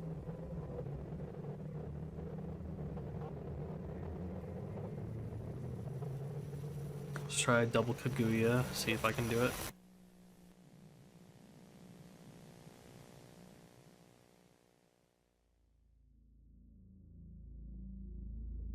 Nothing can live inside the Marianas Trench. The same, however, can be said about the Debizia Tunnel. Not quite. Taking what we know so far about woodcrawlers, how they were introduced, and the connection to them from storm safety tips, I'm led to believe that this creature is perhaps a full-body shot of one of them. With this, we become aware of their ability to exist on land, underground, and Fill it beneath in the extreme two. pressure of the ocean floor. Let's try again as with a Titan highly on one resilient creature side. that humans, by all accounts, need to stay away from. We'll get the assassin buff.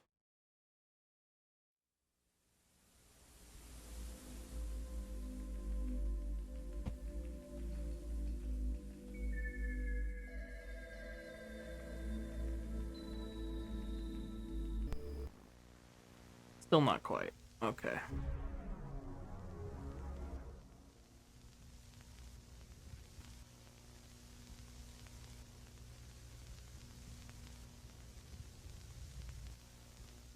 Regnad computing, huh?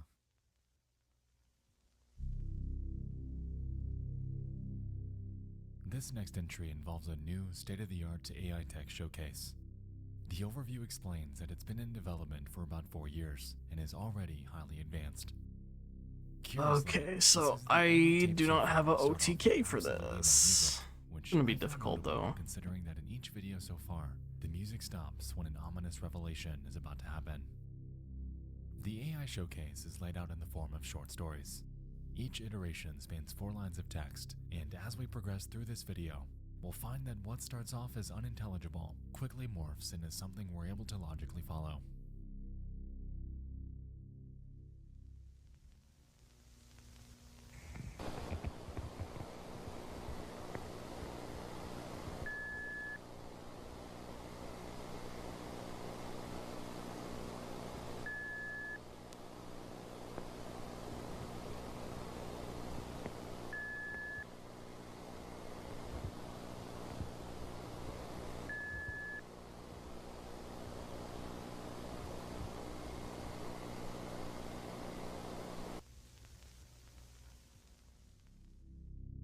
As expected, this Where first is story my makes sense. Raziel?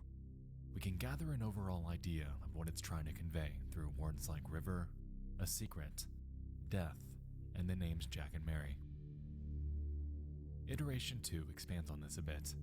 And Am I makes the blind? following. Jack leapt over the river. Mary followed close behind. They're searching for the secret place.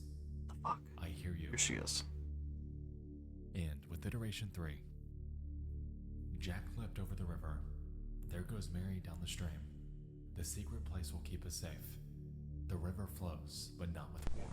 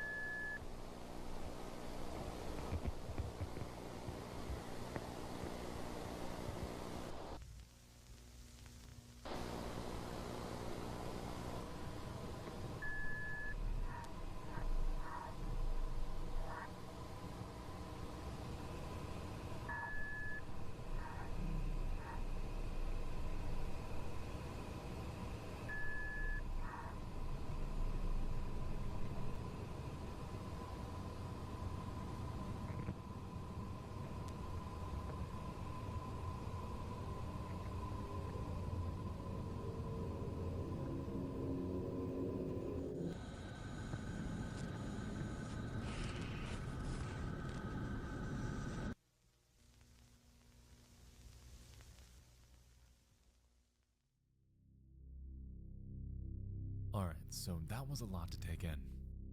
Those last 2 iterations diverted pretty heavily from the original story, formulating a narrative with tons of clues to pick apart.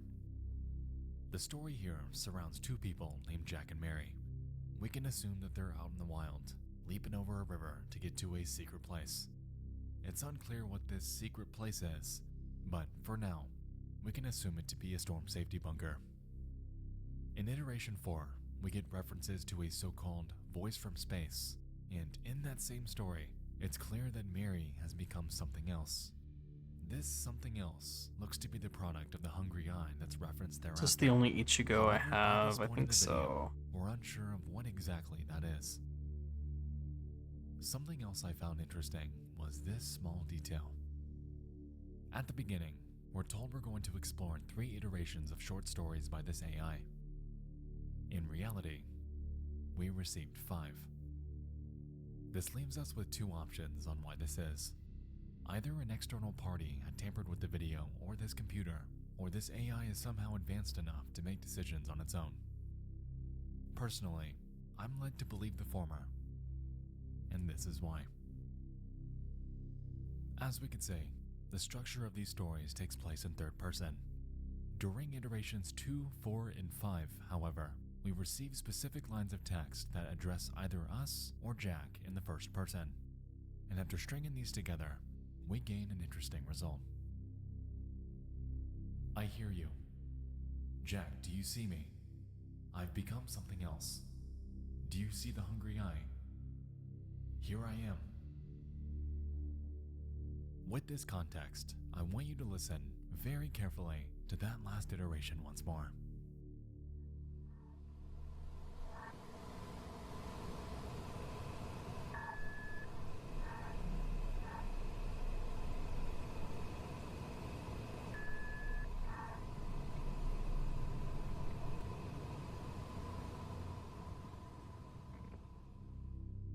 There is some sort of voice coming through the broadcast.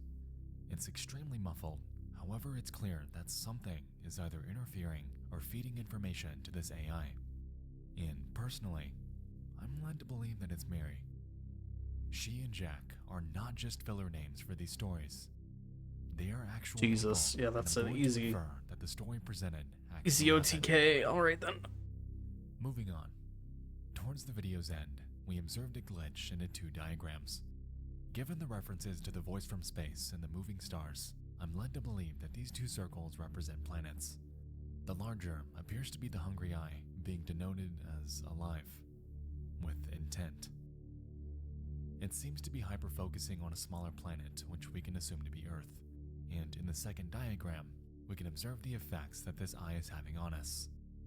Somehow, it's projecting. Let's some see sort if I of can vessel do down to double Earth, Kaguya and with once this. it makes contact, it mutates into the creatures we've been seeing thus far.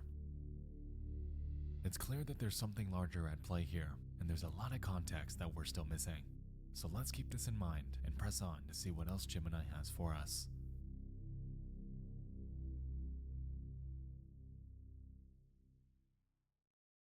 Yeah, easy. This character's fucking broken, Jesus. People were not kidding.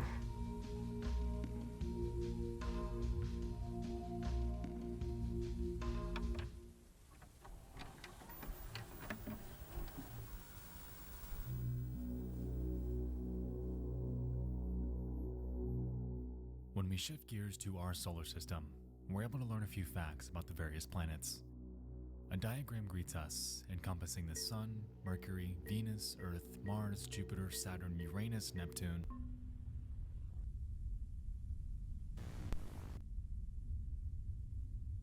After learning facts about the Sun, Mercury, and Venus, we then make our way to Earth, described as one of the only planets in our solar system capable of supporting life. One of.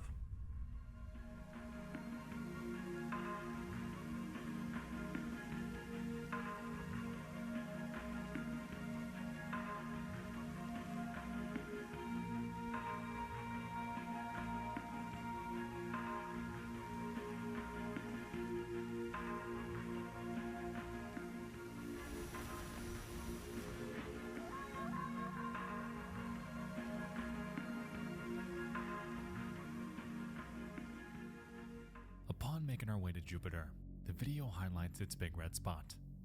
It claims that it's not an eye. It is an open wound. Oh. We then observe Saturn. The outer portion of its ring is absent, and it's denoted as something called the Gateway.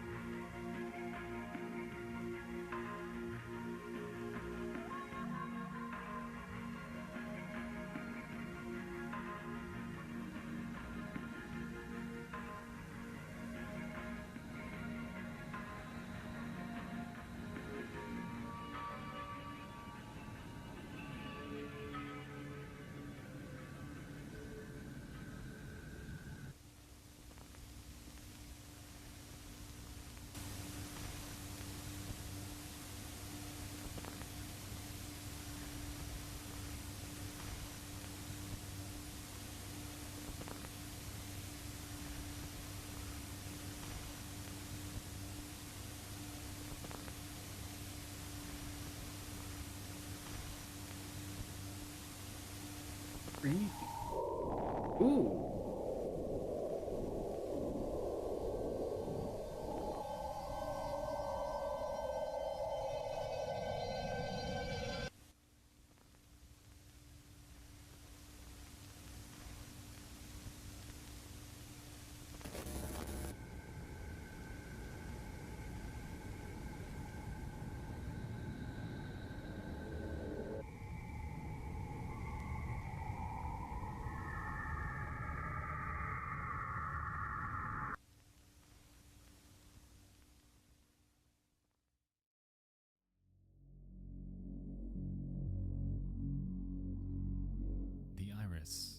is new.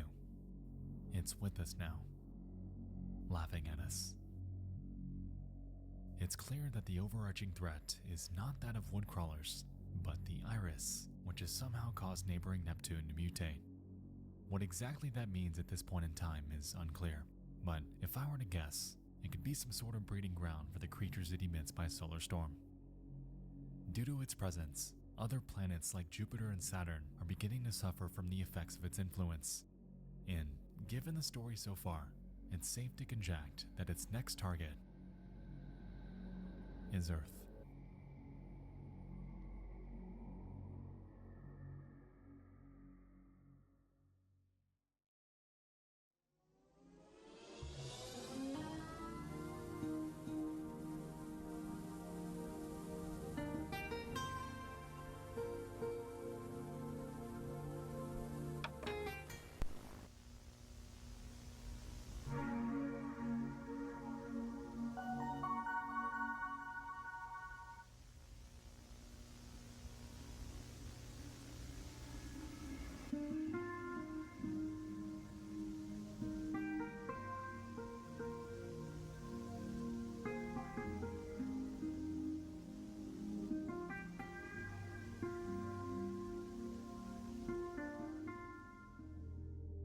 Tape 6 changes gears a bit.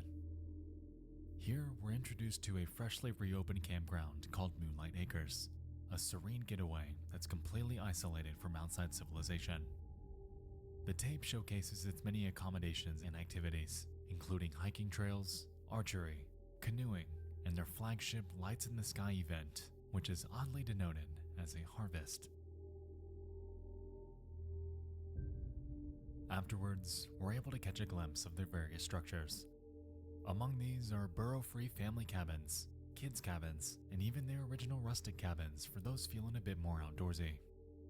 Each of these are beautifully decorated to ensure your stay is as cozy as possible, and you can rest easy knowing that they have alarms in place in case a sudden storm takes place. Just be absolutely, positively sure not to...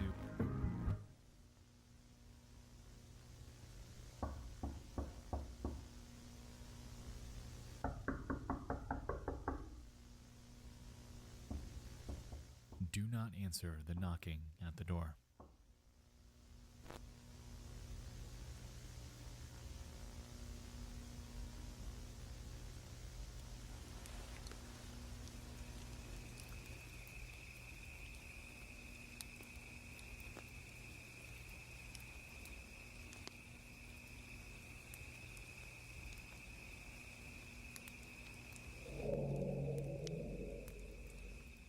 Around 3 minutes into the video, we're introduced to the mythology behind Moonlight Acres. Allegedly back in the 1930s, strange, well-dressed men would visit the campground, asking to enter the admin's cabin every single night for years. Apparently one night, a deal was made with them and they left, never to be seen again. Following this, we get a mention of skinwalkers that were allegedly sighted during the same time period. For those unaware, skinwalkers are a type of shape-shifting humanoid creature that's able to inhabit the form of any animal they desire. It's unclear if they're referencing the same type of skinwalker within Gemini Home Entertainment. But with what we know about woodcrawlers and how they function, I definitely see some overlap.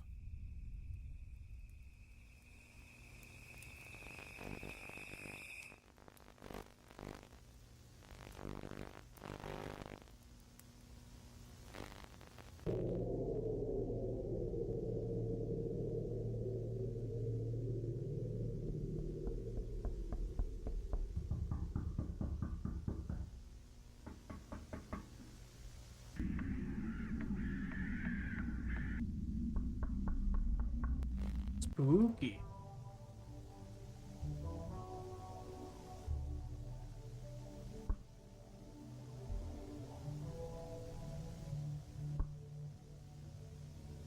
Vessels.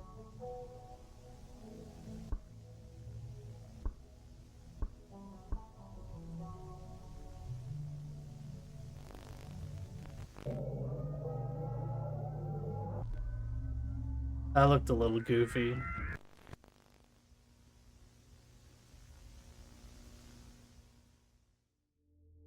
Just a little bit goofy. Adam Levitch, Barry Johnson, Truman Michaels, Bethany Newman, Alec Davison, and Dorothy Bates are listed as vessels. Carriers of something that isn't good. It's clear to us that the knocking was coming from woodcrawlers, and given the photo of them, we're able to finally establish a scale for how gargantuan these creatures can be. I'm going to conject that the woodcrawler we saw in World's Weirdest Animals was much younger than the ones we're seeing here in Moonlight Acres. While we're currently unsure of what their lifespan is, we know that this one surely wouldn't fit into a house. Given the campground's mythology, with the stories about the strange men that coexisted with so-called skinwalkers in the 1930s, this implies that these creatures have been here for decades. But this leaves us to wonder what they've been doing and how they've upheld the status of mere campground mythology for so long. We know the original staff opened their doors, likely being killed or transformed into fake people and resulting in the campground's original closure. But where the hell have they been since then? What is clear is that Moonlight Acres is back open, now advertising burrow-free cabins and having a clear awareness of these creatures existing. Someone gave it the green light. But who?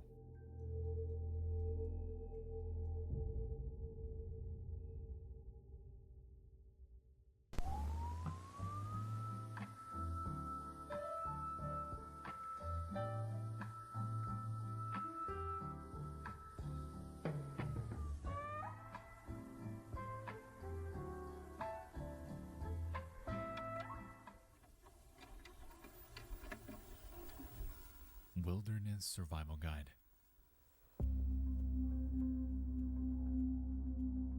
In this one, a man named Jack Wilder is going to teach us about wildlife. Fitting name and familiar. The video opens informing us about various safety measures to take place when out in the wild. We learn which equipment to bring and are then presented with various natural hazards to be aware of, like thorns, ditches, various animals, and what to do if we ever come face to face with a bear.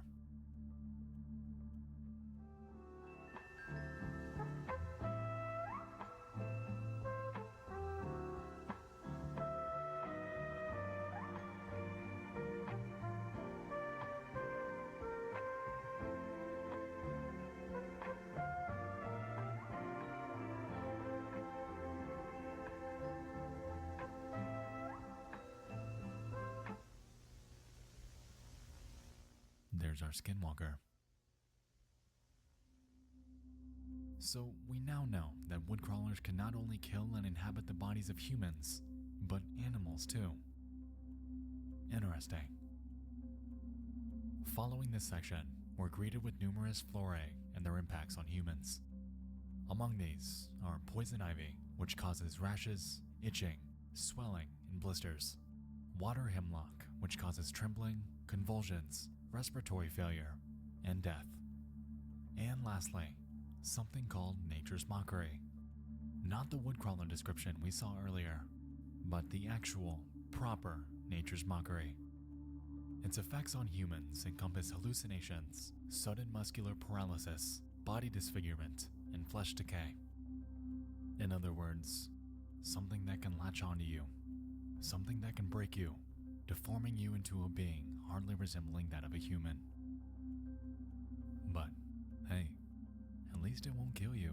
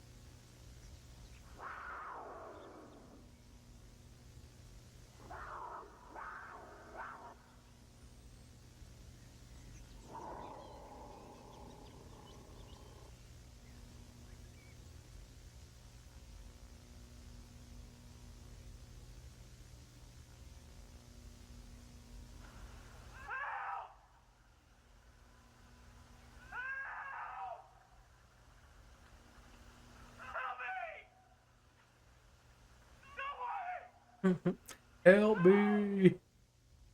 Help!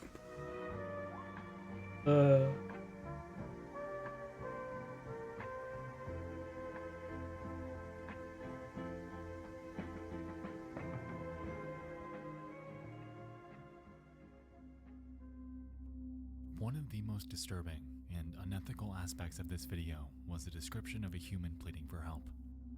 Clearly, they were desperately in need. However, the video plays it off, persuading you that this human being that's probably on the brink of death is nothing but an auditory hallucination. Knowing what we know about fake people and their conformity to human life, I understand that this could very easily be one of them. But what if it isn't? We're presented with a catch-22 here. If we risk our own life to help this person and they're not a fake person, then we've done something good and helped save a life. But if we assume that it's a fake person without ever confirming it, we'll never know any better and they'd be left to die. It's a tactic of manipulation. Gemini Home Entertainment has planted a seed in the heads of whoever watches this, and it effectively contributes to a moral apprehension, a panic per se, in which you truly cannot trust anyone.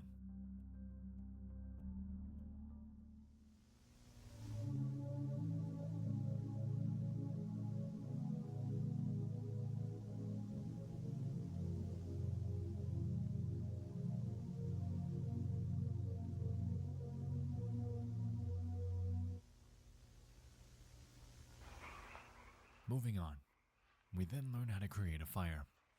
Critical knowledge for anyone venturing into the wild.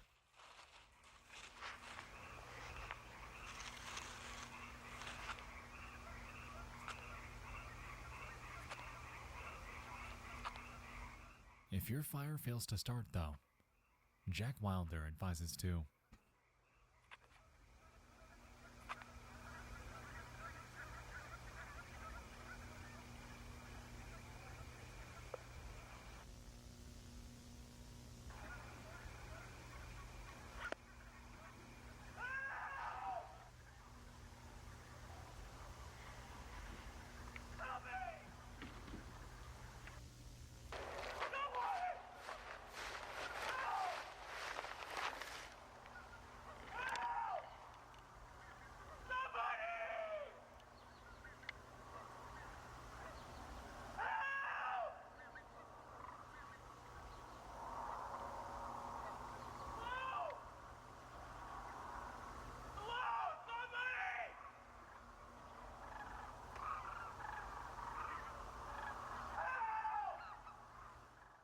And so we have Exhibit A fake person screaming for help.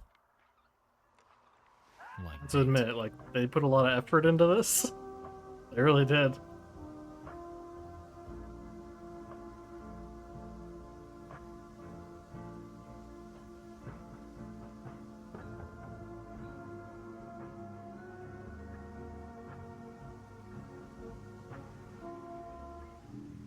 Forcefully rip foreign object from your body. Nice.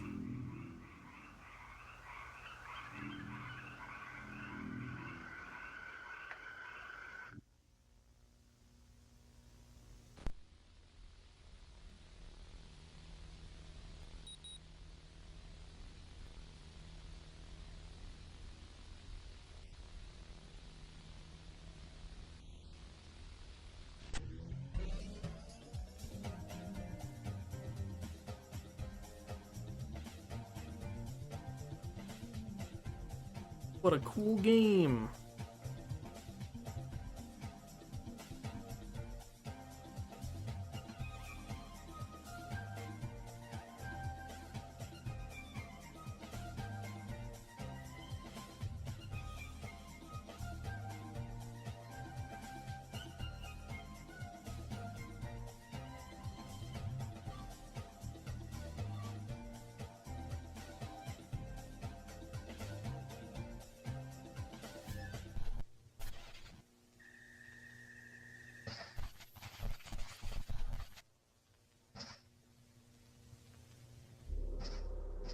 I wonder how long this took to make.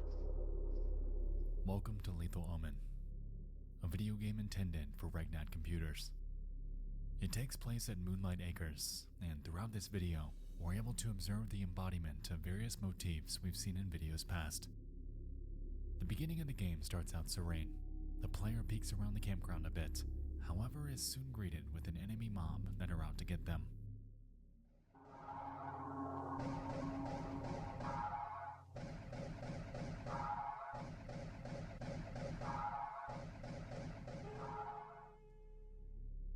Interestingly, these enemies appear to be dressed in military fatigues, giving rise to the possibility that there's some sort of military intervention at play here. It should be noted that there have been absolutely zero references to government involvement thus far. However, given the circumstances, it would make sense. Keep this in mind. We'll come back to it. Anyway, a few moments later, we encounter what seems to be a fake person. And afterwards, the campground alarm begins blaring. The game tells us to run.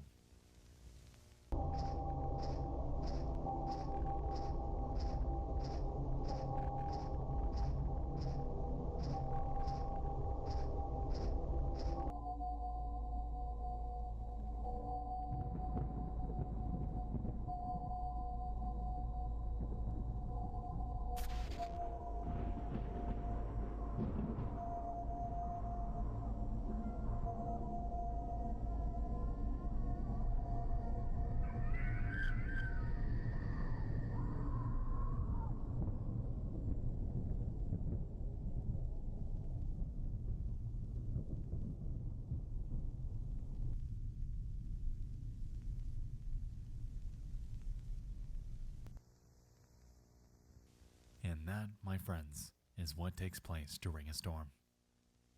Panic. Disruption. Invasion.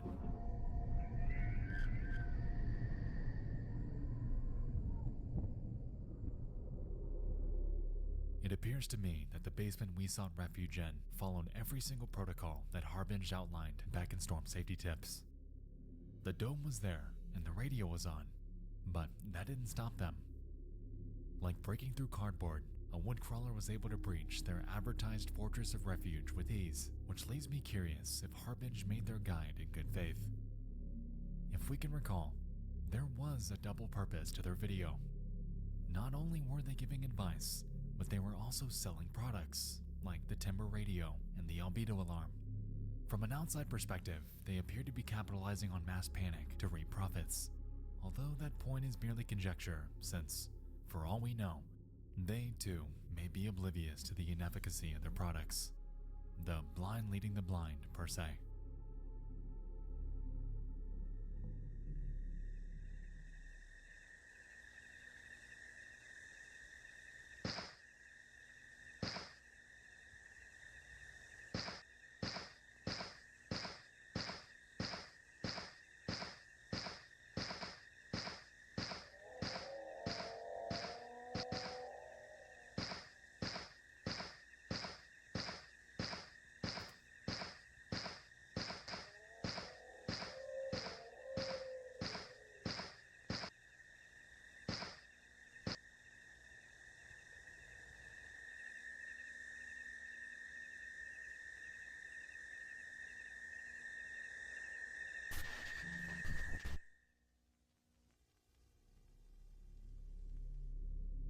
Alright, I know this is a video game, but if the Iris can move around the solar system at will, coming within a critical distance from Earth, then yeah, there's a problem.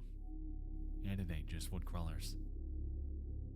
Interestingly, this section occurred at twilight, which mirrors the various other references we've seen to woodcrawler activity.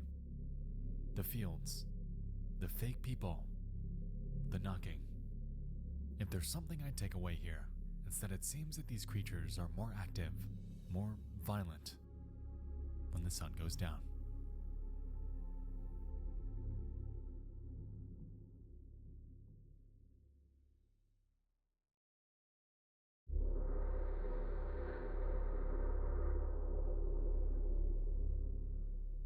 Oh yeah, Ugh, I forgot don't to forget mention, to keep drinking water, you can fellas. actually play this. Oh, Lethal Omen is a game chock full of secrets. You can spend a solid hour exploring Moonlight Acres, discovering its hidden lore, and unlocking each of the 5 endings awaiting you. I'm going to go over them now, so if you'd like to play this for yourself and keep things unspoiled, I'll give you 10 seconds to skip forward to this timestamp. I'm not gonna play shit. Not gonna lie. I don't care enough.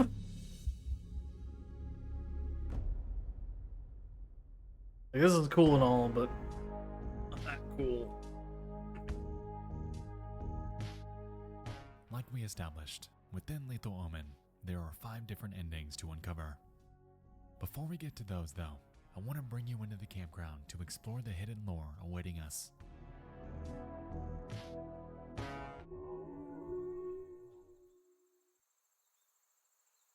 We begin the game next to a highway outside of Moonlight Acres.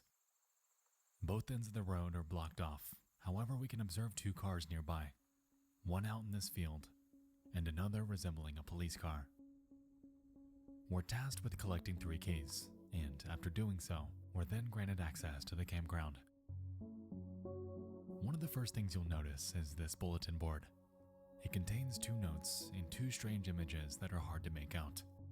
The first note informs us of the Lights in the Sky event taking place tonight at 9:30 p.m., and the second informs us to bring our so-called SIV.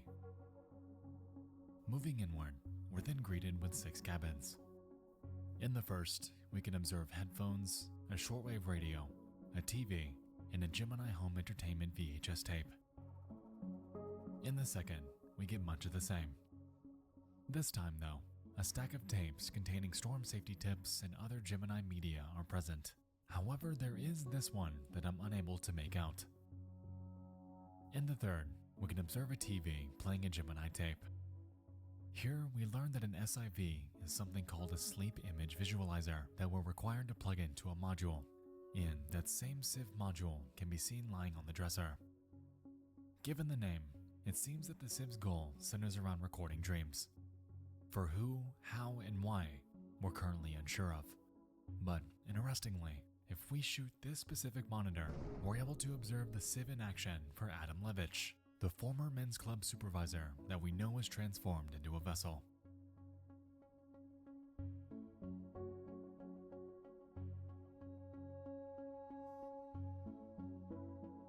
In cabin 4, we can see that things are a bit messier. On the TV once more is that Civ tutorial, and scattered across the room are numerous Civs and headphones, along with the tape labeled Albedo Alarm Settings Video.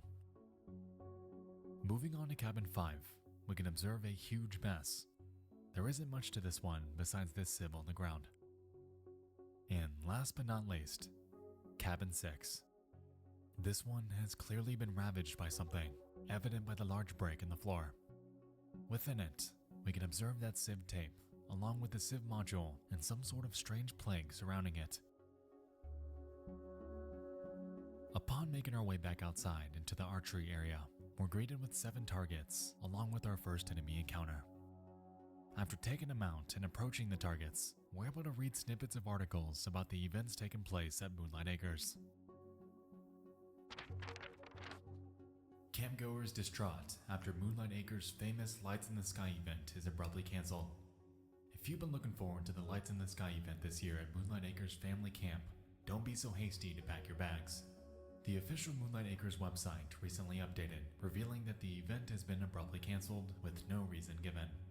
Campgoers are enraged, especially those who go to Moonlight Acres every year simply to watch the event, and demand an explanation for the abrupt cancellation. The Times asked Moonlight Acres for an interview. They politely declined. The others partially covered, making it a bit harder to make out, but it seems to focus on the disappearance of a person named Jordan Barnes. They were most likely Canadian, and given the fact that this note is beneath the one about the Lights in the Sky cancellation, we can assume that this is why. Investigators are curious, though, as to why so many are worried about their disappearance, pondering if they're victims of a so-called mass hysteria. Moving on, once we make our way to the administrator's cabin, we can observe numerous campground photos covering the walls. The first, amusingly, contains a Mario 64 reference and displays an aerial view of the campground. The second shows the campground entrance from 1982. The third is a swimming pool, circa 1988. And the fourth is a camp staff group photo taken in 1984. On the far wall are numerous other camp photos that are unlabeled, and opposite this are shelves full of VHS tapes. Here we can make out various Gemini videos. However, this specific one bears a name and date. Given what we know so far about the civs and how they operate, I'm led to believe that this might be an archive of numerous staff dreams. Further inside, we find a shelf full of TVs and a strange door that's floating on the wall. Upon making our way up to it, we encounter an unkempt attic full of discarded televisions, and on the floor beneath them, various notes reading the following. It was looking into me. Wants to eat the camp. I fear the men may return. My face is going away. I hear voices. The spot on my neck has grown. There's a bonfire tonight. I'll stay in my bedroom. Lights in the skies tonight. I've been told that the men will be present. Maybe it will leave us alone now. Something that stood out to me here was the reference to the spot on their neck. It seems to allude to an infection that is slow moving, and there are absolutely zero references to woodcrawlers or any sort of creature. Given what we know so far about nature's mockery, it doesn't seem to be that either, which leaves me curious if there's another form of infection taking place here. Something biologic. Moving on. If we make our way back outside and head leftward, we encounter what I assume to be nature's mockery. And within it, a heavily deformed human being giving us a visual as to what this plant actually does to you. While examining it, the fake person we saw back in the commercial gameplay spawns in. And then we're told to run.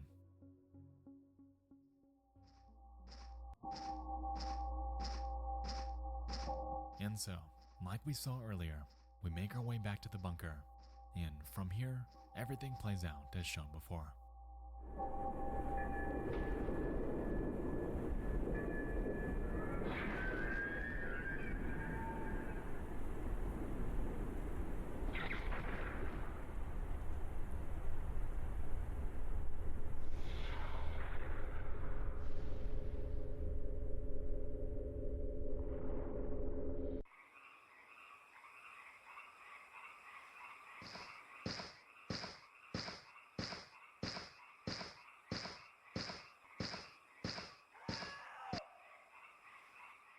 Well, except that. And so, this time, we hear a fake person screaming in the distance.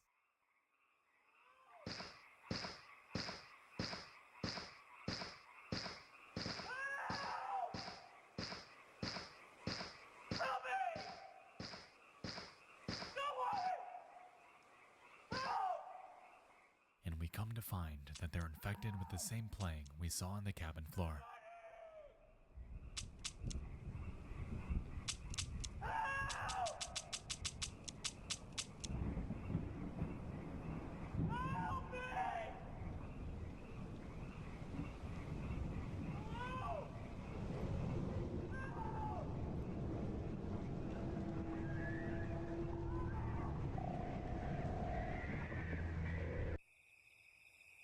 You win. And that, my friends, is ending 1. Play the game like the commercial and encounter the iris staring into you.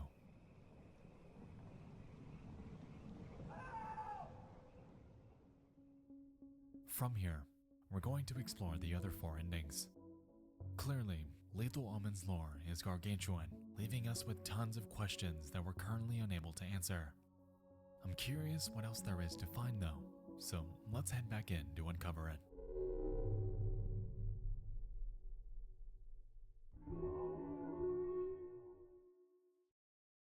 Moving on to ending 2, you once again begin the game as usual. Collect the keys and fight the enemies.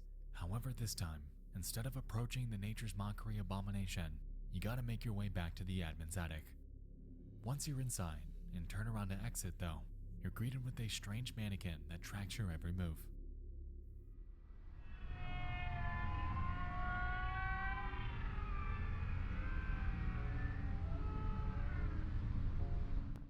after approaching it, you observe the following.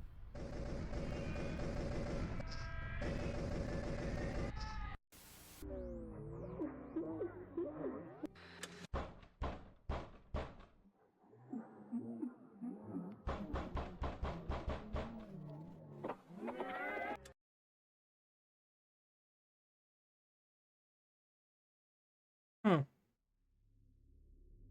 To unlock Ending 3, you need to collect the keys, kill the enemies, and approach Nature's Mockery. This time, instead of making your way to the cabin or bunker, you're required to pass through this secret entrance to the family cabin area to claim this hidden key that's also covered in that plague. After obtaining it, you make your way back to the front, where you'll find this target that you've got to shoot. And after doing so and heading to the highway the campground lies on, you encounter an abandoned police car before the following plays out.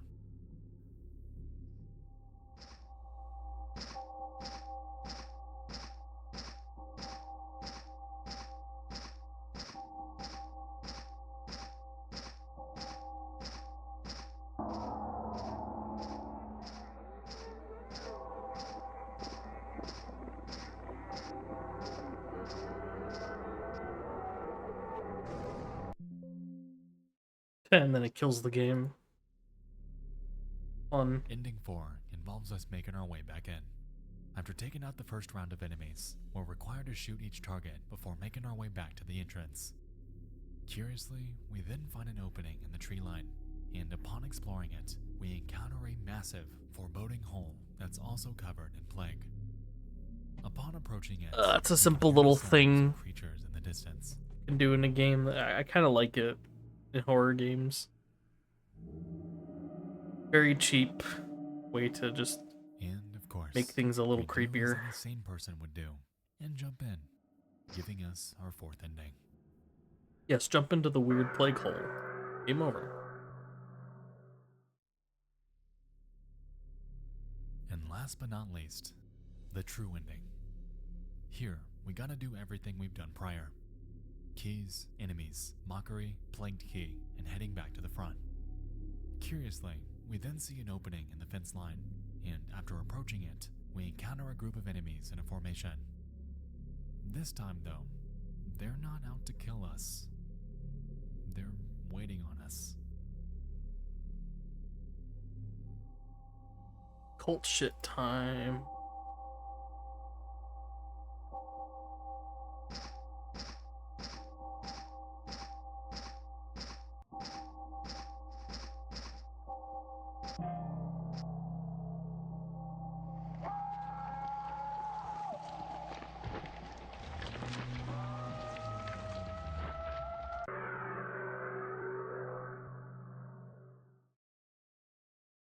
But that isn't everything. The game continues.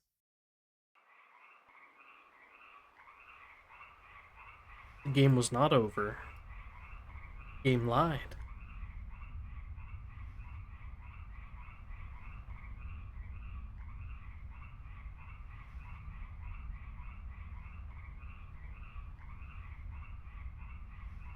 We approach a tree with a sign.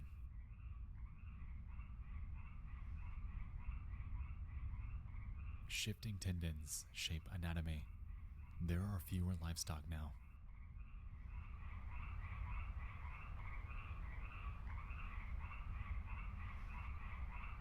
And another.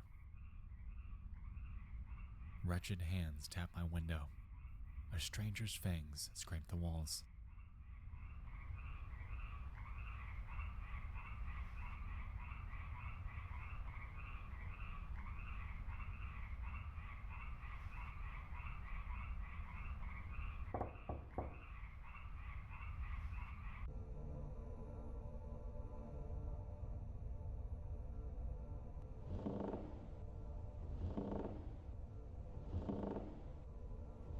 And another.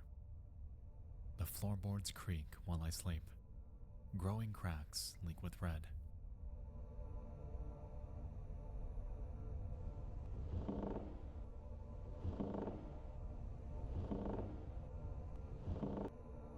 The field has eyes, burning deep. They are becoming restless.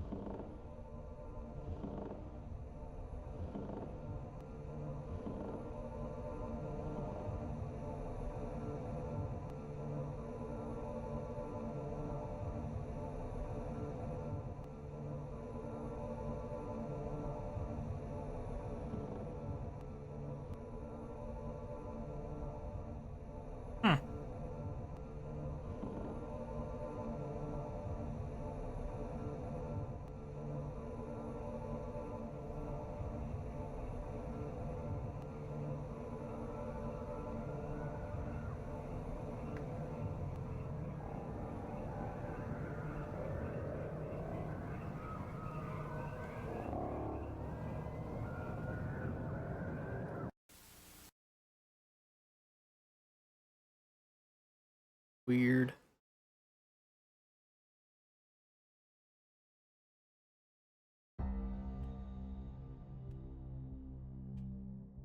The mannequins, the hole, the police car, the ritual, and the iris.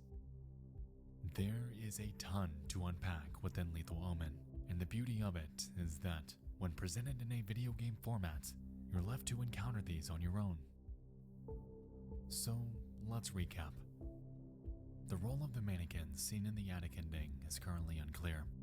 It's important to note that they appear to have a much higher polygon count than anything else found in Lethal Omen, but aside from that, hardly any context is given regarding their existence. If I had to guess, I'd say that they represent the strange men that the camp admin referenced in their note. If we can recall, right after reading it is when we encounter them for the very first time, leading to a potential connection between the two. However, this is hitherto unconfirmed. Moving on to the hole, this appears to be the byproduct of woodcrawlers, their breadcrumb trail as they breach the confines of Earth. It's currently unclear what exactly that plague is, but perhaps we'll find our answers in later uploads. The police car seems to represent a victim. The police likely received calls of strange activity going on at Moonlight Acres, potentially involving the missing Jordan Barnes. However, after investigation, they never made it out to reveal the truth. There is a looming impression that they're aware of woodcrawlers, but this is also unconfirmed. And lastly, the ritual, an embodiment of helplessness. After realizing that everyone around you is infected, is a fake person, you lose all hope on fighting back. Police can't help you. Camp admins answer the door. They can't help you. The bunker that's supposed to keep you safe, that can't help you. And a supermassive sentient eye is looming over you. It goes without saying that in a situation like this, fighting back is futile, and the game communicates this by waiting on you.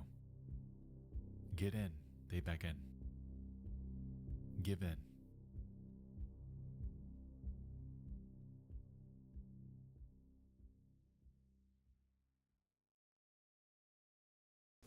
We'll return after these messages.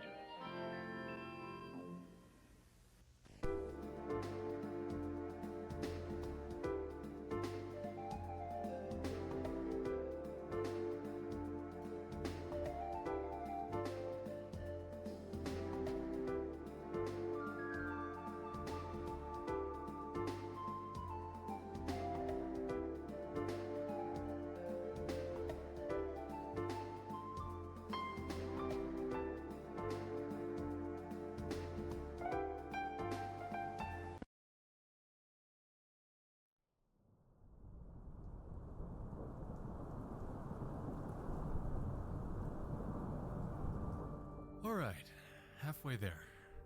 You still with me? As we can see, there is a lot going on with Gemini Home Entertainment. We still have tons of questions about the overall story here, but I wanted to circle back and recap on what we know so far. Refill your drink, heat up another popcorn, and get cozy, because you and I are only getting started.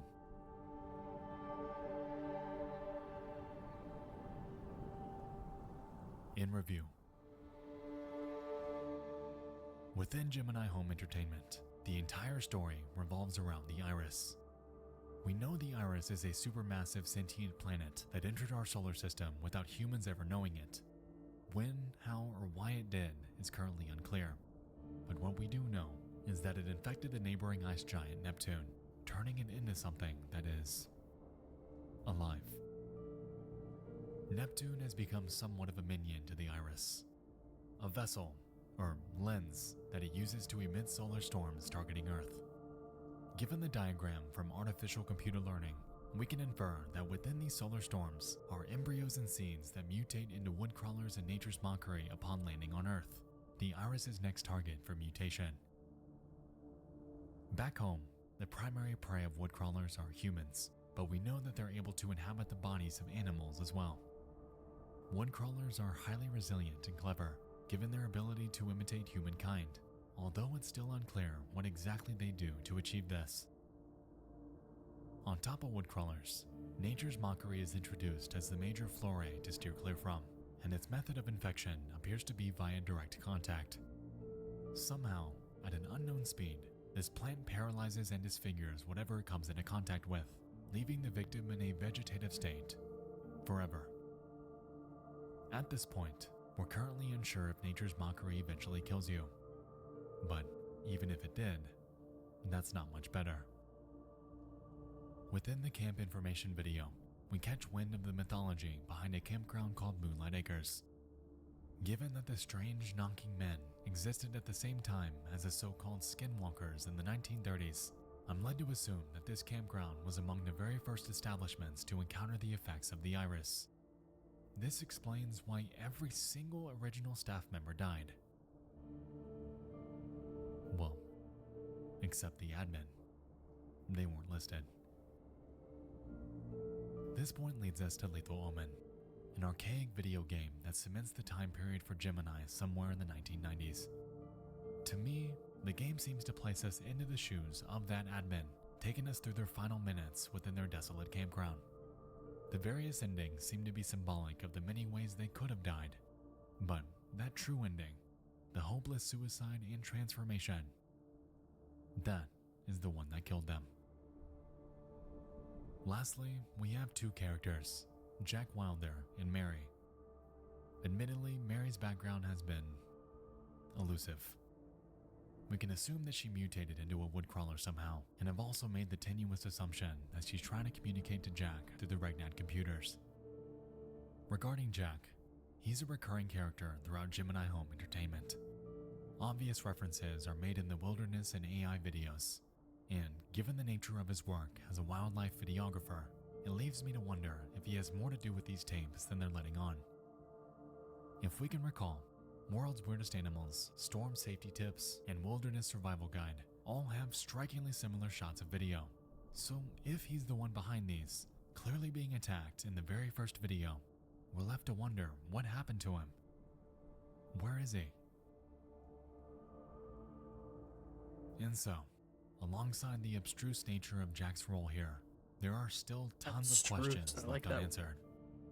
Why do these tapes start off ordinarily, but devolve into a disturbing mess? Do each of the companies that Gemini Home Entertainment distributes for have humanity's best interests in mind, or is there something larger at play here? What exactly was that plague we kept seeing in Lethal Omen? Why are there stockpiles of Civ recordings in the admin's cabin? How exactly do woodcrawlers infect humans?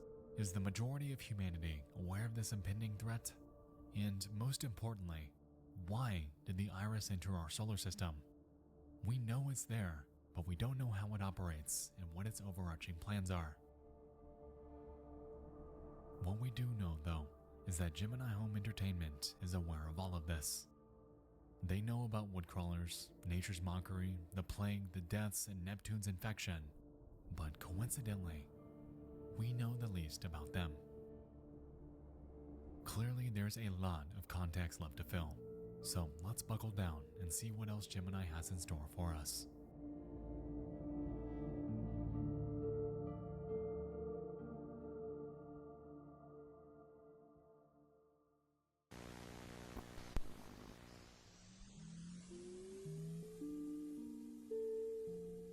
Not the ADHD layout. Yeah, we're going through it right now.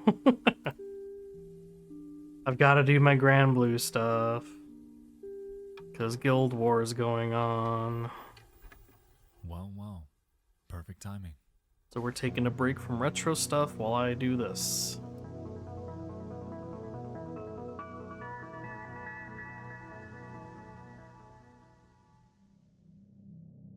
For video 9, we once Now again Twitch knows I'm a gacha gamer. This is not the first time I've streamed this. An instructional guide on how to set up a sleep image visualizer, Yeah. a device in which we can assume to give us a look into the dreams of others. We begin by orienting ourselves with a Civ module and headset before we move on. The to problem learn is, how to set like, it up.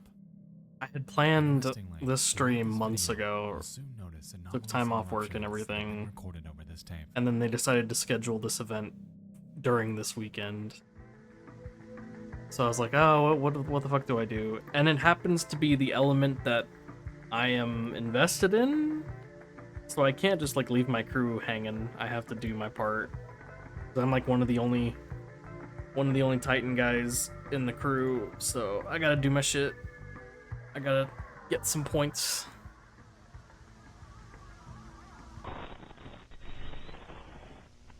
So we're watching spooky shit while I farm numbers, basically.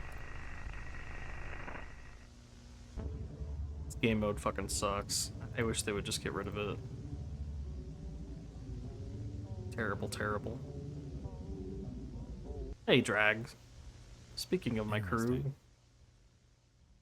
So, in the middle of this video, we observe it cut to the dream sequence of a Levi Jacobs. Luckily, it's not too difficult right now. Like, I already hit my minimums, so like I could stop now, but we're gonna keep going. Context is given to why they're there. But curiously, right after this dream sequence, we can observe that same mannequin head. How was your stream, that used Suji? to represent a Civ client.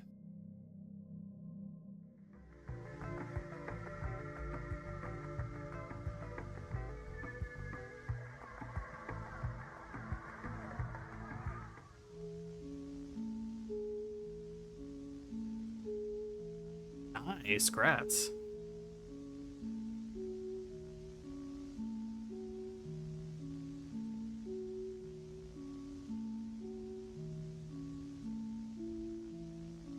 Too much blood. You're already at 20 million. You're doing better than I am. I'm not really going for efficiency. I'm just kind of letting it play out. Like, I think I just hit 16 mil. Yeah, almost 17 mil.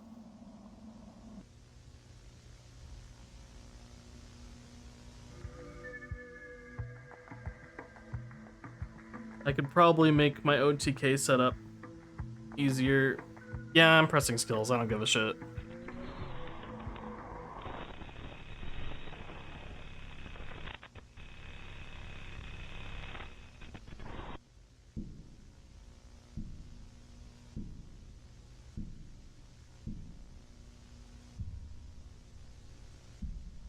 I could probably do 4-chain,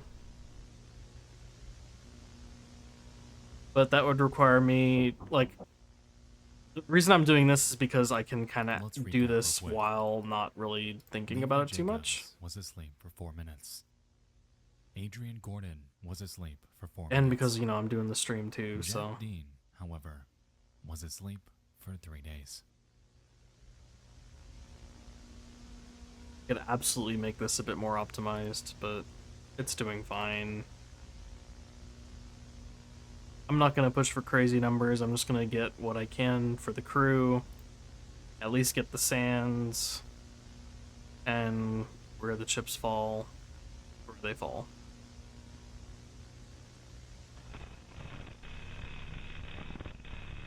Yeah, same.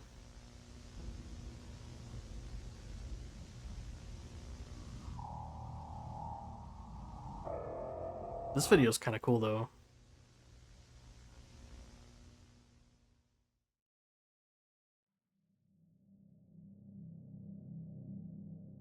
Alright, so throughout this one, we received 2 references to the iris. One being in the Goodnight sequence, and another being within the dream of Joseph Allen, who... I will probably stop farming when this video's done, Interestingly, the video is and very then matter-of-fact in claiming that these I might images pause the do not timer and go represent take like a reality 2 or 3 the hour future. nap, and then However, it's continue clear from to there. us that they do represent the circumstances they're living in. So I had eye procedure today, Well, they thank dilated you. my eyes and shit, and We've seen the I'm name feeling Jack very the series fatigued in twice so them, far. Firstly, in artificial so computer I learning, probably should get and like most recently, a little in bit the of mode rest and Survivor then Guide. continue the stream. I'll keep His the stream last on name and is just put some different more in this one, videos on but for people to brevity, watch, but just know that this is the same person. yeah. Over on the Jim I hope and people Home don't think Entertainment that's YouTube cheating. channel, they posted this image I will from the post, same I time will as Civ pause the video timer. released. On the very bottom, we're able to see his full name, and to the left, we can make out bits of the story surrounding him. Yeah. According If I to the didn't article, have to go to the Jack is doctor a today, prominent I would TV just tough that out, personality but and wildlife expert. He had like gone I'm feeling missing it in my overnight, eyes. and his disappearance has been the subject of a nationwide manhunt. We've already completed one He game, allegedly so we disappeared finished Super in a Mario full World. video special aimed to protect I have and enlighten plenty more one of games the to go soon-to-be too. people from what are most likely the effects of the iris? Curiously, the month he went missing and the time period he underwent SIV testing. And I'm going for, you know, same, we're at which 27 leads us to hours wonder left, if so perhaps plenty of time, this plenty of 3-day time. slumber somehow led to his death.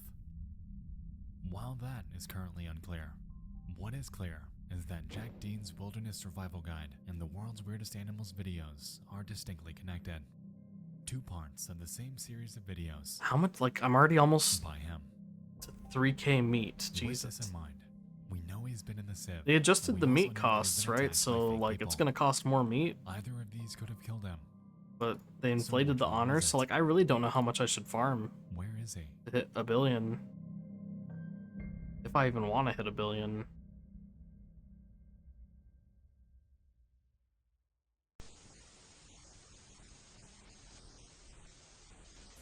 They didn't increase meat cost. Okay, so they just made it so you get the meat more often, so you don't have to farm EX Plus as much. If that makes sense. My eyes are fucking killing me, so my brain is like, ugh.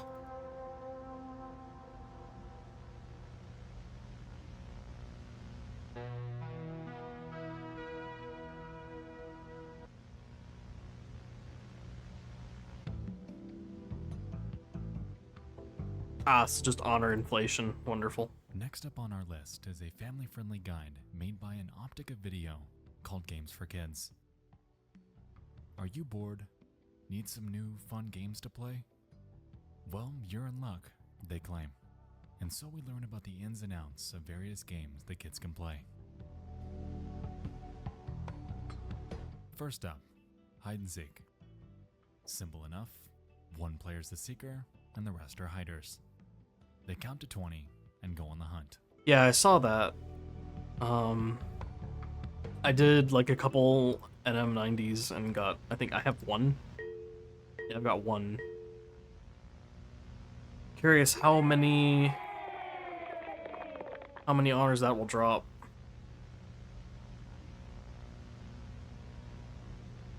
If they just make the grind for like 40 bucks and billion honors just easier, like I don't give a shit Next about up, those stuff freeze after a time. billion. One player It's is kinda it, whatever. while the rest are runners.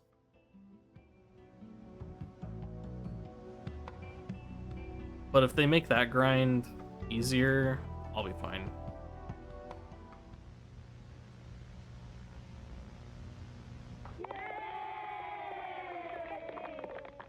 $20 for a host? Okay.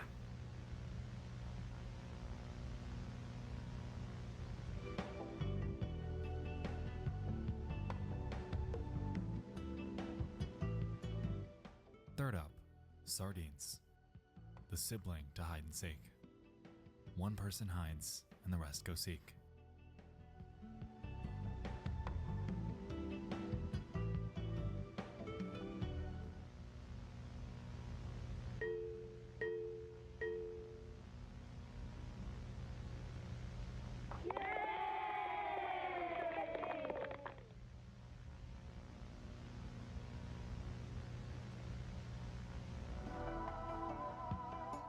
Fourth up, a game called Feed the woods. Interesting.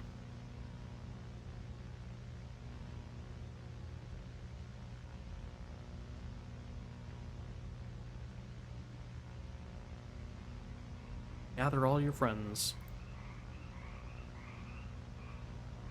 Go into the woods. Yeah, that's smart.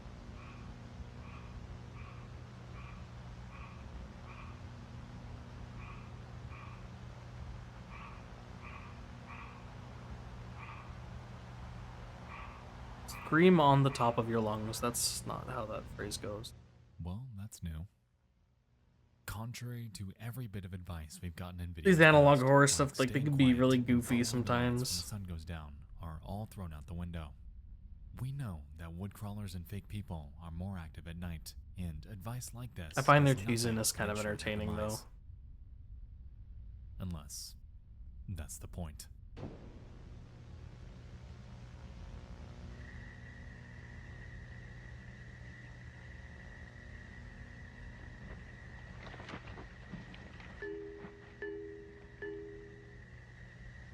What could that be? Uh-oh.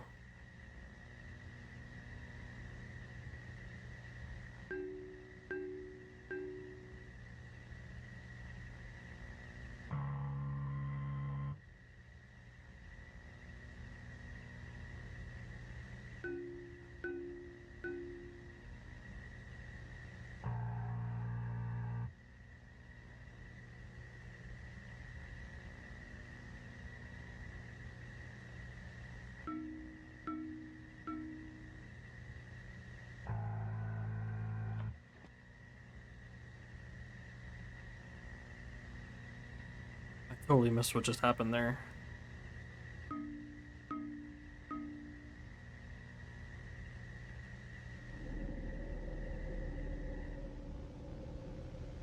Game ends when the forest is fed. Oh no.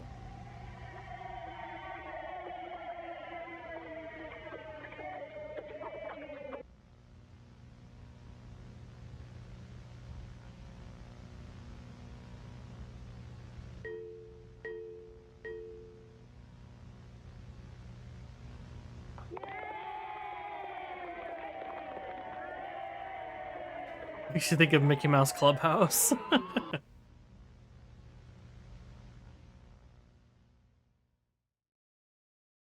They might have ripped the sound from that show, I don't know.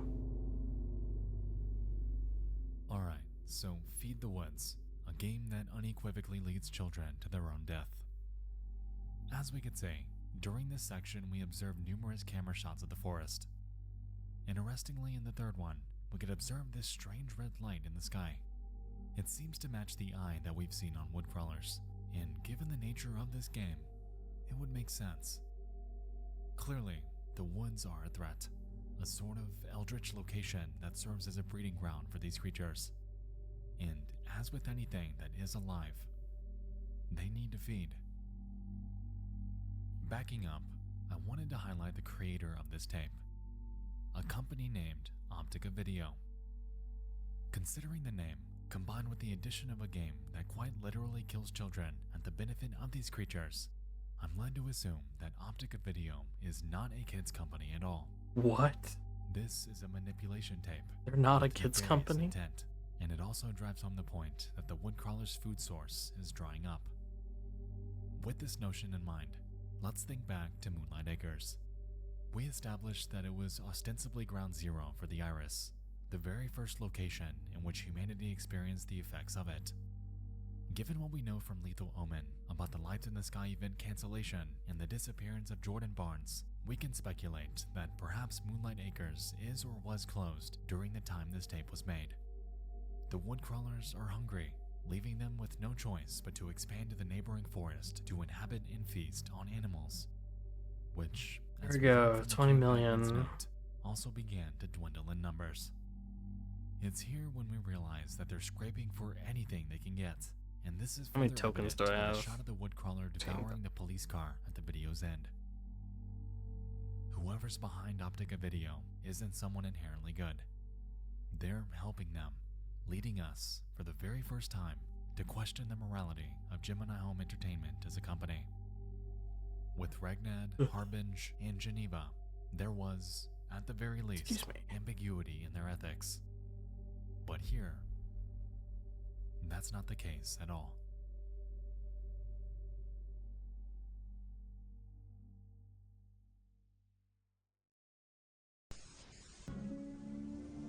What is this video about? It's just like this channel explores like creepy stuff on the internet and like in pop culture and things like that, and this is just some analog horror channel.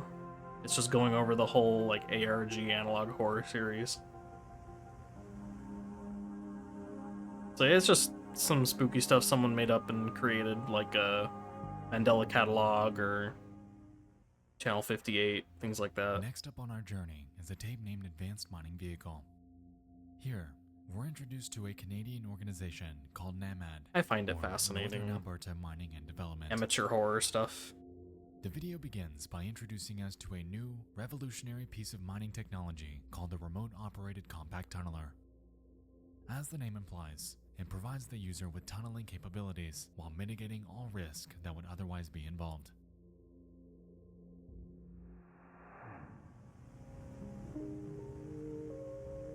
Wish Raziel's animation wasn't so long.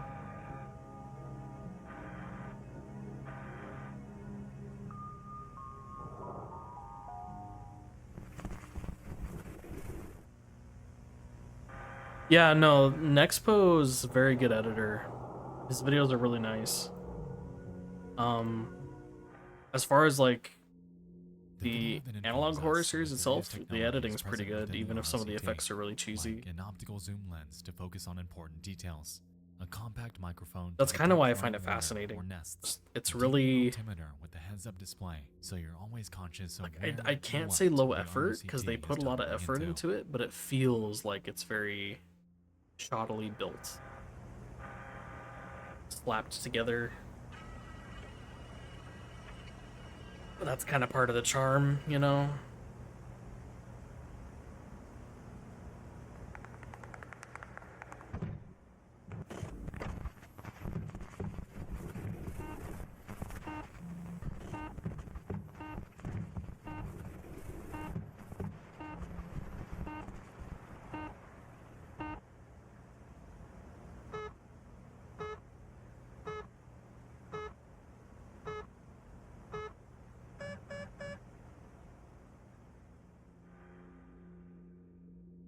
Following this, we learn of the heavily protected, industrial-grade battery aboard the ROCT. And it seems like we're gonna need it, considering it's been spotted by something.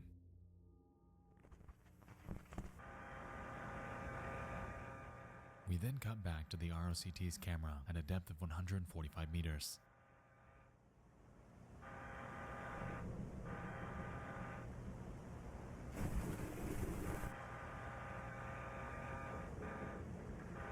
Interestingly, spread throughout these caves are some sort of fleshy, stringy substance that we haven't yet seen. Oh, my Ozuki didn't kill. First time that's happened. Or why?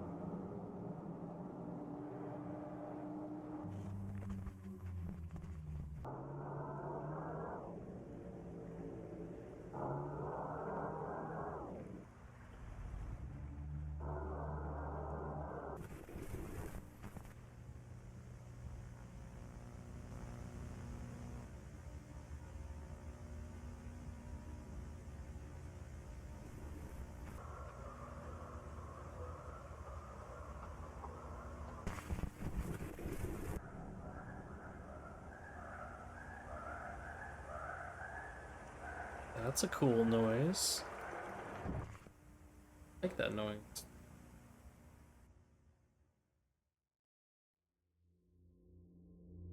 So here, we observe the ROCT tunnel into what appears to be a woodcrawler nest, which are later referred to as gardens. The deeper we go, the more infested things become, which, combined with the phrase mutation of the heart, leads me to believe that these creatures are infecting and mutating Earth somehow from the inside out. The purpose of the red flesh is currently unclear. However, we can postulate that it's some kind of artery for the woodcrawler's crops. Whether those crops are the woodcrawler's offspring, nature's mockery, or something else entirely is also undetermined. However, we know that something is being propagated beneath the ground floor.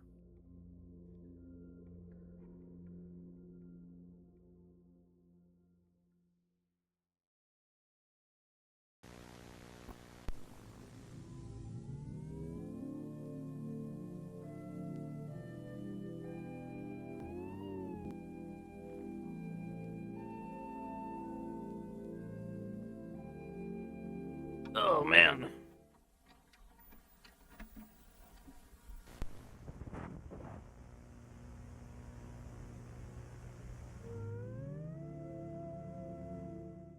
12 is an educational film brought to us by the Warner Area Department of Health. In this one, we're going to learn about a condition known as deep root disease. The video is split up into 5 sections. Another hour of this. Contraction, bulbs, diagnosis, and sprouts. In the roots section, we observe an obscure illustration of some sort of growth. We're told that roots begin to form from the underside of something called bulbs, and as growth progresses, its speed accelerates. Furthermore, its base swells as growth continues, resulting in the surrounding area becoming discolored.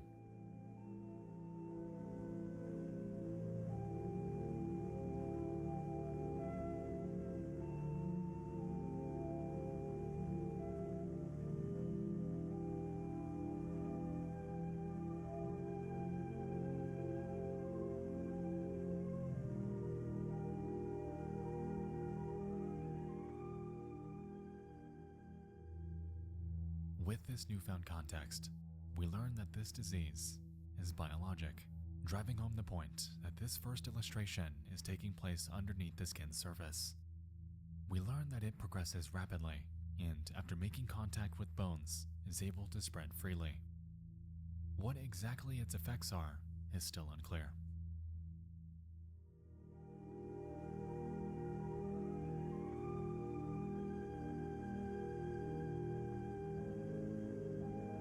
Moving on, we learn how to contract DRD.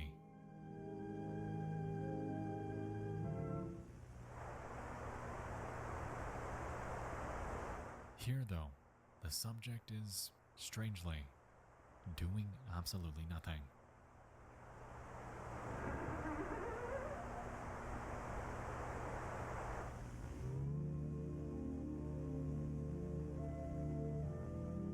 So don't do nothing and the trees won't get you.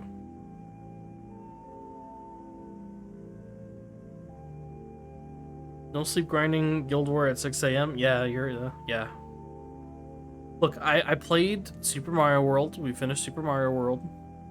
And then Guild War started, so I gotta do my shit.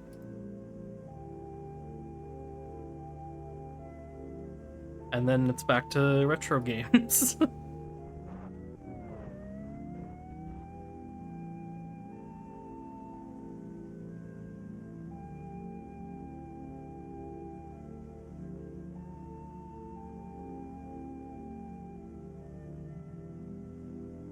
Ask if they have felt new bones. Fun.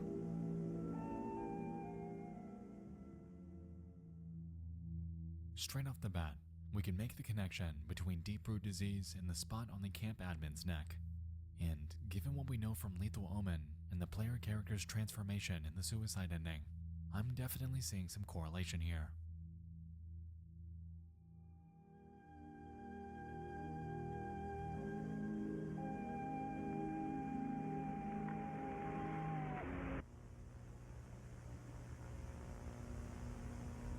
Grunting is so silly, dude.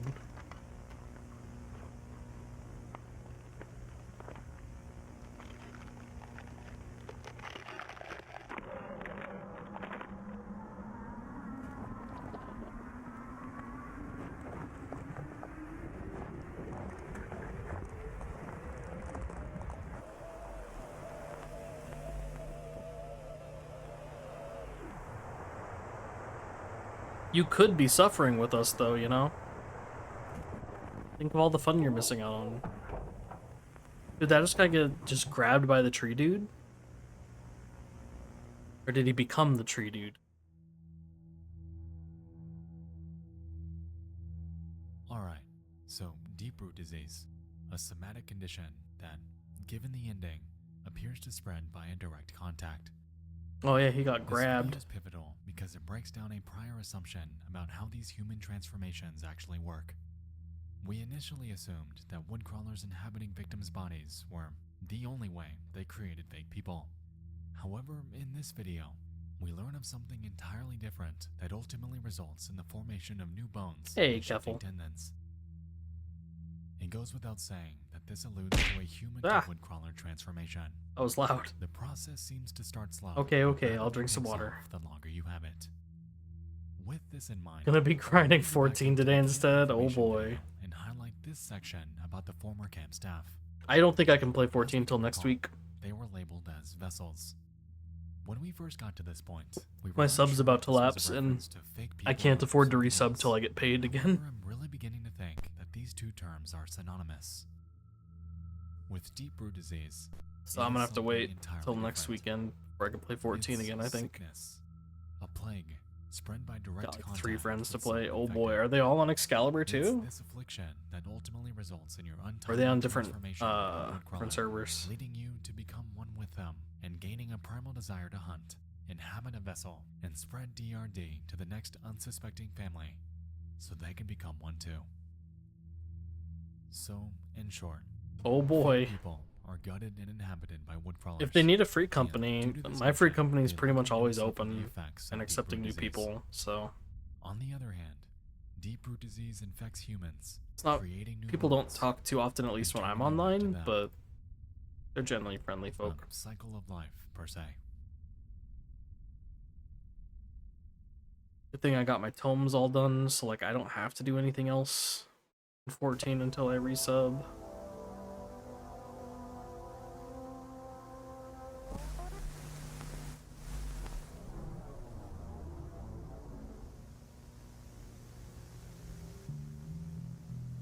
Monthly progress reports. Our third venture into the world of Regnat computing. This one opens by introducing us to Analog various horror, Regnat yeah. staff, along with the project name for their AI technology. While I do this Following Grand this, Blue stuff. They take us through their major advancements through 4 sections: computer processing. I was predictive talking advancement, earlier about failure avoidance, after this is done, like easy earlier today I had to go communication. to the eye doctor for a checkup, In the first, and we they learn that diluted my Regnat eyes and graphical put eye drops capabilities and have shit in it, drastically so like my increased, eyes are really resulting in the fatigued. ability So I to think what I'm create gonna 3D do models like the ones we've is seen once this in the video's film. done in like an hour, In the second, we learn of a breakthrough in the I'm gonna predictive pause the advancement timer, technology, take a break, and go which, take like a given the name, seems to give 3 to insight 5 hour into nap. future events. Maybe not that long. Here, Regnat But just like get a claims little that its bit of rest so my capabilities will eyes can soon allow kind their of PCs to surpass actually every rest. competitor within And the then next year. we'll restart the timer In section 3, and continue on. they tout their successful avoidance of technological failures. They credit this breakthrough to the so-called Right now my eyes are support fucking and killing me, wisdom from their client. so I need to rest them. But who this client is currently unclear. I hope people don't think that's cheating. And lastly, in the final I will section, pause the they timer, inform us that all communication between which will Regnat be and fun their because client if will be I could wake recorded up from and an it could have artificial way more computer time on it if monitor people room. donate and shit. That Plus, I'll put recording something on for people to as watch in the follows. meantime. Get that replay up. It'll just be a little nap. I'll set an alarm, wake myself up. Probably get some food.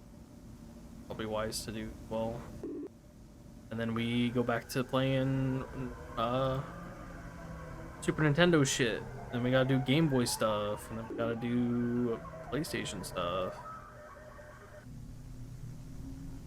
Most of the shits I got Super Nintendo though.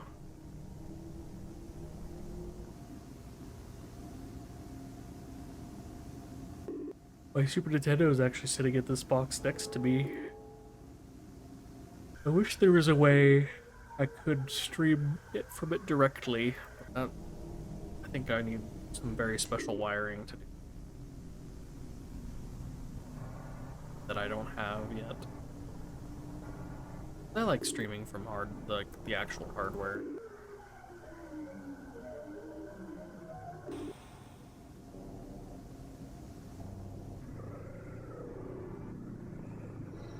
So gift subs and donations add time to the timer. Let me see exactly how much, because it's that amount.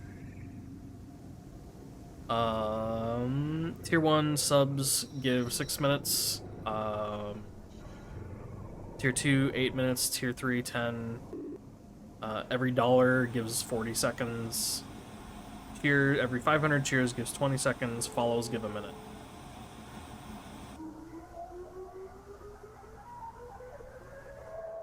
That's the distribution. I've set a maximum of 48 hours though, so I can't stream more than 48 hours. I will put an asterisk next to that if to time starts running out because I will have to go to work. And I might have to end it early, but I will do my best to hit the full 48 if we get to that point.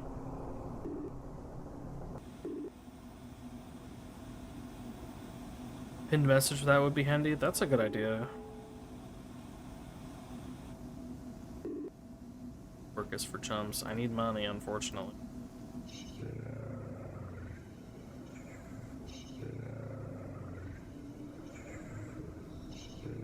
I'll just put it in the title, honestly.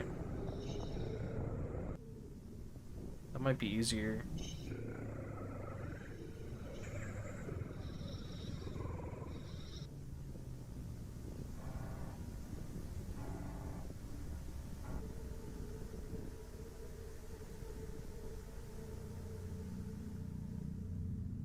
Just put subs and donations add time up to 48 hours. Put that in the title.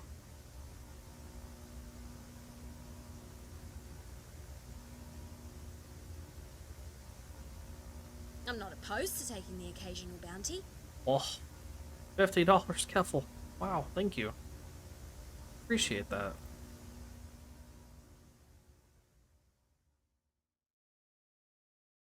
That's a good head start on my donation goal. I do need some money for rent. For the So past I 3 appreciate minutes, we observed the AI tech in action. Given that this time we have a grander outside perspective on how things work, it allows us to 11.11%. formulate some key Yeah. points. For one, Very we can kind see of that you. the RegNet computers are becoming infected with the sprouts we saw in deep root disease, hinting at the possibility that this mutation can spread through some medium Gotta of remember analog to try. transmission. Keep. I about Two, said keep We striving. Keep realize that the right grinding. iteration 1000. Why am I thinking about strive right They now? nailed down communication to an art. My brain is fried. We understand that the ACL is my module eyes, man. feeds the client a prompt, transmitting it through I feel like various someone antennae scratched on the them. outside of the building. And 4, the client, which is presumably of iris origin, is responding, effectively opening a line of communication between humanity and these creatures. Now, at the end of the video, we observe I gotta RegNet's say, like, eagerness to meet their I'm client, normally really good meaning with that they're well aware medical that they're stuff. communicating with something. This is not an All those long artificial strive intelligence, sessions we had that and this lasted till like story 7 bears a.m. stark Fuck, references to man. what we've seen from Gemini so far. Oh yeah, like In iteration you don't 1417, need we to can observe that the explain, prompt is Keffel. Earth, Like with the the fact that you response donate given anything is waiting. really kind of you, Mary sees the gateway die, sleeping and I runs within appreciate the it. hole. The But vessel definitely floats into the do wall. not The send me jar money. emerges. Like, don't send me more money than Now, this could reference one of two I don't want things. anyone Either we can take it literally, getting in a bad assuming that position because of me. woodcrawlers eat people like the vessels we saw in the camp information video, or Take we care of can yourself take this first, you know. symbolically. The line Mary sees the gateway die seems to allude back to Saturn and its rings. Given that they seem thinner than usual in the Our Solar System video, combined with the fact that it was referenced as the gateway, perhaps Saturn Yeah, it's like almost is 6 in the a.m. realm right of now. sorts, unknowingly suppressing the iris's influence on Earth. Half an hour-ish left. It's withering away. Tax evasion to Yet, help at the out, very same rat. time, God The damn. threat of the iris is ever growing back home. Also, there's new Wants emotes to and new mutate, channel redeems, to by the way. consume I added a bunch of everything. shit. And this vessel we all live on Please is inching enjoy. closer and closer to its demise. The next prompt is Moonlight, with the response: New things roam the feeding grounds. The harbinger guards in vain. Mary hears a creaking sound. The hungry eye is welcomed. Admittedly, this Analog one's a horror bit is so more fucking ambiguous. goofy, man. Could be referencing fake people love it. as the new things that are more active at night. However, that's ultimately up for debate. What is clear is the term harbinger, which clearly alludes to harbinge technologies. A What does harbinger is annihilate me defined do? as You'll a have to person find or out. thing that announces or signals the approach of another. In other words, exactly what harbinge technologies is doing. This line drives home the idea that this client is aware of their existence, and so too of the inadequacy of their products. This explains why the woodcrawler was able to break in so easily in Lethal Omen. Their guidelines don't work, but they're none the wiser because they probably followed them too, and died. Lastly, with the references to Jack, we can assume that he mutated. When this happened is still unclear. However, we can postulate that it just might have been when those fake people attacked him. And so, The wood with the way tree things are going people. here, I don't think Regnad's onto a breakthrough. Any sane person would pull the plug on this project. However, they're pressing onward. I know this won't be good.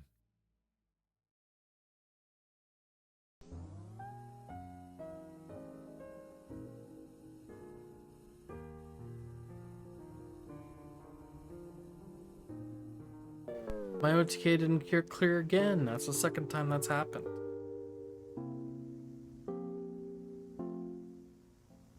Christmas Eve party. We'll fix that. I love those. Here, we're placed into a 1985 Christmas Eve. Oh, I party don't at even have her Ratathon Acres. fucking EMP done. She has no rings. Things start ordinarily. Gotta change The that. party seems lively. What's the good? The sun's going down though. It's a good And setup here, I would We all think. know what happens then. I just fucking copy other people.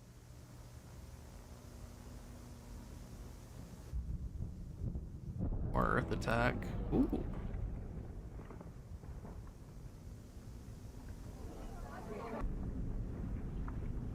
Probably like one of these. One of these.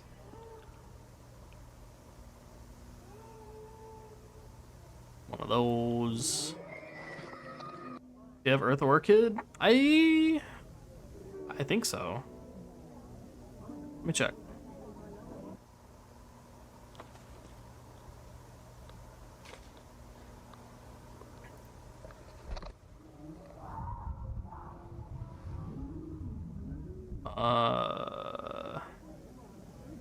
Earth Orchid. I do not have Dante, no. Which sucks because I see Dante in like every comp I'm finding right now.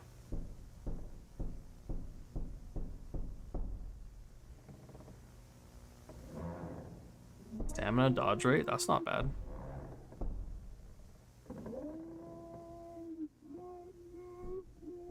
That's a crazy noise. Ooh.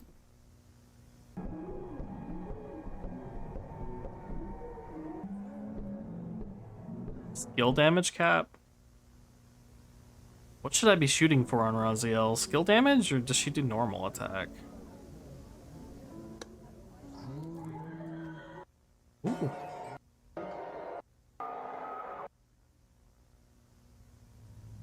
And so we get our first look at a distinctly different creature to a woodcrawler.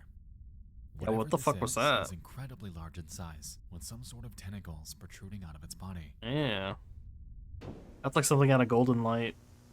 I'm wondering if this, should I just stick with stamina?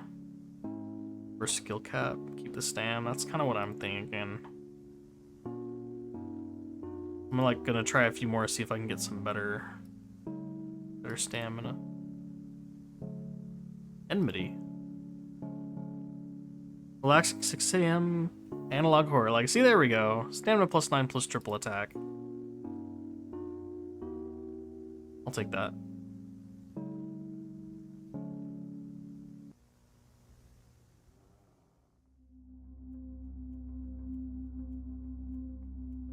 And like that wasn't enough, we then learn that this abomination is Mary. It looks like a little bug. This +7 photo is stamina interesting too. because it presents a Now he's contradiction. 70 years getting stamina. Mary You Dane cursed was it. listed at the beginning I as got a it like videographer. almost instantly. However, at the end, she is completely Now the question is, do I do transformed this? to Perpetuity We ring. know that deep root disease gains speed after it Do gets I to your do I ring bones, Raziel? but She's kind of cute. Damn, I didn't realize it was that fast. This leads us to assume Good. that Jack and Mary entered the Christmas party normally. Mary's affliction was likely at a very They're on late multi-attack stage, and awakening? she probably figured she could power through it. With this, the Probably outside smart, yeah. shots are potentially filmed by her as she stepped out to get some air. And while out there, that is when her Alright, let's see if we got something transformation better than Olivia. I know it sounds like and could very well be a stretch, but I'm struggling to I find an might have explanation for Orchid. what I this don't is. think so. I mean, I could maybe put What is Christmas certain Naru? Would is that she isn't would a that work? woodcrawler. She's as foreign to us as woodcrawlers are to them. Is that Orchid? Oh, it's Amelia. Wait, when did I get See Amelia? what that mentality feels like. I thought I didn't have Amelia. Oh? When the fuck did...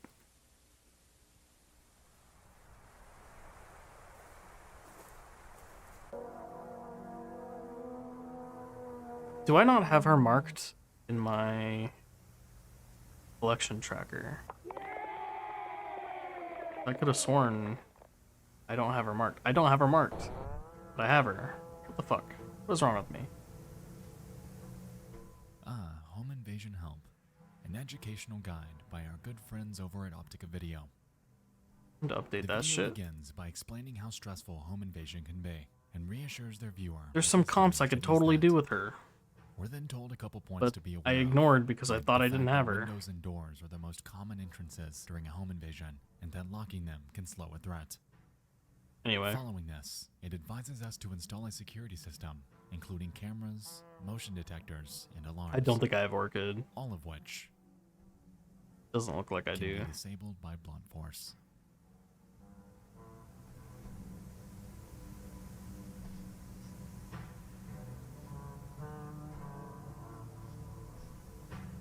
What about Seder? No. I don't have Cuckoo. Halloween Cuckoo? No. Gisa, maybe? No. Don't judge my menuing, it's terrible. Pengy would work. I had Pengy in here earlier.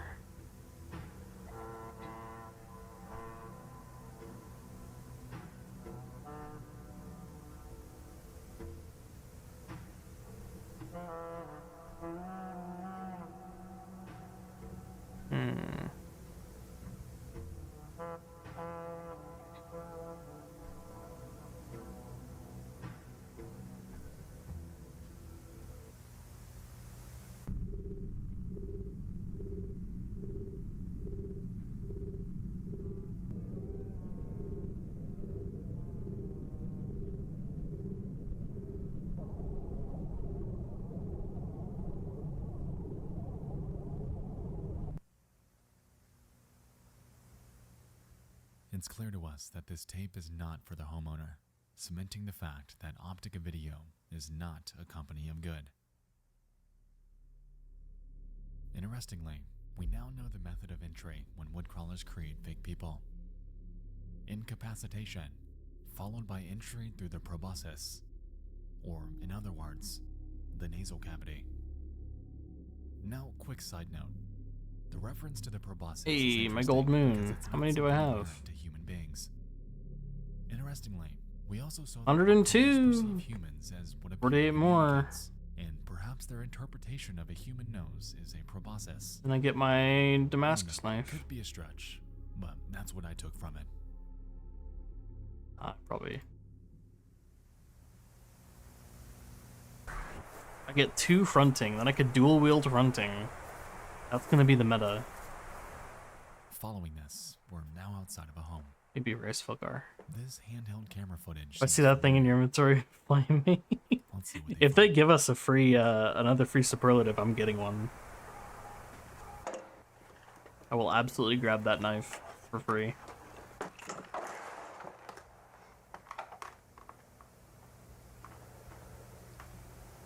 4,000 meat already. Try this.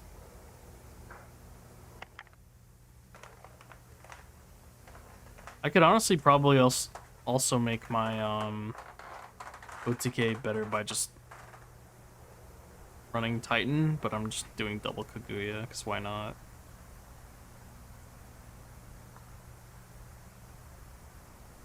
These videos are really well made. The guy who made this did a good job.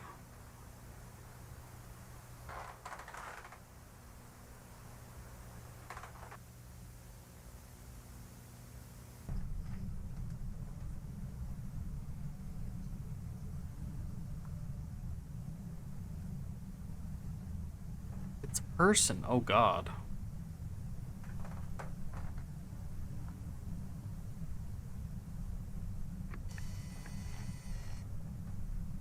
making a person out of the...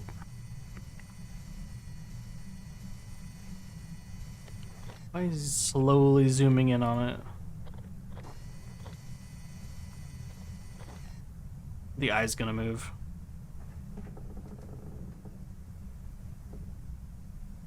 Yep. Saw it.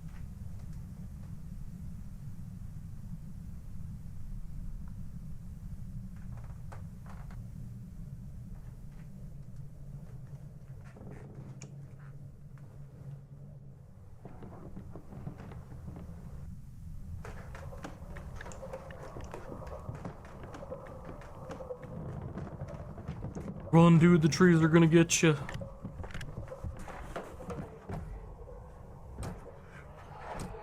Oh, fuck. His ass murked? It's funny.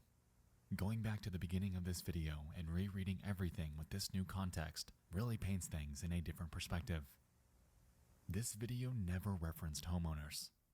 It was always ambiguous. So, throughout this home, we can observe the red fleshy substance we saw back in the garden.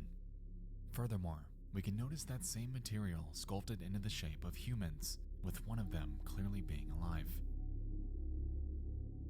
This is deep root disease in its most critical form.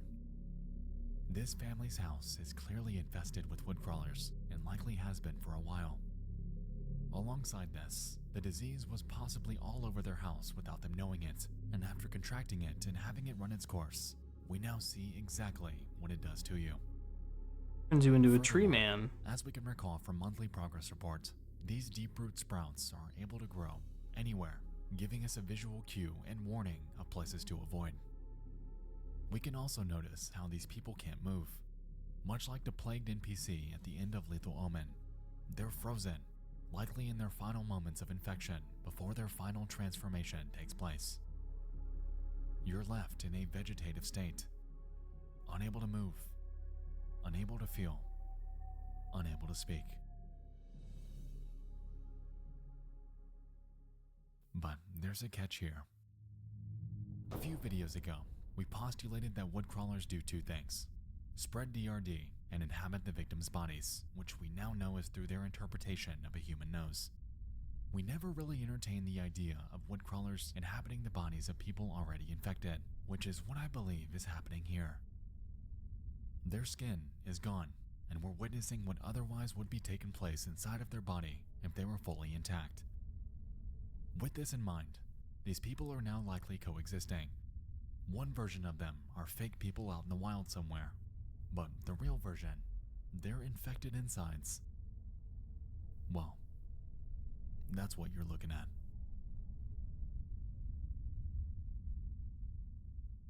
Looks like yarn.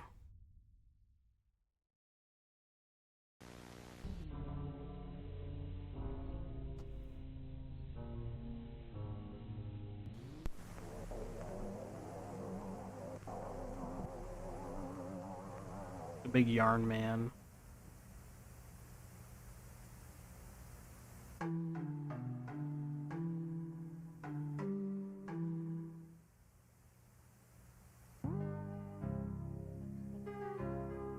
And so we make our way to the 16th and final video of Gemini Home Entertainment.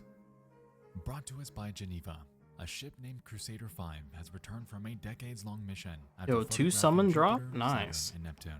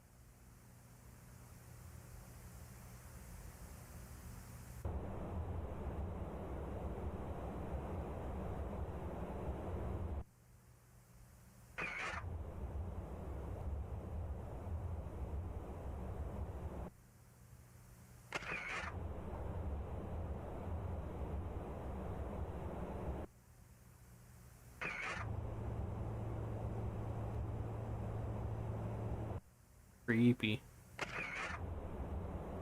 Ugh.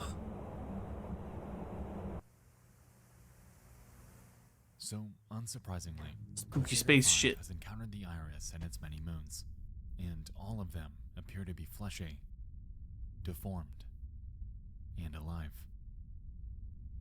Interestingly, we also observed two moons being fused together by an organic force, cementing the fact that the Iris's influence is abundant, affecting more than just planets. Oh yeah, and Neptune's fucking missing. Bye, Neptune.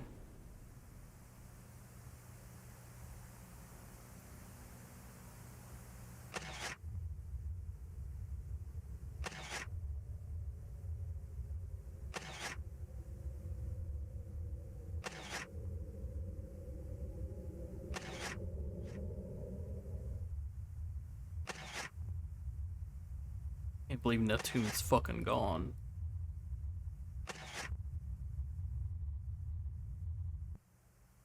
No Kaguya.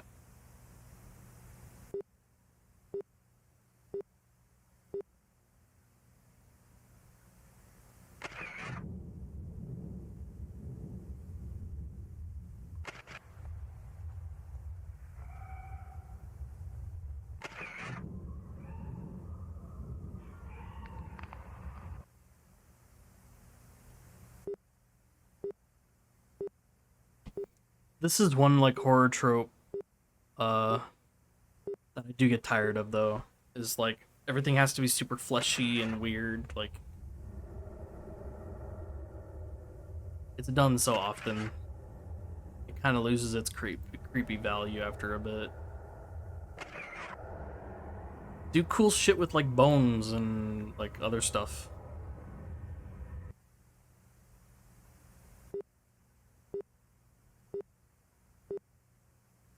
Waiting for last turn to be processed. Fuck off. Just do it. You don't like the big old clumps of meat everywhere? Like, sometimes it's fine, but most of the time these days it just feels overdone.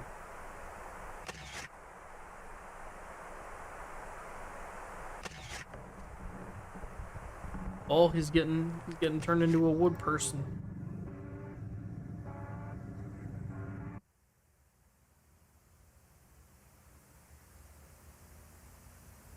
Signal lost for 7 months. Yikes. What could have happened, guys? Oh, it's coming back to Earth.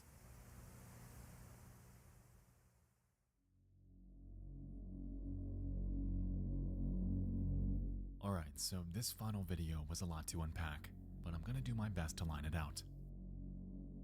So here, we observed the inside of the iris, something that is, unsurprisingly, full of every cornerstone of a sentient being, with arteries, muscular fibers, and even what appear to be egg sacs.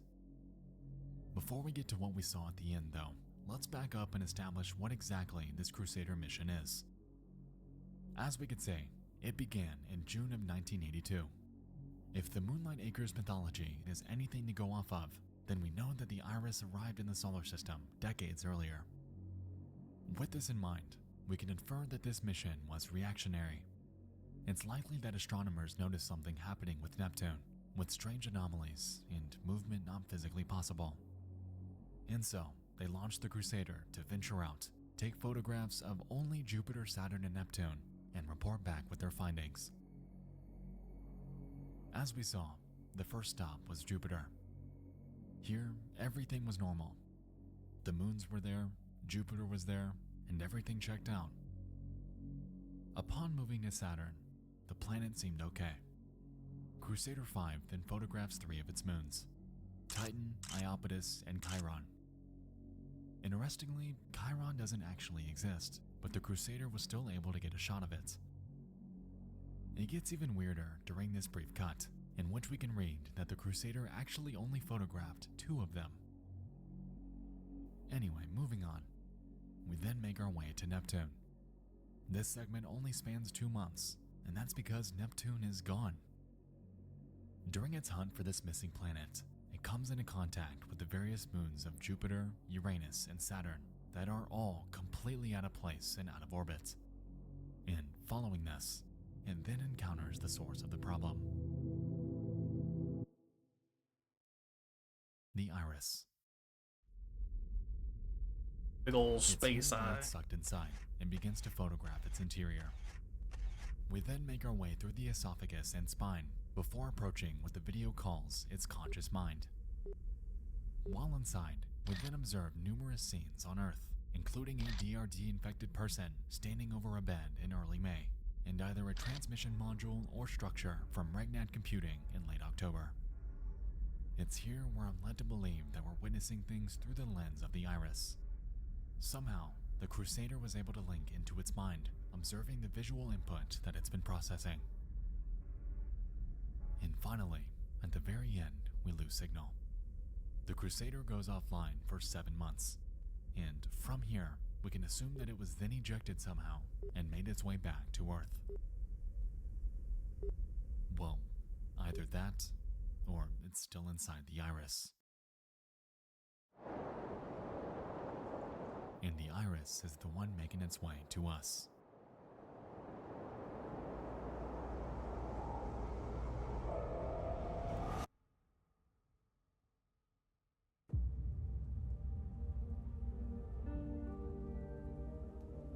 And there we have it.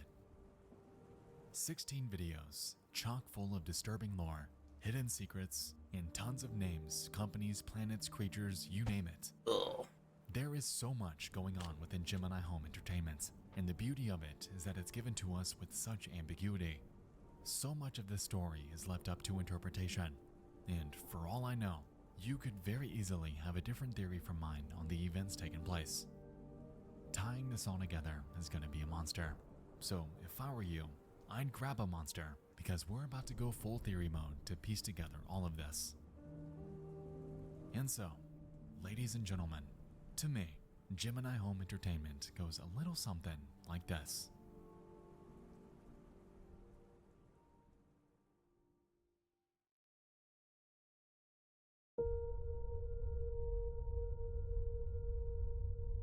Sometime within the millennium, a planet that we now know as the Iris enters our solar system, nesting its place between Neptune and Pluto.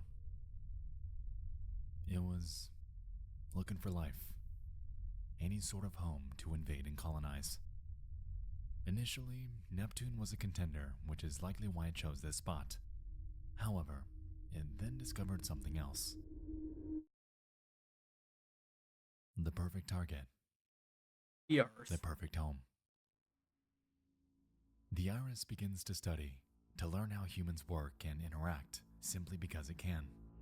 It's far smarter and more powerful than anything humans have ever experienced, and could easily take over in an instant. But it won't do that. At least, not yet. It mutates Neptune through some sort of means that is unclear, and this transformation finalizes sometime in the 1930s. It's here where it begins to emit solar storms to Earth, and with this, Jupiter and Saturn are affected by proximity.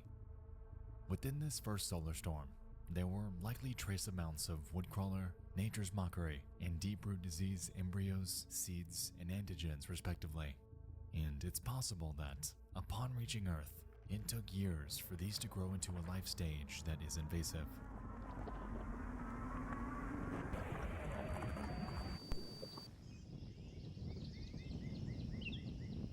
Deep within a Minnesota forest, woodcrawlers make contact with Earth. Beneath the ground, they begin nesting, hollowing out the depths of the Earth's crust and building what we come to learn as their garden. It's unclear how deep this garden goes. However, given the phrase, mutation of the heart, we can assume that they're burrowing as far as the Earth's core. On the surface, effects of this mutation are felt in larger and larger quantities over time, and by the mid-1930s, people have begun to go missing. An unknown plant begins to multiply, and a strange, slow-moving disease begins spreading throughout the surrounding communities. People also begin acting erratic and unnatural. However, humanity is clueless on how to handle it. Word began to spread by the late 1930s as campgoers began reporting sightings of skinwalkers that we now know were most likely woodcrawlers taking the bodies of various animals. Given their repulsion to sunlight, We know that they were only seen and heard at night, meaning that people never really got a good look at them. As the iris becomes more influential, the lights in the sky event becomes more common, attracting more campgoers and resulting in more victims. Strange men begin to show up as well, and with this, some sort of ambiguous deal was made with the camp, and they left without ever returning.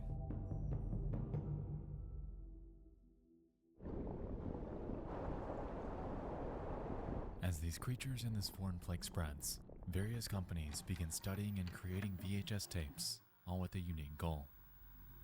Harbinge forms after the iris's threat becomes known, and they begin to create guides while engineering devices that they believe will help humanity survive it.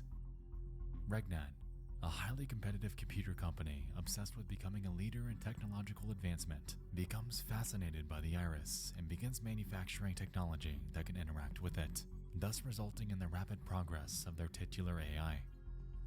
Geneva, a group likely composed of scientists, encounters anomalies deep within the ocean floor and decides to share their discovery, later landing them a space exploration deal in which they help launch a spacecraft called Crusader 5. Optica Video, an otherwise family-friendly company, at some point is taken over, resulting in their videos becoming manipulation tapes in favor of the iris. And caught between everything is Gemini Home Entertainment, a company that aims to document the mutation of Earth for archival purposes. They seem to be a neutral party, and this is likely why they accept all media about the iris, no matter the affiliation.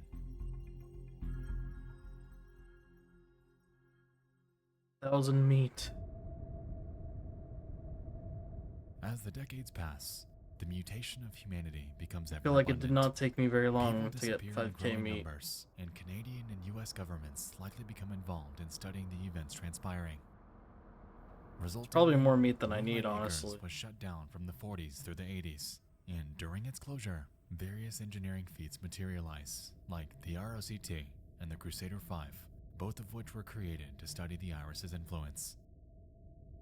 And by 1982, the Crusader 5 mission begins.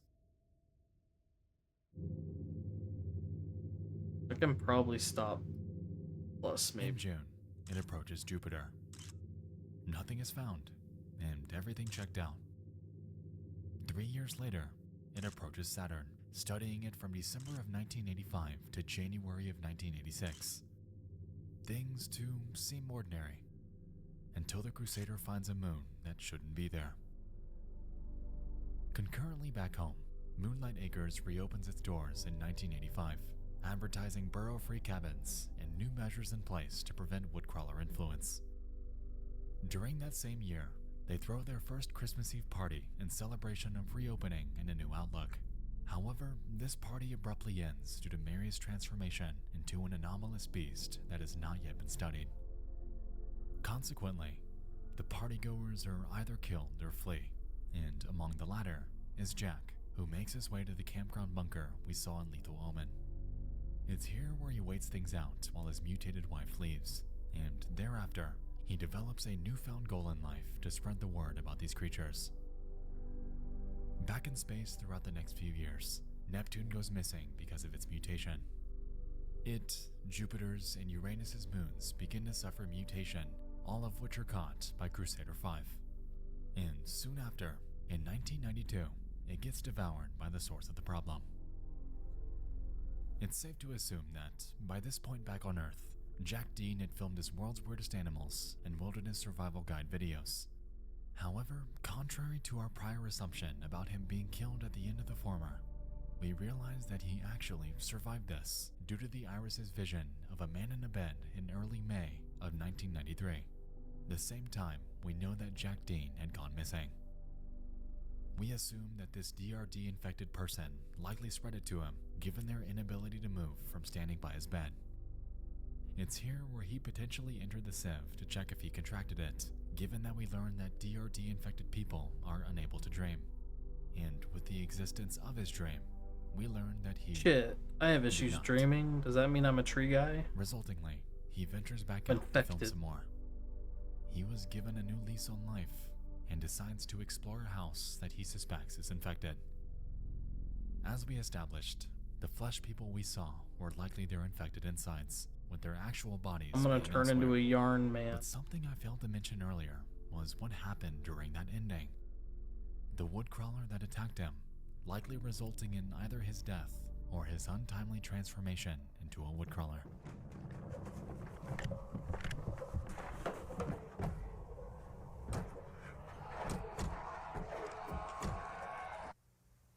Tree guy confirmed. And this is only the story of Jack and Mary. Take this and multiply it by the population of Minnesota, the United States, the world, and we realize the monumental scale of the problem. Gemini Home Entertainment is but a small lens to what we can see. Now imagine what we can't. The claim that the Civ dreams did not predict the future was a lie. They were stockpiled in Lethal Omen for a reason. And that was because they predicted what the fall of humanity would look like. Big ol' lie.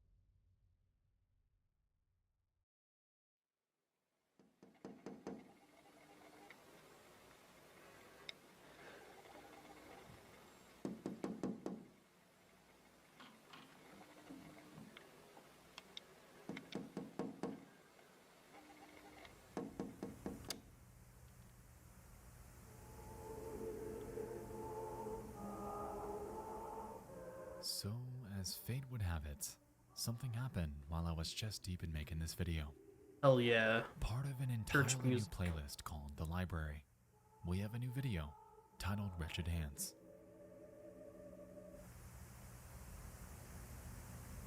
It appears to be an internal company tape, completely separate from Gemini, made by the staff of Moonlight Acres.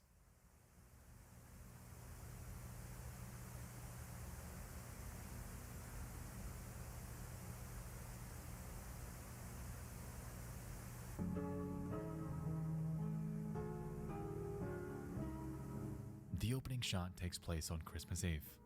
Given that it was denoted as taking place 25 minutes before the first attack, we can assume that this scene is happening concurrent to the Christmas Eve party episode we saw a few videos back.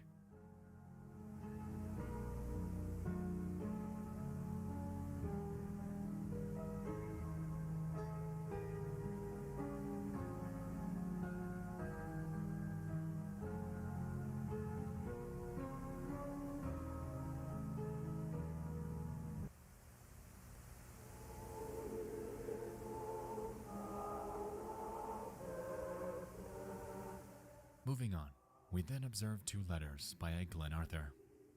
In the first, written on May 3rd of 1946, Glenn explains to someone named Curtis that he's found a way to uphold their end of the deal without giving in to these creatures' abhorrent demands.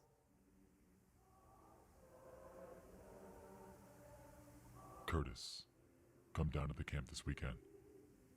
Fulton and I have devised a plan on how we can continue to uphold the deal without giving in to these beings' abhorrent demands. Richard has seen a bear lurking near the boys' cabins. We'll go out and shoot it. If the statue wants a sacrifice, it'll have to settle for this. I will be a pawn no longer. Curtis, I tell you this with complete certainty. If I could do it over again, I would never have made that deal. Glenn.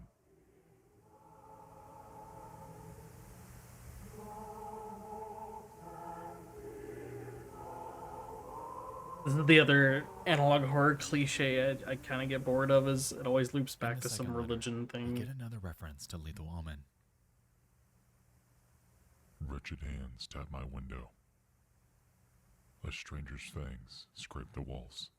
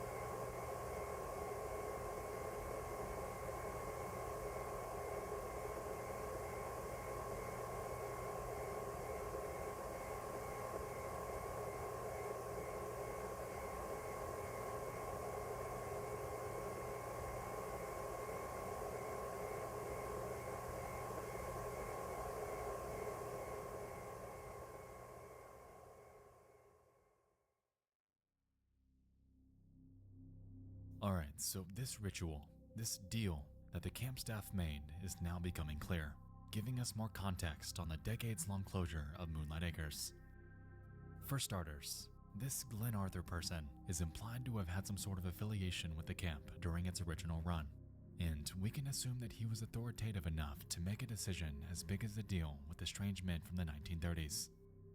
I'm led to believe that this deal involved the statue requiring annual sacrifices in exchange for sparing their lives. Initially, Glenn went along with it, fearing that if he didn't, he would meet the fate of the others who began to go missing during that same time period. By the year 1946, nearly a decade later though, he decided that he couldn't do it anymore. It was too much for him, and so he explains to Curtis that he has an idea to mitigate the burden of having to live his life at the expense of others. That idea is a bear. He's gonna offer a bear in lieu of another human being in hopes that the statue accepts it. But, of course, it doesn't. Regardless, the bear undergoes the same ritual process as humans would. However, with it, its transformation results in a mutated abomination. Initially, it still resembled a bear. However, with it came a newfound hunger that was insatiable. At this point, it's unclear if the statue purposefully implemented this method of absorption into this bear as some sort of retaliation, or if it's some sort of poetic coincidence. What we do know, though, is that people are still being sacrificed and molded into something otherworldly. It's just that, this time, they're becoming utilized as limbs for this monster that won't stop growing. So, as it turns out, Moonlight Acres did not shut down because of government intervention. There was a monster on the loose, and given that Christmas Eve party, nearly everyone was killed.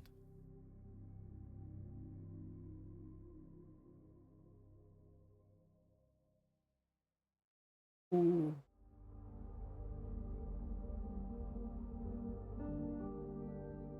Alright, for real this time. I swear to God, we're at the finish line. We're done. We're here.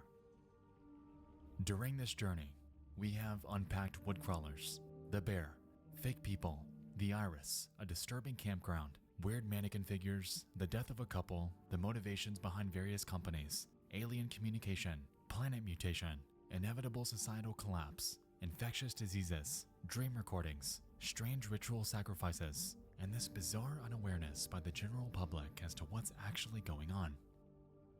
I cannot wait to see more episodes of this, so we can gain some answers for things still shrouded in mystery. There was a lot left to interpretation, and I'm So this keen to isn't hear your finished input yet. about it. For instance, what did the mutation of Neptune actually entail? How in the world might did need people to get make the a bright note to idea follow up reopen on it. Moonlight Acres? Who's creating the Optica VHS tapes? What was the dynamic between camp staff and the ritual statue in Lethal Omen? If the creators What on exactly Burnout, does the I've seen that mutation happen a of Earth lot. encompass? We know it's happening, and we get visuals of it. However, the endgame is still shrouded in mystery. What we do know, though, is that within the world of Gemini Home Entertainment, humanity's days are numbered. Woodcrawlers and the mutated bear are hunting.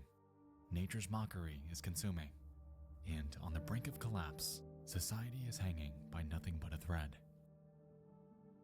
The iris is with us now, laughing at us. And we know that it ain't going anywhere.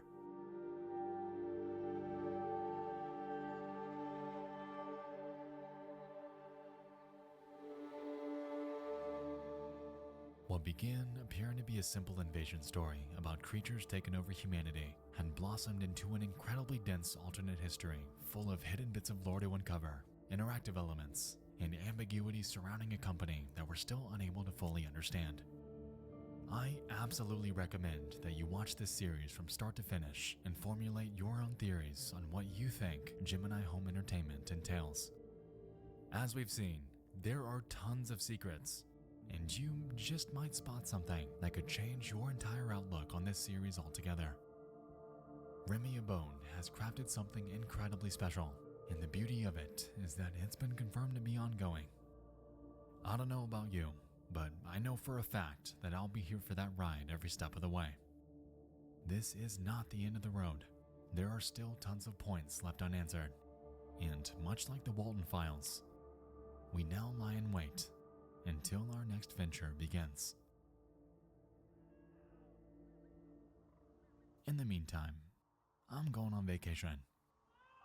I'll see you all at Moonlight Acres. I've heard their views are to die for.